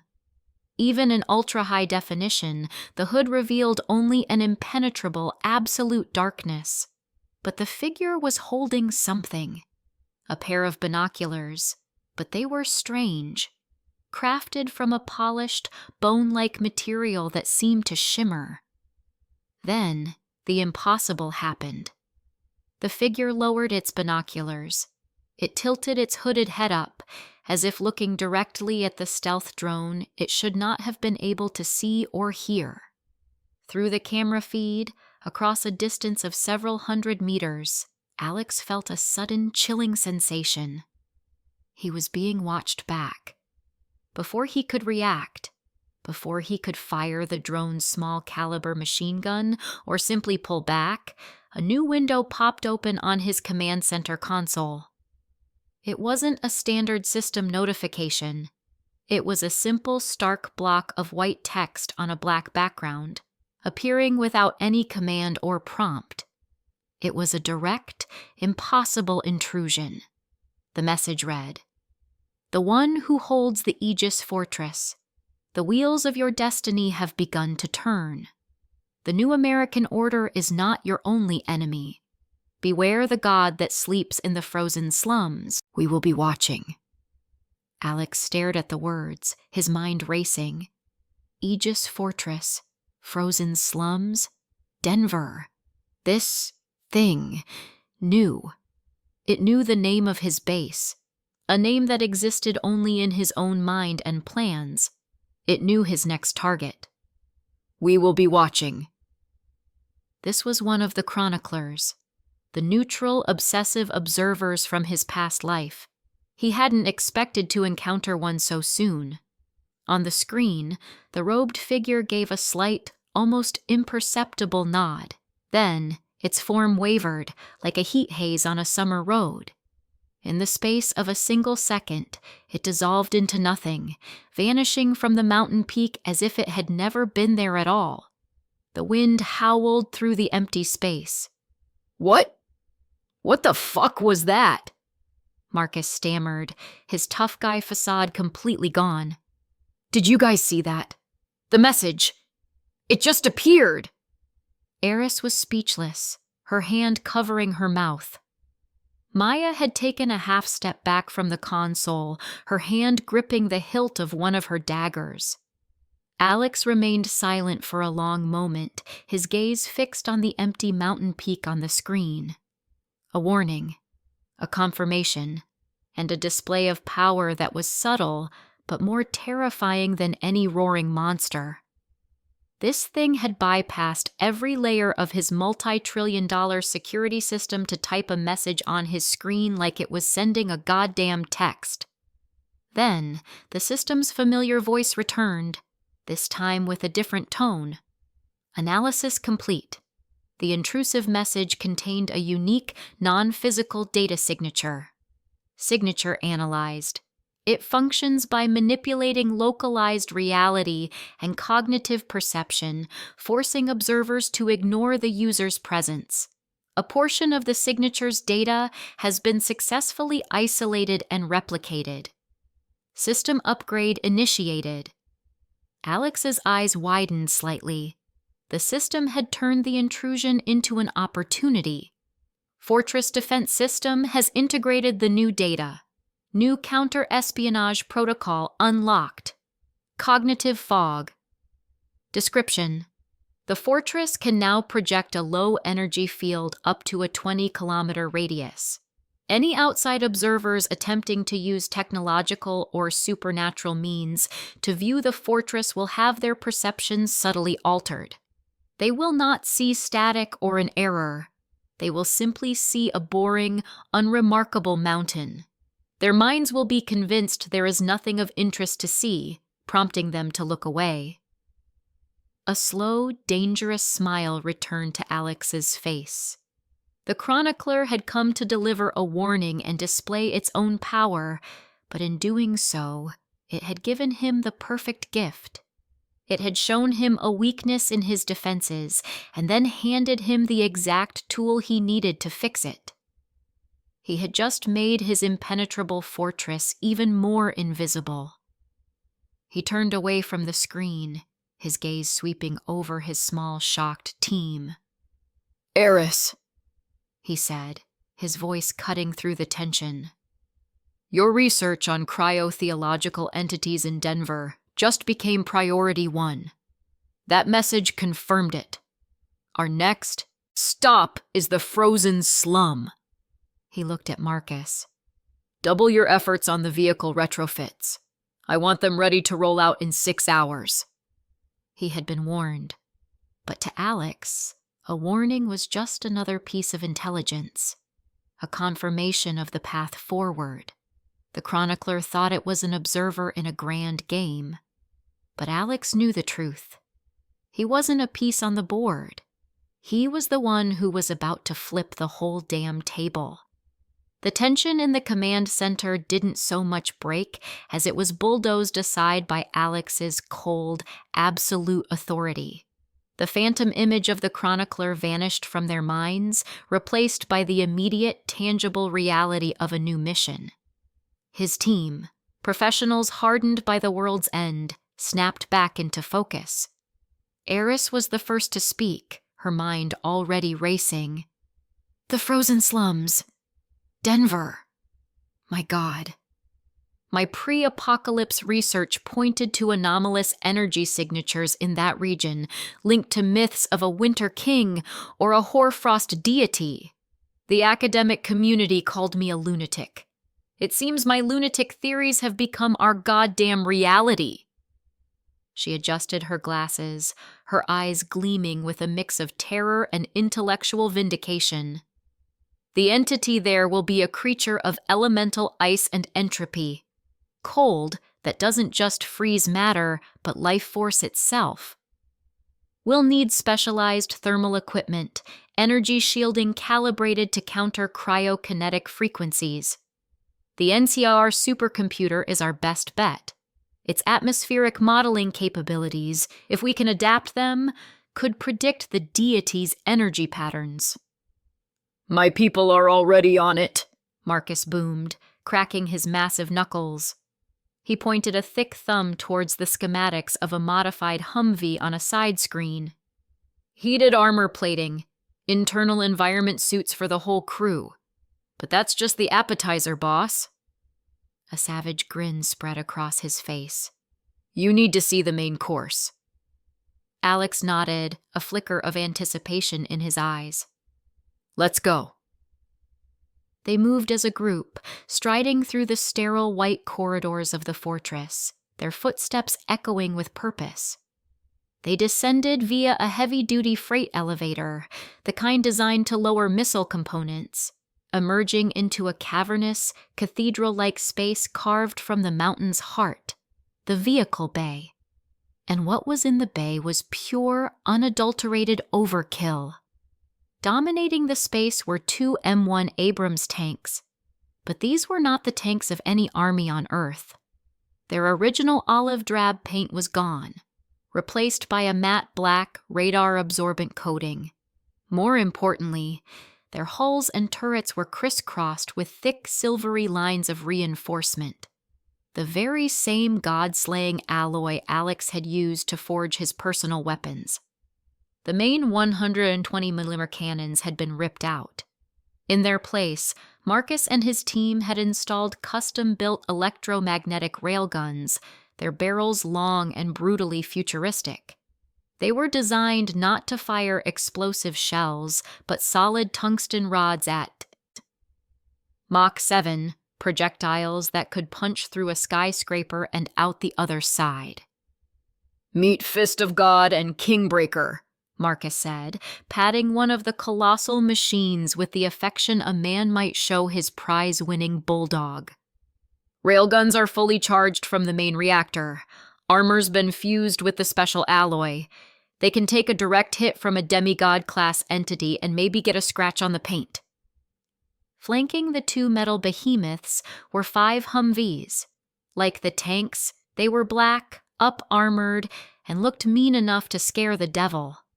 Each was topped with a remote-controlled M2 Browning .50 caliber machine gun, its ammo belts filled with custom-made alloy-tipped rounds.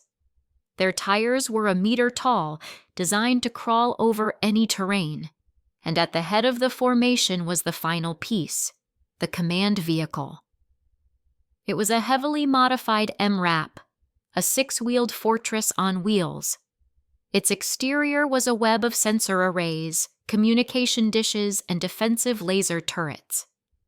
Inside, Alex knew, was a mobile command center, a state-of-the-art medical bay, and a compact laboratory for Eris to work her magic on the go. This wasn't a convoy. It was a declaration of war. 20 soldiers stood at attention beside the vehicles. They were the first batch of survivors Alex had deemed worthy, loyal men and women he had personally rescued and trained. They were clad in black tactical gear, armed with AR-15s, and their faces were set with grim determination. They weren't just following orders. They believed in the future the fortress represented. 6 hours, I said, Alex stated, his voice low. We did it in 4, Marcus replied with a proud smirk. We're ready to rock and roll whenever you are. Good.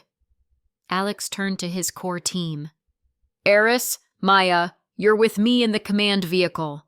Marcus, you take command of Fist of God. I want you leading the charge if things get heavy." Marcus's grin widened. "Music to my ears." Maya simply nodded, her hand never straying far from the daggers at her belt. Her dark eyes swept over the convoy, a silent professional assessment. "Everyone, mount up," Alex commanded, his voice ringing through the cavern. "Destination, Denver. Let's go remind the world we exist." There was a thunderous clatter of boots on metal as the soldiers boarded their Humvees. Marcus climbed the side of his tank with a surprising agility for a man his size, disappearing into the command hatch. Alex, Eris, and Maya entered the command vehicle, its hydraulic door hissing shut behind them, sealing them in a world of cool, conditioned air and glowing tactical displays. "System," Alex said to the empty air. "Open the main gate." For a moment, nothing happened. Then, a low, deep groan began to echo through the entire mountain. It was the sound of a god waking up. The far wall of the vehicle bay, a solid 100-ton slab of layered alloy and reinforced concrete, began to slide sideways. With agonizing slowness, grinding on, mechanisms built to withstand Armageddon, the gate opened, revealing the world outside for the first time in months. It was a world of gray skies and biting wind. Snow dusted the pine trees and the jagged rocks, a bleak, empty landscape that had forgotten the warmth of the sun. Into this desolation, the convoy rolled. One by one, the black machines of war emerged from the secret heart of the mountain, their engines a low, powerful thrum that was a promise of violence. The 2 Abrams tanks led the way, their imposing forms seeming to suck the very light out of the air. The 5 Humvees followed like a pack of wolves, and the command vehicle brought up the rear. As the last vehicle cleared the entrance, the colossal gate began to grind shut behind them, sealing the Aegis fortress once more, leaving the mountain looking as silent and unremarkable as it had for 1,000 years. The newly installed cognitive fog was active. To any observer, human or otherwise, this procession of death machines would be nothing more than a trick of the light, a herd of deer, a shadow on the snow. They were ghosts, leaving no trace in the minds of their enemies. They traveled for hours, crushing the frozen ground beneath their tires. The world outside the armored windows was a graveyard. Ruined farmhouses, rusted skeletons of cars, and the occasional frozen corpse told the story of civilization's end. Inside the command vehicle, however, it was a bubble of calm efficiency. Eris was furiously cross-referencing ancient texts with geological data on a holographic display, while Maya monitored the sensor feeds, her eyes missing nothing. Alex watched the landscape scroll by, his mind on the mission. They were about 200 kilometers from Denver when Maya suddenly stiffened. "Contact," she said, her voice sharp. "Roadblock. 2 kilometers ahead." On the main screen, a drone feed zoomed in. A crude barricade of wrecked cars and scrap metal had been erected across the 4-lane highway. Dozens of figures, clad in mismatched armor and carrying conventional firearms, swarmed around it. They looked disorganized, a mob of vultures. But in the center of their nest, they had a prize. An old green M4 Sherman tank from a long-dead war, its cannon pointing menacingly down the road. A large, crudely painted banner hung from the barricade. "Kings of the highway, pay the toll or pay in blood." "Amateurs," Alex scoffed. A voice crackled over the comms, a man trying to sound intimidating. "This is the domain of Razor, king of the highway. You in the fancy trucks. You have entered our kingdom, and the king demands a tax. Leave half your fuel, all your food, and any women you have, and we might let you pass.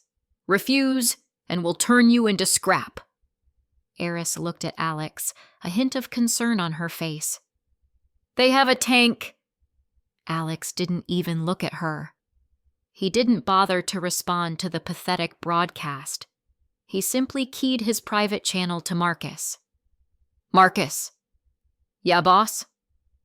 "Kia kaya came?" The eager reply. "Erase them." "With pleasure." In the lead Abrams, Marcus didn't hesitate. His targeting system locked onto the ancient Sherman. The railgun on Fist of God began to glow, blue-white energy crackling along its length with a high-pitched whine that cut through the wind. The bandits around the barricade saw the light. They pointed, some laughing, some looking confused. What the hell was that? They got their answer a second later. Fzzz! Crack! There was no loud explosion, no fiery blast. There was only the sound of air being torn apart. A nearly invisible streak shot from the Abrams cannon. It crossed the 2-kilometer distance in the blink of an eye. The tungsten rod, moving at over 8,000 kilometers per hour, struck the Sherman tank dead center. The effect was instantaneous and absolute. The kinetic energy transfer was so immense that the 30-ton war machine didn't explode. It was simply unmade. The front half of the tank vaporized into a cloud of superheated metal dust. The back half was peeled open like a tin can, the turret flying 100 meters into the air before crashing down in a twisted heap. The shockwave from the impact alone shredded the barricade and sent a dozen bandits flying through the air like broken dolls. Silence. The entire bandit army froze, their jaws hanging open. Their king, a big brute standing on a wrecked truck, looked from the space where his tank used to be to the convoy that hadn't even slowed down.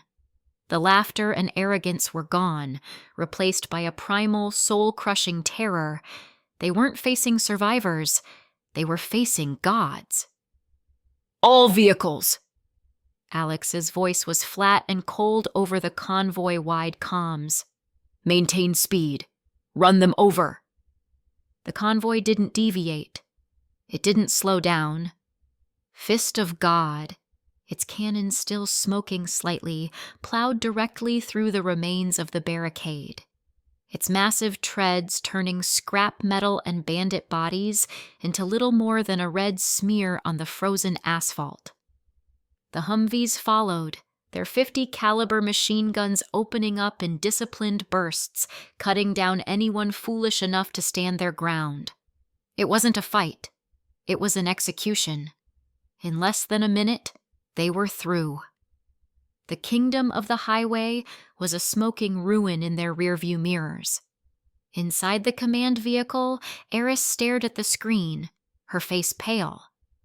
Maya, however, had a faint, almost imperceptible smile on her lips. She appreciated efficiency.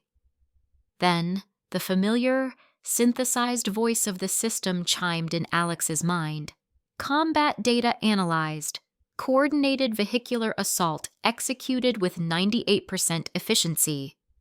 Synergy between combat units has reached a new threshold. New tactical protocol unlocked. Mobile fortress formation. Description. When all convoy vehicles are within a 50-meter radius, their individual energy shields can link and overlap. This creates a single reinforced defensive field with 15% increased durability. Combined firepower is focused by the system for optimal target saturation. A small, satisfied smile touched Alex's lips. Perfect. A new tool, earned through decisive action. He glanced at the holographic map. They were getting closer.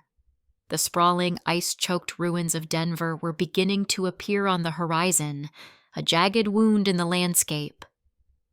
"That was just the warm-up," he said, more to himself than to anyone else. His eyes narrowed, focusing on the coordinates for the NKR facility. "Now, for the main event." The smoking wreckage of the highway blockade was already miles behind them, a trivial footnote in their journey. Inside the command vehicle, the air, once thick with the tension of imminent combat, had settled into a quiet hum of machinery and focused work. Eris furiously manipulated a holographic star chart, attempting to overlay it with Denver's topography. Maya, perfectly still, watched the drone feeds, her eyes the only part of her that moved. An hour passed, then 2. The landscape outside grew progressively whiter, the gray sky pressing down on a world that had forgotten color. "Temperature is dropping. Fast," Eris announced without looking up from her work. "External reading is -40 degrees Celsius. And it's not a natural cold, Alex. The ambient energy here is hungry. It leaches heat. Standard thermal insulation will only delay the inevitable." Alex glanced at the armored window. A delicate, crystalline pattern of frost was crawling across the thick glass, despite the vehicle's powerful internal heaters. They were entering the deity's domain. Then they saw it. The convoy crested a low hill, and the full panorama of Denver opened up before them. The sight was so monstrously unnatural it defied belief. The entire city, once a bustling metropolis, was gone. In its place was a vast, unending plain of ice, stretching to the horizon. It wasn't a frozen lake that had swamped a city. It looked as if the very concept of water had been bypassed. A god had simply willed a glacier into existence, and Denver had been its sacrifice. Sticking out of this impossible ice sheet were the tops of the tallest skyscrapers, like a graveyard of titans. They were coated in layers of bluish ice. Their sharp architectural lines softened into grotesque, jagged spires. The wind, the only thing that moved in this dead world, screamed as it whipped between them, carrying a sound that was almost like a mournful howl.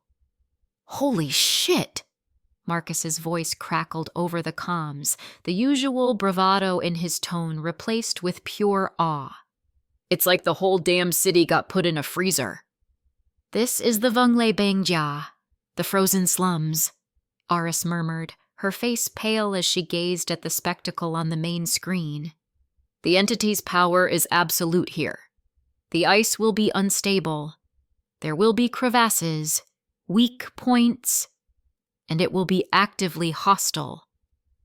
Alex's eyes were fixed on a point in the distance, a high butte on the edge of the ice plain where the dark, angular buildings of the NKR facility stood, miraculously untouched by the main sheet of ice. That was the prize. "System," he said, his voice cutting through the stunned silence. "Scan the ice. Plot a course to the NCR facility using the most stable routes. Maximize structural integrity readings." Analyzing, plotting route. Probability of ice failure along projected path, 12.7%. Activating mobile fortress shield configuration as a precautionary measure. A low hum resonated through the convoy.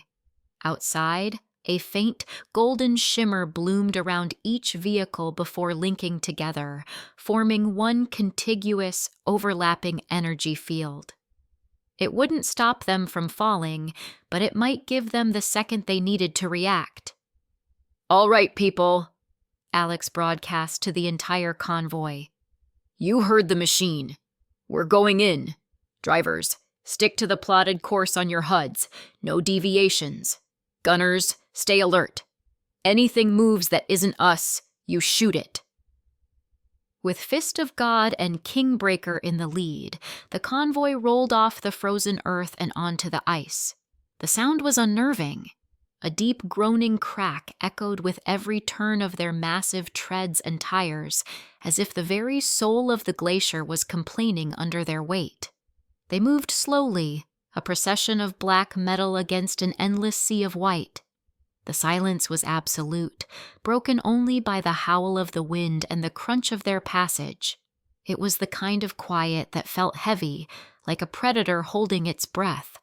They were about 5 kilometers in, a third of the way to their destination, when Maya suddenly leaned forward. "Something's wrong," she whispered. "The sensors. There are micro vibrations under the ice, all around us." Before anyone could process her warning, it happened. Crack! Boom! The sound was like a thunderclap right next to them. One of the Humvees in the middle of the formation suddenly lurched violently. Its rear half dropped as the ice beneath it gave way, shattering into 1,000 pieces and revealing a churning, black abyss of impossibly cold water. "Vehicle 5 is hit! We're sinking!" A panicked voice shouted over the comms. And then, from the dark water, they came. Dozens of them. They were vaguely humanoid, with slick, blue-gray skin that seemed to absorb the light. Their limbs were long and thin, ending in claws that looked like they were carved from black ice. Their faces were nightmares. Large, milky white eyes with no pupils and wide mouths that opened to reveal rows of needle-sharp crystalline teeth. They moved through the freezing water with a horrifying speed, launching themselves out of the hole and onto the ice. "Frost fiends!" Eris screamed, recognizing them from a fragment of ancient text. "Don't let them touch you! Their touch freezes you from the inside out!" The fiends swarmed the trapped Humvee, their claws screeching as they tore at its reinforced hull, leaving deep gouges in the metal.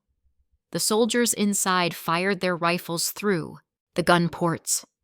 But more creatures were already punching their way through the ice all around the convoy, their heads and shoulders emerging from the white surface like vengeful corpses rising from their graves. "Defensive formation!" Alex ordered, his voice a whip-crack of command. The training kicked in instantly. The other 4 Humvees and the 2 Abrams tanks maneuvered with precision, forming a tight circle around the command vehicle and the compromised Humvee. Their M2 Brownings roared to life, the 50 caliber alloy-tipped rounds tearing the frost fiends apart in sprays of frozen gore and shattering ice. "This is my kind of party!" Marcus yelled from the turret of Fist of God. But he wasn't using the railgun. A secondary nozzle extended from beside the main cannon. "Let's turn up the heat!" A massive torrent of fire erupted from the tank, a river of liquid flame that washed over the ice. The fiends shrieked as the fire touched them, not just burning them, but causing the very air around them to flash into steam. The ice melted instantly, creating a moat of boiling water that trapped dozens of the creatures, their flailing forms quickly cooked and then flash-frozen again by the surrounding cold. But for every 10 they killed, 20 more clawed their way onto the surface. The side door of the command vehicle hissed open. Maya slipped out, a black phantom against the white snow. She moved with an inhuman grace, her feet barely seeming to touch the slippery surface. She was a blur. She appeared in the shadow of a Humvee, her twin daggers flashing, and the heads of 3 fiends flew from their shoulders. Before their bodies hit the ice, she dissolved into the shadow of Kingbreaker 30 meters away, a 4th fiend collapsing with her blade buried in its eye socket. She was an artist of death, painting the ice red and black. The soldiers were fighting bravely, the defensive shield was holding, but the numbers were insane. The entire ice plain seemed to be alive with the monsters. It was a tide that threatened to overwhelm them. Then, Alex stepped out. He wore no helmet, no heavy coat. The -40-degree air, a temperature that could kill a normal man in minutes, washed over him and seemed to have no effect. He walked calmly to the front of the convoy, placing himself between the tanks and the thickest part of the incoming horde. The soldiers stared. Aris watched from the vehicle's doorway, her heart in her throat. Alex took a deep breath, He held out his hands, and a visible energy began to crackle around them. It wasn't fire, but its opposite, pure, untamed electricity. Blue-white lightning snaked up his arms, coiling around his fists. The same energy flowed down his legs, encasing his combat boots in shimmering electric death. The air filled with the sharp scent of ozone. The frost fiends, driven by some primal instinct, paused for a split second, sensing a new kind of predator in their midst. It was the last mistake they would ever make. Alex lifted his right foot. For a moment he seemed to be floating, suspended in a corona of raw power. Then he stomped down. It wasn't a loud noise. It was a deep, resonant thump that shook the very foundations of the glacier. From the point of impact, a web of blinding blue-white lightning erupted, spreading across the surface of the ice in a perfect 100-meter circle. It didn't melt the ice. It infused it, turning the entire area into a massive conductor. The effect on the frost fiends was instantaneous and total. Every single creature within the circle seized up. Their shrieks were cut off as their bodies went rigid, muscles locked in place by thousands of volts. They twitched and spasmed uncontrollably, their glowing white eyes flickering erratically like faulty light bulbs. Their ice claws scraped uselessly against the electrified surface as they fell, paralyzed and helpless. The overwhelming tide of monsters was stopped dead in its tracks, a frozen tableau of failed aggression. Silence returned, broken only by the crackle of residual electricity and the ever-present wind. Alex stood in the center of it all, lightning still sparking faintly from his fingertips. He didn't even look at the paralyzed monsters. He turned his head slightly, his gaze sweeping over his awestruck soldiers. His voice was flat, devoid of emotion, the calm command of a god who had just swatted a fly. "Clean up!" For a second, nobody moved. Then, a cheer erupted from the soldiers. It was a raw, guttural roar of adrenaline and victory. They surged forward, their fear replaced by ferocious confidence. The battle turned into an execution. They moved through the twitching fiends, methodically putting bullets and blades into the helpless creatures, shattering them into shards of ice and flesh. Minutes later, it was over. The ice was littered with the remains of hundreds of frost fiends. Soldiers began the grim work of harvesting, pulling small, perfectly geometric crystals from the chests of the fallen monsters. They radiated a cold so deep it was almost painful to hold. Eris, now clad in a bulky thermal suit, rushed over to one of the corpses and carefully extracted a crystal with a pair of insulated tongs. She placed it into a handheld scanner. Her eyes widened behind her glasses. "Alex! My God, this is it!" she exclaimed, her voice trembling with excitement. She held up the scanner, its screen displaying a complex rotating energy matrix. "These are frost core shards. Their energy structure is perfectly stable. We can reverse engineer this. We can build a cryo-cooling system that's light years beyond our current tech.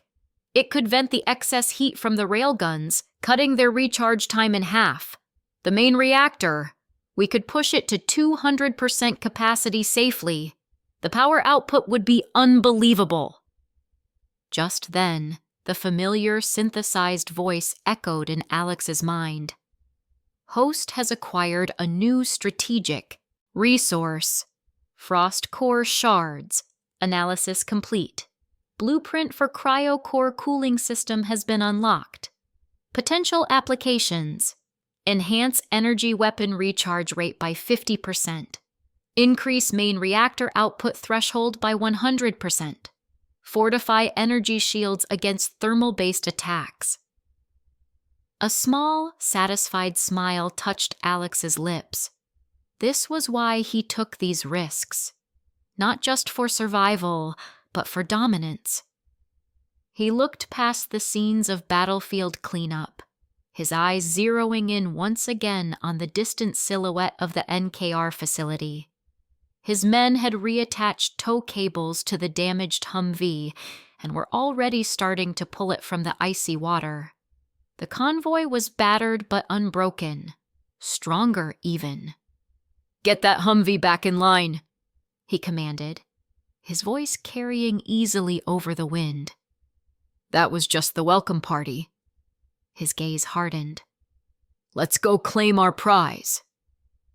The cleanup was brutally efficient. Under the watchful eyes of the gunners still manning their turrets, teams of soldiers swarmed the battlefield. They moved with a newfound swagger, their earlier tension replaced by the high of a decisive victory. Each shattered frost fiend yielded a frost core shard, and soon several hardened cases were filled with the faintly glowing, ice-cold crystals. The damaged Humvee was wrestled back onto solid ice, its hull looking like a giant had used it as a chew toy, but its core systems were intact. Marcus's work was cut out for him, but it was nothing he couldn't handle. "The prize is still NCR," Eris said, her breath fogging in the frigid air as she approached Alex. Her excitement over the frost cores was still palpable. "The supercomputer there is our best bet for predicting the next divine event." Alex's eyes, however, weren't on the distant butte where the research facility stood. They were locked onto a different structure further to the east. It was a massive, low-slung complex of clean white lines and blue-tinted glass, a stark modern island on the edge of the glacier. Unlike the skyscrapers, it was built on a raised plateau, largely spared from the ice's encroachment. A familiar logo, though half covered in snow, was still visible on its main tower. Intel. "Change of plans," Alex stated, his voice cutting through the wind. "We're making a stop." He pointed. "That's the regional Intel fabrication plant, one of the most advanced in North America before the fall. The resources inside, they're more valuable to us right now than a weather forecast." Eris frowned. "Alex, a chip fab? What for?" "We have the data center at the fortress." "You're thinking of information. I'm thinking of creation," Alex countered. He turned to the comms link to Fist of God. "Marcus, you hear that?" A crackle, then Marcus's voice filled with a sudden, greedy hunger. "Intel. Jesus.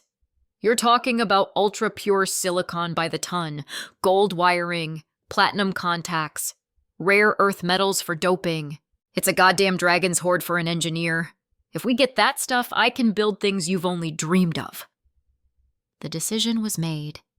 The convoy, re-energized and with a new target, roared back to life. It skirted the main ice sheet, following the edge of the plateau toward the factory.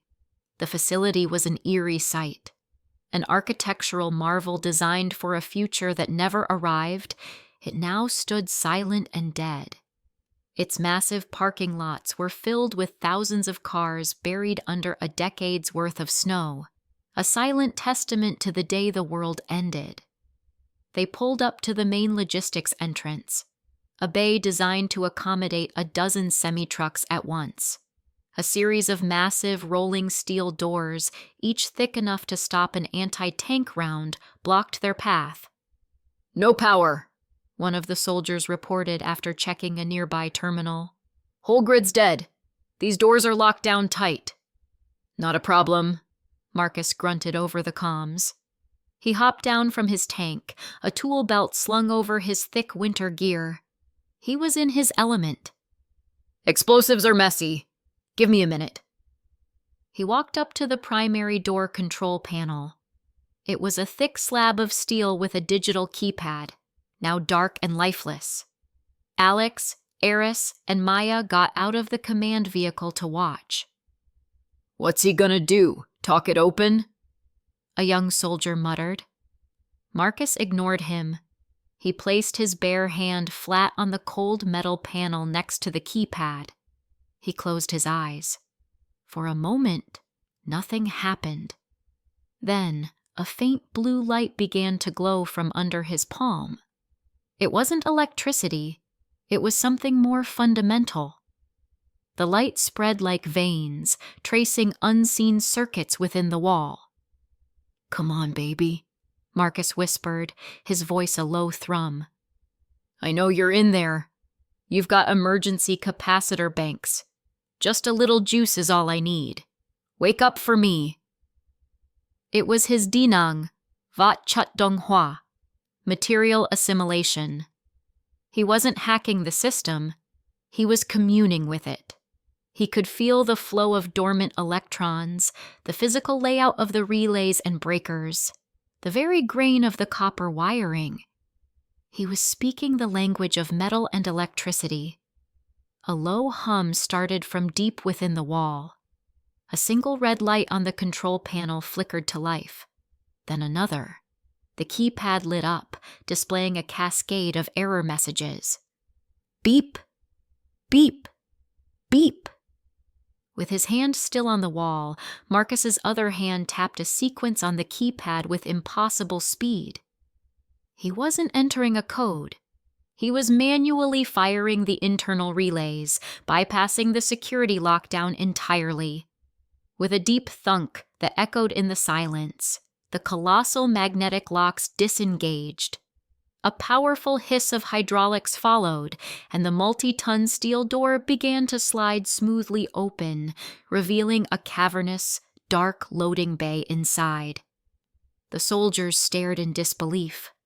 The one who had scoffed now looked at Marcus with something approaching religious reverence. "Show off," Maya muttered, but a hint of a smile touched her lips. "All right, let's move," Alex commanded. "Kingbreaker, Fist of God, stay outside and keep watch. Everyone else, suits on, lights on. We don't know what's waiting in the dark." The interior of the factory was otherworldly. It was a city of machines. Robotic arms the size of small cars hung motionless over silent conveyor belts. The air was freezing and smelled sharply of ozone and cold electronics. Emergency lights cast long, distorted shadows, making the dormant machinery look like sleeping metal beasts. They had advanced less than 100 yards into the main corridor when a series of sharp mechanical clicks echoed from the ceiling. Panels slid open, and a dozen security drones dropped down, hovering on silent anti-grav emitters. They were sleek, white machines, armed with what looked like high-frequency stun cannons and small-caliber machine guns. Red optical sensors swiveled and locked onto the intruders. "Hostiles!" a soldier yelled, raising his rifle. "Hold your fire!" Marcus shouted. He strode forward, putting himself between the soldiers and the drones. He raised his hands, not in surrender, but in a gesture of command. "They're on a closed network, running on internal power. They're just following their last orders. Defend the facility." He focused his power again, but this time he projected it outward. The blue light of his ability leaped from his fingertips in ethereal arcs, connecting with the chassis of each drone. "New orders, boys." Marcus grinned, a feral light in his eyes. "Target each other. Priority. Total annihilation." The effect was instantaneous. The drone's red optical sensors flickered. For a second, they seemed confused. Then, half of them swiveled to face the other half. With no warning, they opened fire on each other.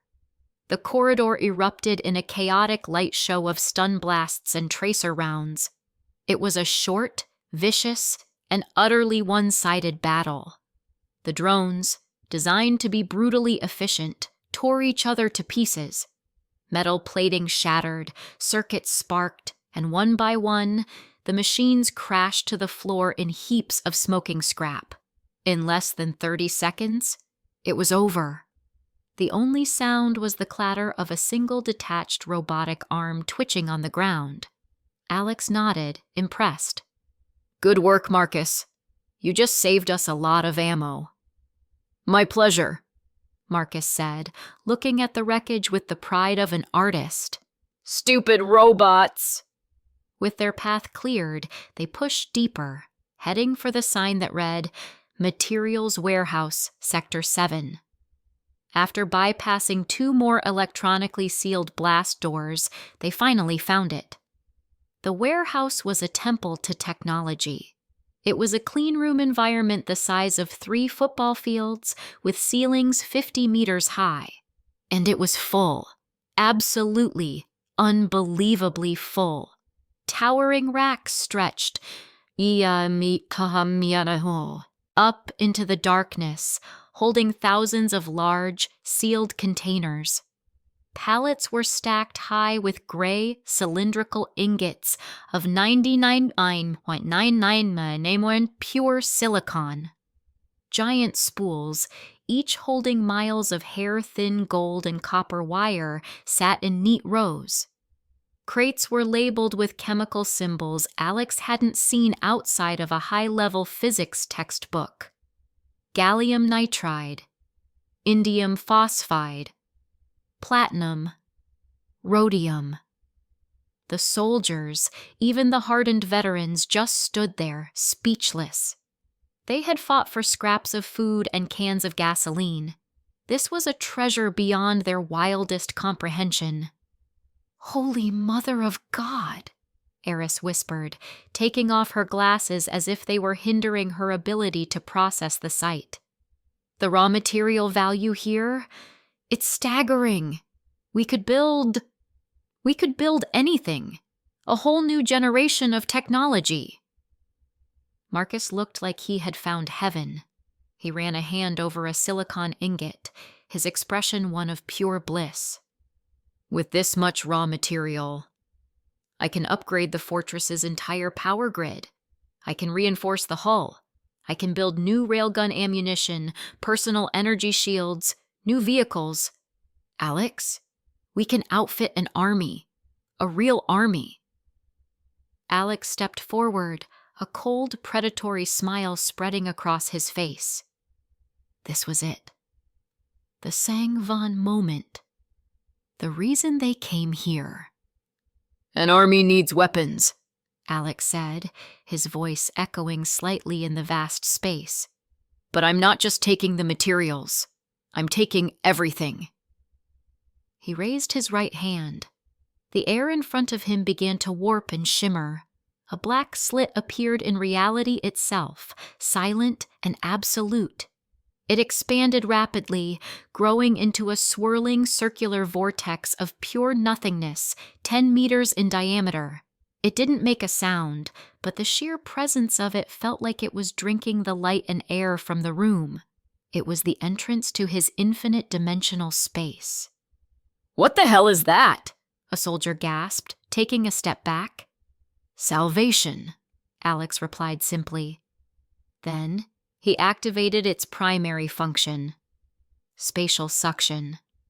A powerful, irresistible force erupted from the vortex. It wasn't wind, it was a fundamental pull of space itself.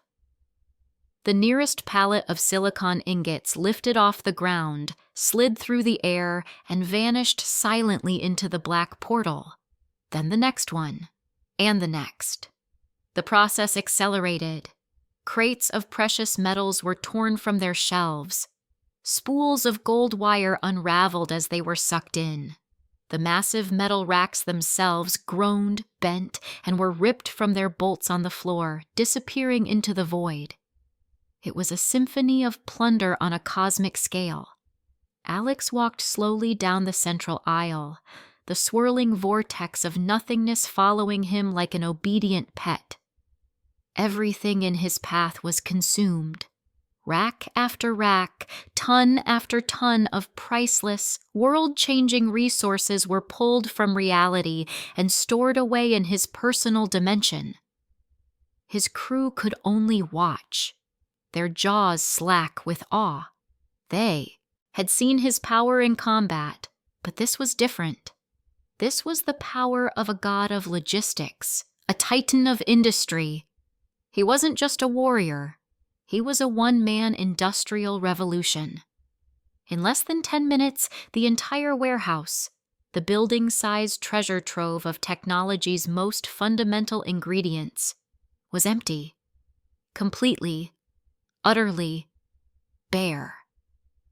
The cavernous room that had been filled to the ceiling was now just a hollow, echoing shell.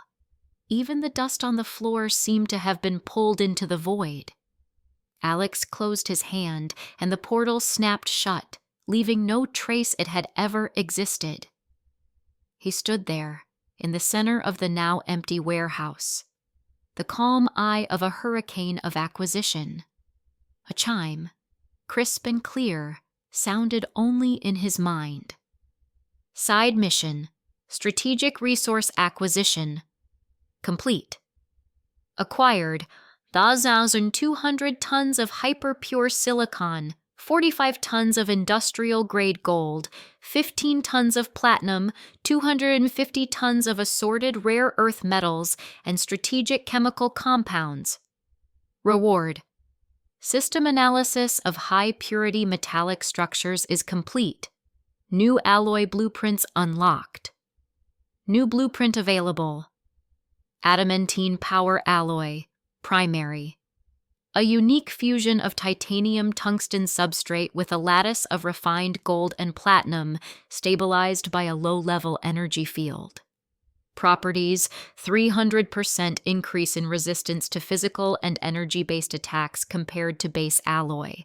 Requires significant power to forge. A genuine smile lit up Alex's face. It was better than he had hoped. Not just the raw materials, but a direct, immediate path to using them to create something far superior. Marcus could now forge armor and weapons that would make their current gear look like tinfoil. He turned to his stunned team. Their faces were a mixture of fear, awe, and unadulterated excitement. They weren't just following a strong leader anymore. They were following a force of nature. "Marcus," Alex said, his voice calm but carrying the weight of the tons of metal he now possessed. "When we get back, you're going to be very busy." His gaze shifted, looking past the plundered factory and back out into the frozen hellscape of Denver. The prize was secured. The upgrade was unlocked.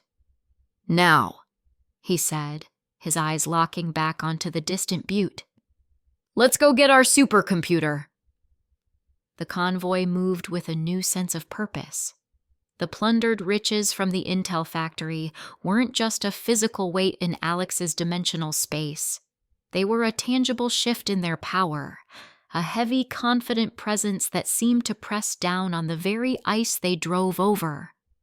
The growl of the Humvees and the heavy tread of Marcus's tank, the fist of God, sounded less like the desperate rattling of survivors and more like the confident march of conquerors. Their destination was a stark contrast to the sterile modern lines of the chip fab. High on a butte overlooking the frozen expanse of Denver sat the National Center for Atmospheric Research, or NKR. It was a cluster of beautiful, almost organic-looking buildings made of reddish-brown concrete, designed to blend with the Flatiron Mountains behind them. A place of science, of quiet contemplation, now isolated like a monastery in a frozen hell. "That's it," Eris said, her voice crisp over the internal comms. She was leaning forward in the command vehicle, binoculars pressed to her eyes. "The architecture is meant to evoke the cliff dwellings of the ancestral Puebloans, a fortress of knowledge." "Looks more like a tomb to me," a soldier in the back muttered. Alex didn't respond. His eyes were narrowed, scanning the approach.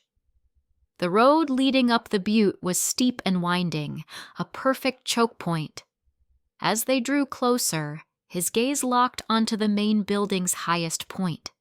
Something was flapping in the wind. It wasn't the stars and stripes. It was a dark banner, almost black, with a sharp, stylized eagle clutching a bundle of lightning bolts in its talons. Well, shit. Maya's voice was a low hiss from the seat beside him. Looks like the party already started. Eris lowered her binoculars, her face pale. The New American Order. Senator Kane's jackals. What are they doing here? Same thing we are, Alex stated, his tone flat and cold. Information is power, especially now. Kane's smart enough to know what that supercomputer represents. He keyed the convoy-wide comm. All vehicles, halt. Battle formation. Fist of God, take point. The convoy responded instantly, engines rumbling as the vehicles fanned out at the base of the hill. The massive cannon on Marcus's tank swiveled slowly, its magnetic coils beginning to whine with a low thrum of stored energy as it aimed up the road. They didn't have to wait long. Figures began to emerge from the NKR complex, moving down the winding road to confront them. There were about 50 of them, a motley crew clad in a mix of old military gear and scavenged tactical vests, all bearing the same dark eagle insignia. They were Dinanga awakened, and they moved with the sloppy arrogance of bullies who were used to getting their way. Leading them was a man of truly absurd proportions. He was at least 7 feet tall and built like a vending machine, with a bald head and a jaw that looked like it was carved from granite. He wore no helmet or heavy armor, just a reinforced vest that seemed 2 sizes too small for his colossal chest. He stomped down the road, each step making a heavy, solid sound, and came to a stop 100 meters from their front line. I am Rhino, commander of the NAO's Denver Reclamation Force. The giant boomed, his voice echoing across the ice. By the authority of Senator Augustus Kane and the New American Order, this facility and all its contents are now state property. You will power down your vehicles, lay down your arms, and surrender all your supplies for the good of the new nation. Comply, and you may be granted a place as laborers. Resist, and you will be erased. The soldiers in Alex's convoy tensed, hands tightening on their weapons. Eris looked at Alex, her expression a mixture of worry and analytical curiosity. His skin. It's refracting the light strangely. Some kind of dermal reinforcement ability, high level by the looks of it. Alex didn't even glance at her. He simply watched the bellowing giant with an expression of profound boredom. He didn't say a word. He didn't need to. He raised his left hand and gave a slight, almost imperceptible flick of his fingers. It was the only signal they needed. In the seat next to him, Maya Lin vanished. She didn't move fast. She was there one moment and gone the next, dissolving into the shadow cast by their own vehicle without a sound. Aboard the Fist of God, Marcus grinned. Light 'em up, he muttered. The low hum of the railgun escalated into a piercing, high-pitched scream. Blue-white energy arced between the rails of the cannon, a miniature storm contained by powerful magnetic fields. Then, with a deafening crack that sounded like the sky itself was splitting open, it fired. It wasn't a shell. It was a solid, 20-kilogram slug of tungsten, accelerated to Mach 7. It left the barrel as a silent, incandescent streak of light, crossing the 100 meters in the blink of an eye. Rhino, for all his bluster, was fast. He saw the energy building and let out a roar, his skin shimmering and transforming. It lost the texture of flesh and took on the multifaceted, crystalline sheen of raw diamond. He braced himself, confident in his absolute defense. He made a fatal mistake. The railgun slug wasn't aimed at him. It impacted the ground 20 feet in front of him, right in the center of the NAO formation. The result was annihilation. The kinetic energy released was catastrophic. The frozen asphalt road simply vaporized. A crater 10 feet deep was gouged out of the earth in a microsecond. The Dinangia standing nearby were not just killed. They were atomized, their bodies turned to red mist and flash-frozen bone fragments by the shockwave. Men further back were picked up and hurled like dolls, their bodies mangled and broken before they even hit the ground. A jeep parked on the roadside was peeled open like a tin can and tossed 100 feet into the air. The perfectly packed formation of 50 soldiers was reduced to less than 20 terrified, screaming survivors in an instant. The disciplined advance had become a panicked scramble for life amidst a hell of their own making. Rhino stood alone in the devastation, his diamond-hard skin unscratched by the shrapnel, but his face was a mask of pure shock and fury. His invincible troops had been broken by a single shot. "You son of a bitch!" he bellowed, his confidence replaced by raw rage. "I'll tear you apart!" Lowering his head, he charged. The ground cracked under his feet. He was a runaway, freight train of muscle and diamond, closing the distance with terrifying speed, his eyes locked on Alex's command vehicle. He was going to rip the door off and crush the man who had humiliated him. Inside the Humvee, Alex remained perfectly still. He watched the approaching behemoth with the detached interest of a scientist observing an insect.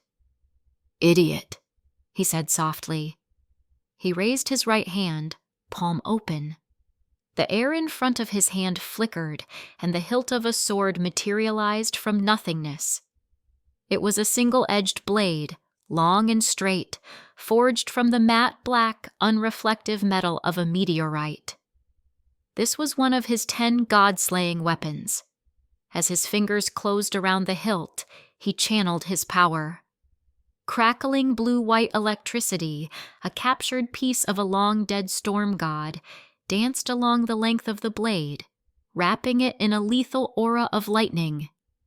The driver of the Humvee yelled, "Sir, he's—" "Stay put," Alex commanded, his voice utterly calm. He opened his door and stepped out onto the ice, directly into the path of the charging monster. Rhino saw him and let out a triumphant roar. His target was out in the open. He drew back a fist the size of a cinder block, his diamond-coated knuckles glittering, ready to deliver a blow that could pulverize concrete. Alex didn't brace. He didn't dodge. He just took one casual step forward, raising his lightning-wreathed sword. As Rhino's punch descended, Alex swung. It wasn't a powerful, desperate hack. It was a fluid, effortless arc, a motion as simple and elegant as a calligrapher's brushstroke. The black blade met the diamond-hard arm. There was no clang of metal on stone. There was only a soft, hissing shee-ing sound. The lightning aura around the blade parted the crystalline structure of Rhino's skin as if it were water. The god-slaying blade itself, designed to sever the very essence of divine beings, passed through flesh and bone as if they offered no resistance at all. Rhino's punch never landed. His entire arm, from the shoulder down, flew past Alex and skidded across the ice in a spray of blood. The giant stumbled to a halt, his momentum gone. He stared, dumbfounded, at the clean cauterized stump where his arm used to be.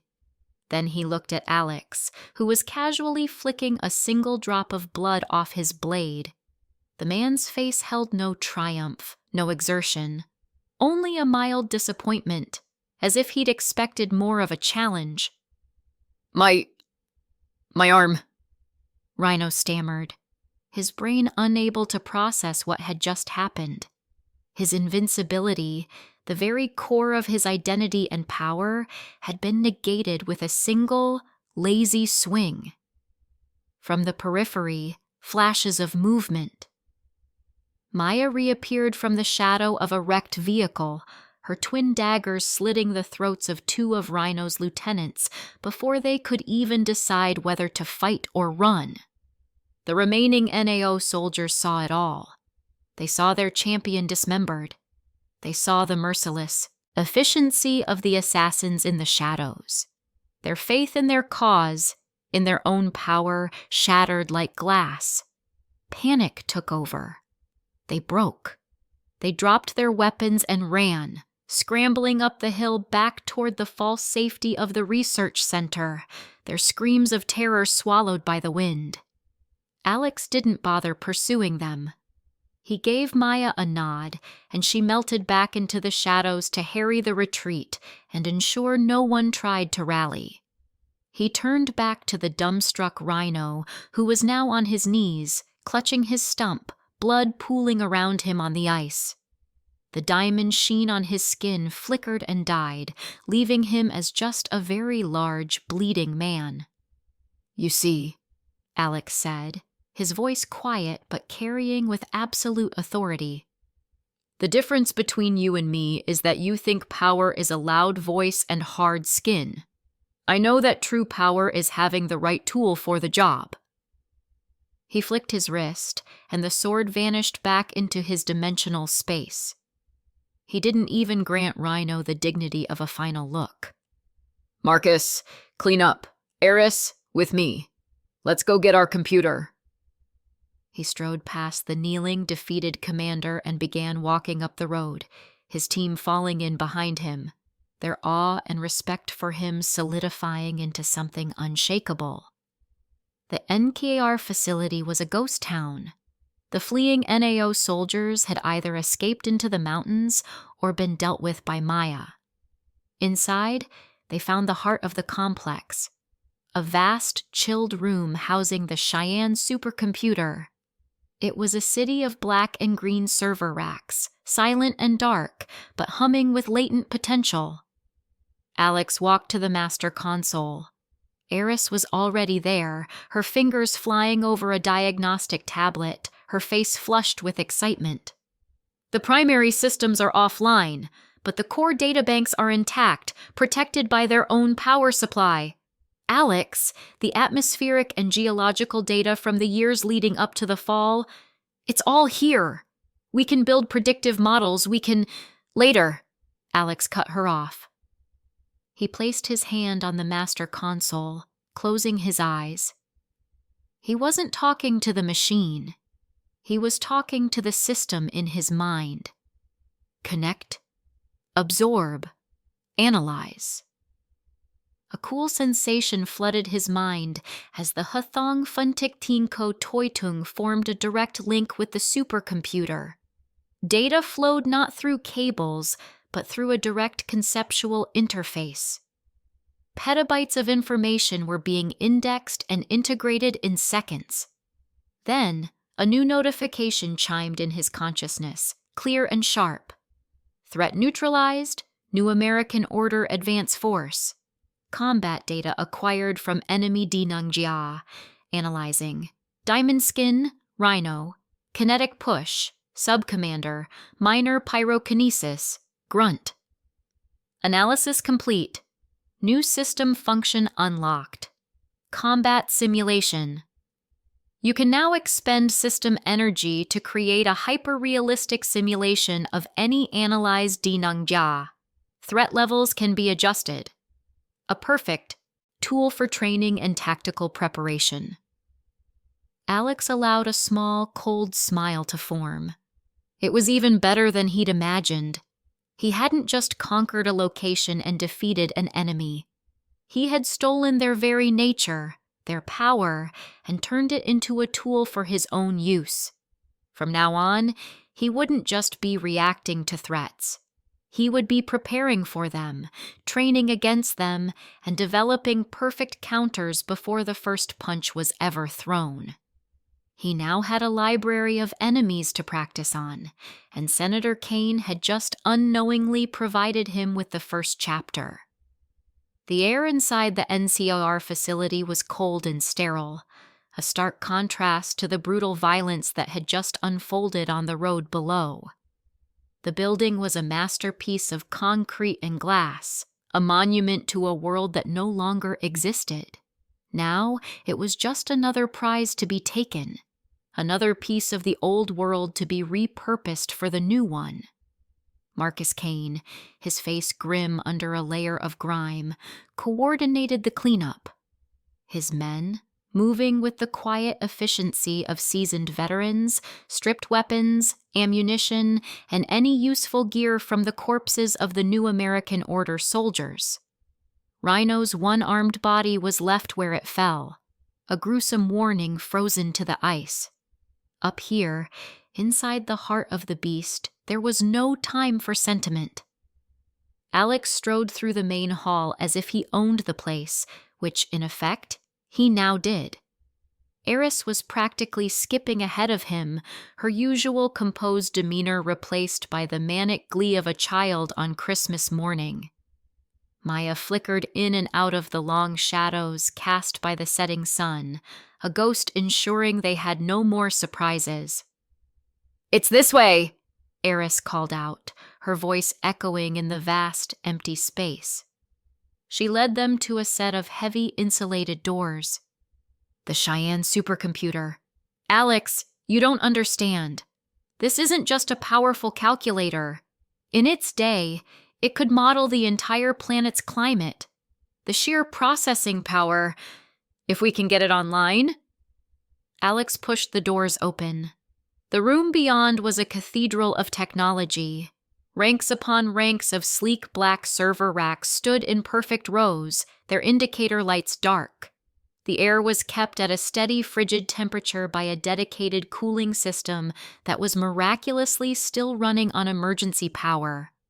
A massive, wall-sized screen dominated the far end of the room, currently as black and dead as the world outside. "Holy shit!" One of the accompanying technicians breathed out, a rare crack in his professional composure. "It's all here. It's perfect." "Talk is cheap. Get it running," Alex commanded, his tone flat. He didn't care for the aesthetics. He cared for the function. "Interface it with the Aegis main network. I want its full processing capability slaved to my system." Eris didn't need to be told twice. She and the tech team swarmed the main console like ants on a sugar cube, their fingers flying across keyboards and plugging in ruggedized military-grade data cables that linked their portable systems to the supercomputer's core. "Powering up the primary arrays, rerouting Aegis auxiliary power," Eris narrated, her voice a rapid-fire staccato of jargon. "The core is stable. The databanks are completely uncorrupted. My God, Alex, the amount of information—" For 20 minutes, the only sounds were the furious clicking of keys and the slowly rising hum of the server racks coming to life. One by one, rows of green and blue lights flickered on, breathing life back into the machine. The low hum grew into a steady, powerful thrum, the sound of a sleeping giant waking from a long nap. Then, something strange happened. The thrumming sound deepened, and a faint, ethereal blue light began to pulse from within the server racks, a light that had nothing to do with LEDs. "What the hell is that?" the technician asked, backing away from a console. "The energy readings are going crazy. This isn't electrical feedback." Eris stared, her eyes wide behind her glasses. "It's the ambient energy, the Lin Key. We're in a high-altitude, low-population area. The concentration is higher here. The supercomputer, its processors, the silicon and gold and copper, they're acting like a massive mana conduit. It's not just a machine anymore, Alex. It's evolving." As she spoke, the giant screen on the wall flickered, but it didn't boot to a command prompt or an operating system logo. It shimmered, and an image resolved itself out of the darkness. It was a three-dimensional map of the North American continent, rendered in breathtaking detail. But it wasn't a satellite image. This map was alive. Rivers of golden energy, the clean and potent Lin Ki of the planet, flowed across the landscape. Sickly green patches of festering chaotic energy pulsed over the ruins of major cities, the psychic residue of billions of despairing souls. And there were great swirling vortexes of power, blue, white, crimson, the domains of the gods who had arrived. The entire team fell silent, mesmerized and horrified by the sight. It was the world's new nervous system, laid bare for them to see. "My theories," Eris whispered, her hand pressed to her mouth. "It's all real. We can see it. We can track it." Alex's gaze was fixed on the map. His system was already integrating with this new, unimaginable data stream, cross-referencing it with the knowledge from his past life. This was beyond anything he could have hoped for. This was a god's-eye view of the entire war. "System," he commanded in his mind. "Focus on our current location. Show me immediate threats." The map zoomed in with impossible speed, diving down towards the state of Colorado.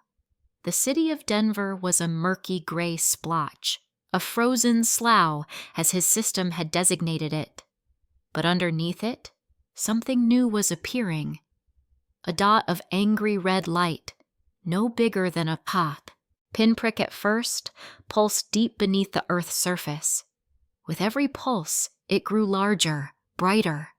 It was a cancer, a bleeding wound of divine energy that was expanding with terrifying speed. The golden rivers of natural Lin Ki were being warped around it, twisted and corrupted into a foul, icy blue energy that began to seep upwards into the frozen city. Warning: a nascent divine entity is undergoing rapid awakening. Designation: the god of the frozen slough, provisional. Nature: stagnation, absolute cold, despair. Projected time to full awakening, 72 hours. Consequence of full awakening: the city of Denver and a 200-mile radius will be flash frozen into a permanent domain of absolute zero, instantly killing all non-adapted life. The entity will then begin to expand its influence. Eris saw it too. "Alex, look. That's a birth. A god is being born right under our feet." Her academic curiosity was now completely overshadowed by raw, primal fear. The beautiful, awe-inspiring map had just become a countdown clock to annihilation. The other soldiers in the room looked at the pulsating red blob, then at Alex, their faces pale. They had just survived one brutal fight, only to be shown a monster of an entirely different scale. But Alex's expression didn't change. Fear was a luxury he couldn't afford. This wasn't a disaster. It was an opportunity. He had the knowledge, and now he had the tool. "This changes nothing," he said, his voice cutting through the tension. "It just confirms our next step." He turned away from the terrifying map and looked at his team. The fear in their eyes was a problem. He needed to replace it with confidence, with faith in him. "Marcus," he said into his comm, "bring me the tin hawk from the Alpha Storm Raptor we downed on the way here." A minute later, Marcus entered the server room, holding a crystalline core the size of a human fist. It pulsed with contained lightning, a miniature thunderstorm captured in solid form. Alex took it. "Eris, dedicate 100% of the Cheyenne's processing power to my system.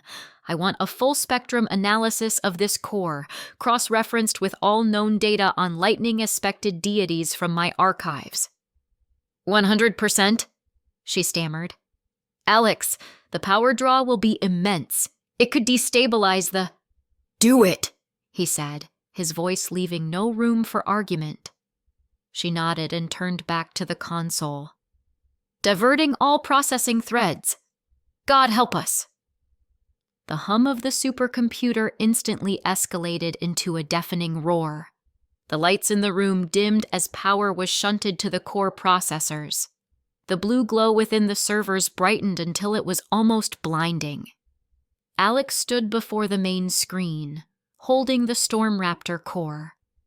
He felt the connection as his system, amplified 1,000-fold by the supercomputer, dove into the heart of the crystal. On the big screen, the map of North America was replaced by a swirling fractal of lightning and energy. Data scrolled past at a speed no human could possibly read. It was the genetic code of a mythological beast, the very essence of a divine servitor, being ripped apart, analyzed, and cataloged. The process lasted for 3 full minutes. The roar of the servers was like a jet engine. Then, as suddenly as it began, it stopped. The noise dropped back to a low hum. The lights returned to their normal brightness. And in Alex's mind, a series of notifications chimed, clearer and more profound than any he had received before. Deep-level analysis complete. Subject, Storm Raptor Tin Hik, Alpha Specimen. Latent divine signature detected, the Eternal Tempest God. Fragments of a minor authority over lightning have been successfully isolated and mapped. Breakthrough achieved, path to Giidon 3, Sufam, Transcendent, has been calculated. Optimal cultivation route. Absorb and re-engineer the minor authority fragment. Required materials: 1x Alpha Storm Raptor Core, 37x Standard Storm Raptor Cores, 1x liter of own blood for attunement, 500 kilos of raw electrical energy for catalyst. Projected time to breakthrough, 4 hours. Warning: the process will be excruciatingly painful. Success will grant basic flight capabilities via electromagnetic levitation and the ability to manifest lightning-based attacks. New path available, Godslayer. By analyzing the fundamental structure of a divine authority, a theoretical framework for its antithesis has been created. To become a Godslayer is to embody a concept that negates a god. Continue to analyze and deconstruct divine authorities to refine this path. Alex closed his hand, and the Storm Raptor core vanished into his dimensional space. A cold, predatory smile touched his lips. It was more than he could have ever dreamed. The supercomputer hadn't just given him a map, it had given him a shortcut, a direct, custom-tailored blueprint to power. While others were fumbling in the dark, trying to figure out how their powers worked, he was charting a course straight to the top of the food chain. He looked at the faces of his team. He could see their awe, their confusion, their hope. "The monster beneath this city is waking up," he announced, his voice ringing with newfound power and absolute confidence. "In 72 hours, it will turn this entire region into a frozen tomb. But for us, it's not a god. It's a resource. It is the Ten Hach and Thantui we need to grow stronger." He pointed at the pulsating red light on the screen. "That isn't our doom. That is our next objective." A new notification appeared, a formality from the system confirming what he already knew. New main quest issued, the Slumbering God. Objective: prevent the full awakening of the god of the frozen slough. Subdue or eliminate it. Reward: unprecedented amount of system energy, a high-purity divine core, and complete authority over the Denver region. The fear in the room evaporated, replaced by a surge of adrenaline and purpose. They weren't just survivors anymore. They were hunters. Thousands of miles away, in the ruins of Washington, D.C., Senator Augustus Kane sat in a perfectly preserved office atop a fortified skyscraper. He swirled a glass of pre-fall whiskey, the amber liquid catching the light of the setting sun.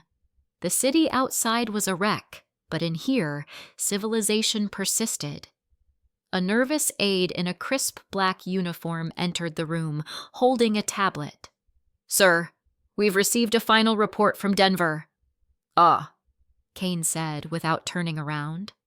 "Tell me Rhino has secured the NKR facility. I want that supercomputer's predictive modeling for our next move against the Chicago anomaly." The aide hesitated, swallowing hard. "Sir, the Denver Reclamation Force has been neutralized. Commander Rhino is confirmed KIA. The target, an unknown group, took control of the facility with 0 casualties." The silence in the room was heavy. The aide braced himself for an explosion of rage. He had seen the senator have men executed for lesser failures. But Augustus Kane didn't yell. He didn't even raise his voice. He slowly turned in his high-backed leather chair, a slow, cold smile spreading across his handsome face. It was a smile far more terrifying than any scream. "Neutralized? With 0 casualties?" he mused, taking a slow sip of his whiskey. "Our Rhino, with his diamond skin, was taken out so cleanly? How utterly fascinating." He looked out the window at his broken kingdom, his eyes gleaming with ambition, not anger. "So, it seems a new king has crowned himself in the mountains of Montana," Kane said softly to himself. He placed the glass down with a decisive click. "The game has become more interesting. Perhaps it's time I paid this upstart a personal visit and reminded him who the real power in this new America is." The aide shuddered. A personal visit from the senator only ever ended one way. The war for the scraps of the old world was over. The war between the new kings had just begun.